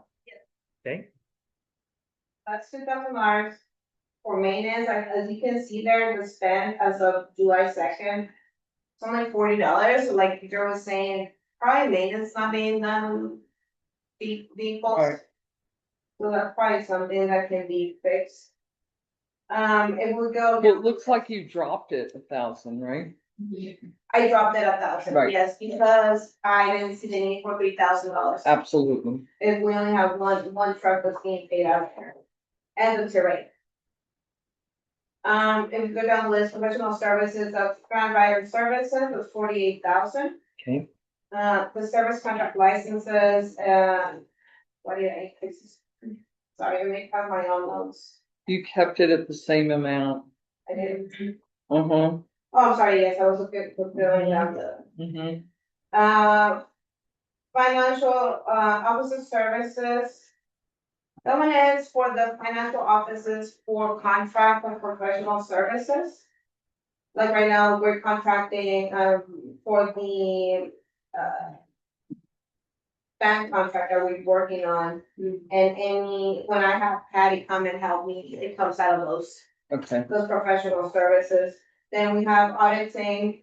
This is a cost for a single audit right now in Presidio County, and we are doing a single audit for the next couple of years. Because our current expenditures have been over $750,000, either state or federal grants.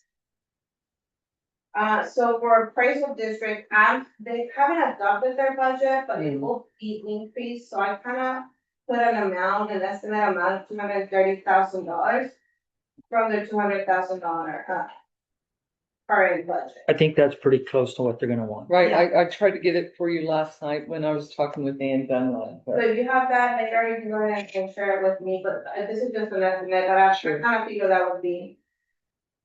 Other services, I increased this to 72,000. In here, I added the cost of the IT services contract. Okay, Right now, we have 43 computers and they charge per computer, so that cost would be about $51,000. So that's added in there, and then other stuff that doesn't belong to any category comes out of there.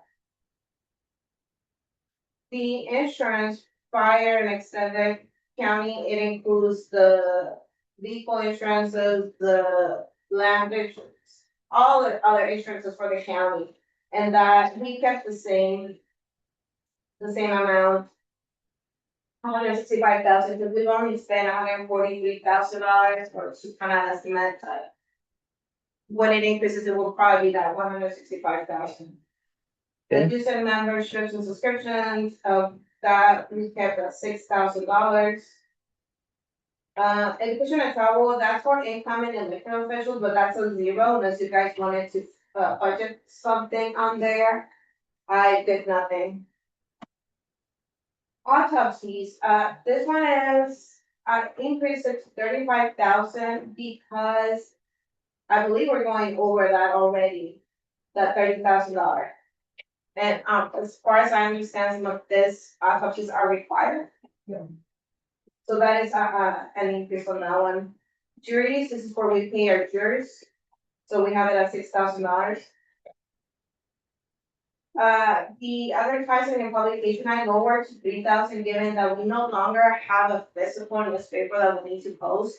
So the cost for that has lowered. I'm just gonna let you know, I was at Marfa City Council last night, and they're really pushing to get a paper, an actual physical Well, newspaper back. Until that happens, I don't think we're gonna spend that budget. But it's gonna be next year, right? Right. So, I'm just informing you. Okay. Usually the only person that uses this is my office, publish budgets and all that. But I think $3,000 is more than me. But we're doing a lot of RFPs, right? That comes out of the Department of Student Therapies. Okay, good to know. Thank you. Utilities, this is the courthouse utilities, another, not the courthouse utilities that do not fall under any other department. I believe this is like the old jail and some other areas. So we left that at $6,500. Communications, that's the elevator, phone that's in there, $500. Postage, 17,000, but staying the same. The grant match here is where, we budgeted that grant match for TechStop, Yeah. which from the email that we received, seems like it's staying, it's happening next year. So we will have to pay that match. And we need, and what was it, 300,000 or is it the whole 420? So it's 275,000, and in here I also left a buffer of $150,000 for other grants. Okay, So this is where we will add that $1 million match for in Okay. case, we apply for historical commission. At 1550, Yes. grant match. okay. Can you help me? What is miscellaneous other services in comparison to grant match? Grant is for matches, Well, specific what's- for grant match. so- Miscellaneous is for any other item that does not fall under. Okay, because I was seeing the 225 and I don't have my notes in front of me. But for some reason, I thought that had something to do with the grant. Let me see what that is. I may have been emailing those. Right, for me to right. remember exactly what it-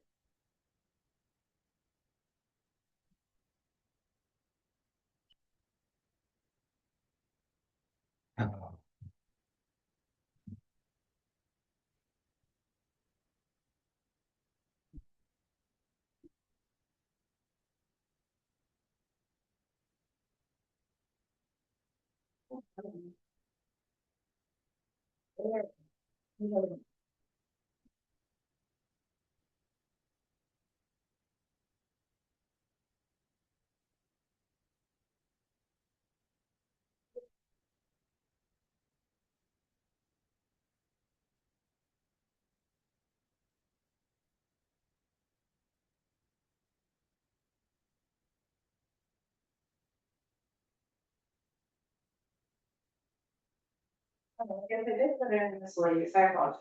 Yeah. No, I'm sorry, that's not for the grant, that's for the building, the Texas building. The That's in the 225? No, it's 175 for that, and I also added a contingency of $50,000 there. Okay, so that's for the building. Okay, that makes sense. Thank you so much. Yes, ma'am. Obviously, what my thought is, if that goes through, we will create its own fund, Uh-huh. kind of like the courthouse, the annex have their own fund for buildings. Right. We'll create a fund for that Okay. building if it happens. Thank you. Yes, ma'am. Where are we? 4601, employee enrichment So activities. this balance, and I don't have the full balance, but it's just an estimate of that funds for the employees. That we use for like Brother Rich Ruben's retirement party. The they're staying the same, $4,000. The visiting judges, Judge Campbell did request this to be increased to $10,000. The same with the visiting reporters, $5,000. State comptroller, we have to pay that, sorry, Judge. The appellate judicial fee, that's not high, but they sent us their budget and they budgeted at $980. Other services, this is the one for Text dot the building and $50,000 contingency, which if you guys want to increase it, we can put it here. Or we'll upgrade another line called contingency and move that 50,000 and whatever else is needed on there. Okay. Just to make it clear, that way Tanya means, oh, miscellaneous, it has money in this. Right. Did you have an money judge for that, I'm sorry, or contingency? is that where it's gonna go? That 4699? Yeah. Contingency, it won't go into the miscellaneous, I'll create another line, Okay, specific line. yeah, And this are the funds of the county, below that county donates, Big Band Family Prices, $2,000. The Historical Commission, $5,000, the Child Welfare Board, $3,000, Child Advocacy Center, $1,000. The Presidio County Museum, we give them $1,500, Presidio Library, $6,000. And I don't know where the Presidio, the mark, probably, in the other one, but going down. On the other page. Is it the other page? Mm-hmm. We have the Presidio Volunteer Fire Department, we give them $22,500. Presidio EMS, $120,000, and from what I heard, they're not seeking to increase that budget. So I'll leave that what it says. The indigent defense, we have it budgeted at $60,000, that I have not received that budget request from them, so I'm just keeping it as is. And, the Marco EMS, $65,000, but they're requesting $125,000, so do you want me to go ahead and add it here? yeah, at least we'll get a peek at it.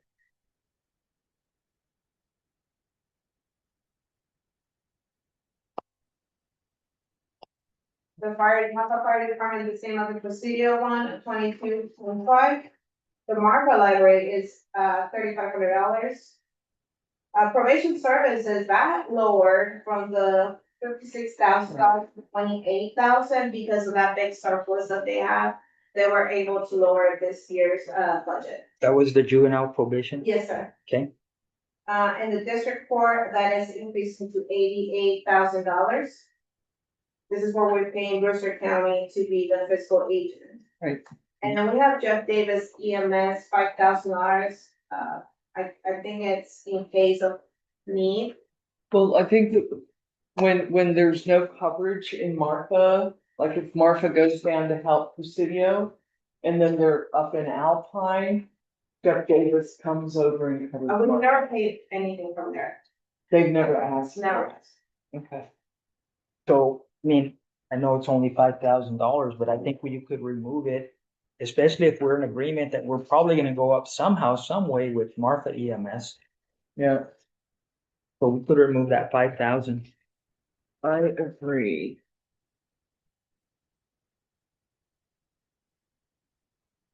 We didn't cut that one. Right. Okay, That's it. okay. Now, from there, any others? For today, Yes. for today, For today. So those are your pretty much big budget. I think you want to go over the other one. it is 3:30. My head's spinning. We can continue.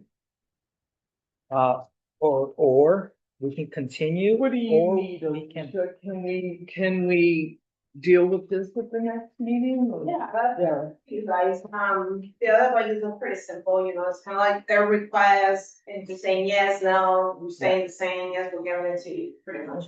And, I'll activate the increase so you guys can see what that will look like. Okay. So, I don't know, and I'm worn out, unless you Yes. guys want to discuss important pay raises, but I'd rather get a good look at this, another rough draft of where we're at. And look at those numbers and then come back and say, okay, I'll go ahead and leave this one with the cleanup and then I'll do another one with the employee budget. perfect, I like it. The reason we cannot approve this is I forgot about the tax effect statement needed to be added to the meeting. If we were gonna approve the proposed budget, the proposed budget does not need an approval to be filed. We just do that out of, you know, to keep the board reliable. But we'll go ahead and file this proposed budget, on Friday. I know we got, I guess, some pushback on the stipend for a commissioner's court spot. And I'll say this, I'm gonna say this, even though I'm not gonna mention them, there are counties doing that. There are. Yeah. Now, I'm not gonna out them, and it's against the law of Texas Government Code 1724, they're doing it. So right, wrong, or indifferent, they're doing it, but we're not gonna bat it. I think Commissioner Scontria said, look, I'll do it. I'll step up, but I want a contingency that if this doesn't work. So we were talking about some other things that we could bring up to get the same thing. Maybe, like he has said, there's two employees within the umbrella of Road and Bridge that seem to be a little step above the others that want more responsibility. Maybe it's something where we give them a little bump as we move forward and say, okay, you guys are truly going to be the ones driving this with the guidance of the Commissioners Court as a whole, but especially Commissioner Contreras, no stipend. And we're going to give it a good effort to try to change the whole, I guess, business plan of the Road and Bridge. Bill, I understand we have to make sure that when previous commissioners courts had decided to go to this Road and Bridge superintendent model, that we hadn't filed correctly on that, and we need to clean that up. We need to clean what up? Blair, are you still online? Yes, ma'am. Maybe she. Okay, so Blair, my understanding, we were just talking about the Commissioner Escontreras and the Road and Bridge. And my understanding is that in order for us to be squeaky clean in this county, not that we want to be squeaky clean, but that we have to make sure that we have filed properly. We can do this after budget to have a Road and Bridge supervisor. Should Commissioner Escontreras try this on and it not work and we need to hire one? Yeah, Is that so correct? It's like very convoluted. I quickly had a conversation with Jim Allison on Monday about the different procedures by which counties can go about their road and bridge departments. And there's multiple different procedures we can go through, right? There are many options, but there's a lot of options that are unreasonable or unpalatable for a county of our size, or just don't make any, feasible sense. What Jim had recommended was doing a voluntary unit where the court voted on it. I have to look into it. There's a lot more involved to it, than I've been able to see since Monday. Right. And he kind of questioned, he said, has this already been done in the county? And I said, Jim, probably not. So it's just going to take a little bit more time for me to look into. It's fine to do it after budget, right? This is, I don't think this is something that we could do within budget anyways, because it's gonna take more, there's gonna be more undertaking to get all the documents prepared, you know, the legal documents, all my stuff prepared, to get there, and I'm probably gonna have to work with Jim on us getting there. But yes, I am working at making sure everything is above board and we've crossed our T's and dotted our I's, because, you know, as we've learned with prior, you know, road litigation, is that maybe commissioners courts from the 80s and 90s, while had good intentions on on how they were running things, maybe didn't have, you know, weren't following the exact letter of the law. And so now we're trying to find those, sorry, my baby's batting. Trying to find those holes. And of course it's difficult because we're talking about things that kind of randomly come up in the last 30 years, and try to patch them up as best we can and find ways to make sure that we're all buttoned up. So I'm working on it. Don't probably expect to see anything of it in the next month, but we're working towards it. Thanks, Blair. That was my understanding, Joe. And I suspect you're totally right. There's plenty of other counties doing it. Oh, I know there is. I was gonna point one of them out, and I know him very well, and I'm not gonna out him. Right. Right. Again, and this is my big thing, is we have no ill intent. Oh, I know. There is no ill intent. And I go back a big portion of the lot, intentionally, knowingly, recklessly. We're not trying to be reckless, we're trying to save a couple of nickels. Right. My thing is, you wanna help me? Don't make me send that stuff to who the hell was it, $350,000? Oh, to the comptroller. Yeah, exactly. Really, dude? You guys need our 350? Really? Come on. Come on now. Anyway, Right. I don't know that, and that's the tough thing about a budget, and I understand, again, that's why I say it's really a budget is a living thing. There are so many things that can happen throughout the fiscal year that will change your life. It'll change your world. And we can't be prepared for everything, but really it's just a mechanism that the government code in the state of Texas has said, you have to at least have a plan in place. Right. So, we never know what's gonna happen. I don't know. I don't know if I'm gonna be able to toll. I'd like to. Right. I don't know if there's so many things coming. I don't know if the county's economics is gonna grow. Right. With the rail, with the, you know, the extension or the changes to USMCA. I mean, I was looking at, you know, going back to, you know what? I guess we're done with budget, right? Right. Okay.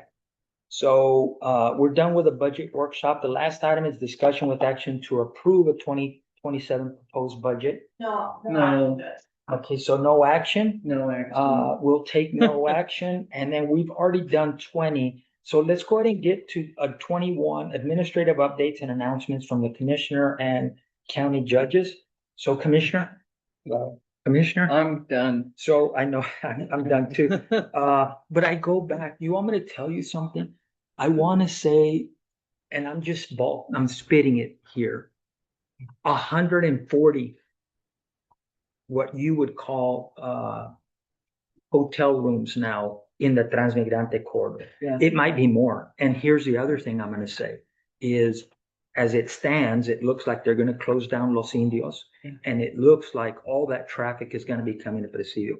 I think it will grow fivefold, maybe even tenfold. But again, should we explore a hot tax?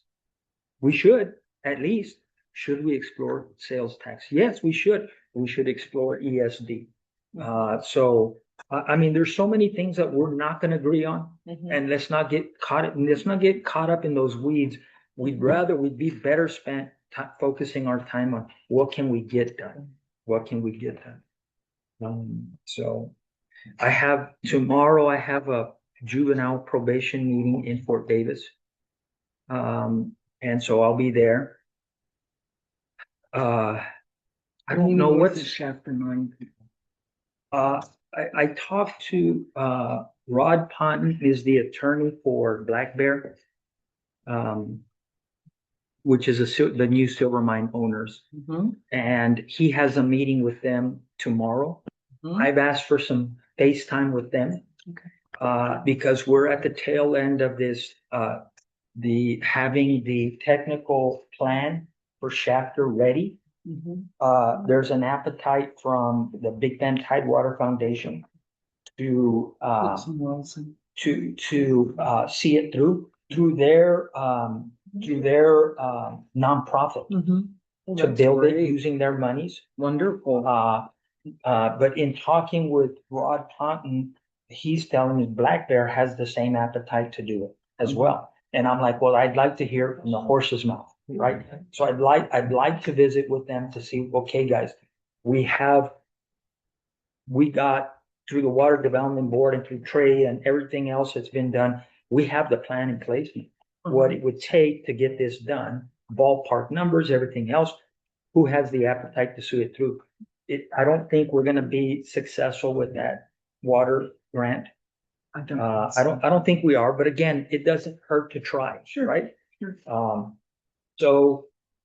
But if we have some private entities, whether it's Black Bear or it's, the Big Bend Tidewater Foundation to see it through, why not? Does anybody have anything for me? Sheriff, do you have anything to add? So with that, I'll entertain a motion to adjourn. I'm sorry, No, get ready. Anything? That's all already answered. anything else? Okay, okay, That's all already. yeah. Motion to adjourn. I have a motion to adjourn. I will second it. All in favor? Thank you very much. 15:32. 3:32.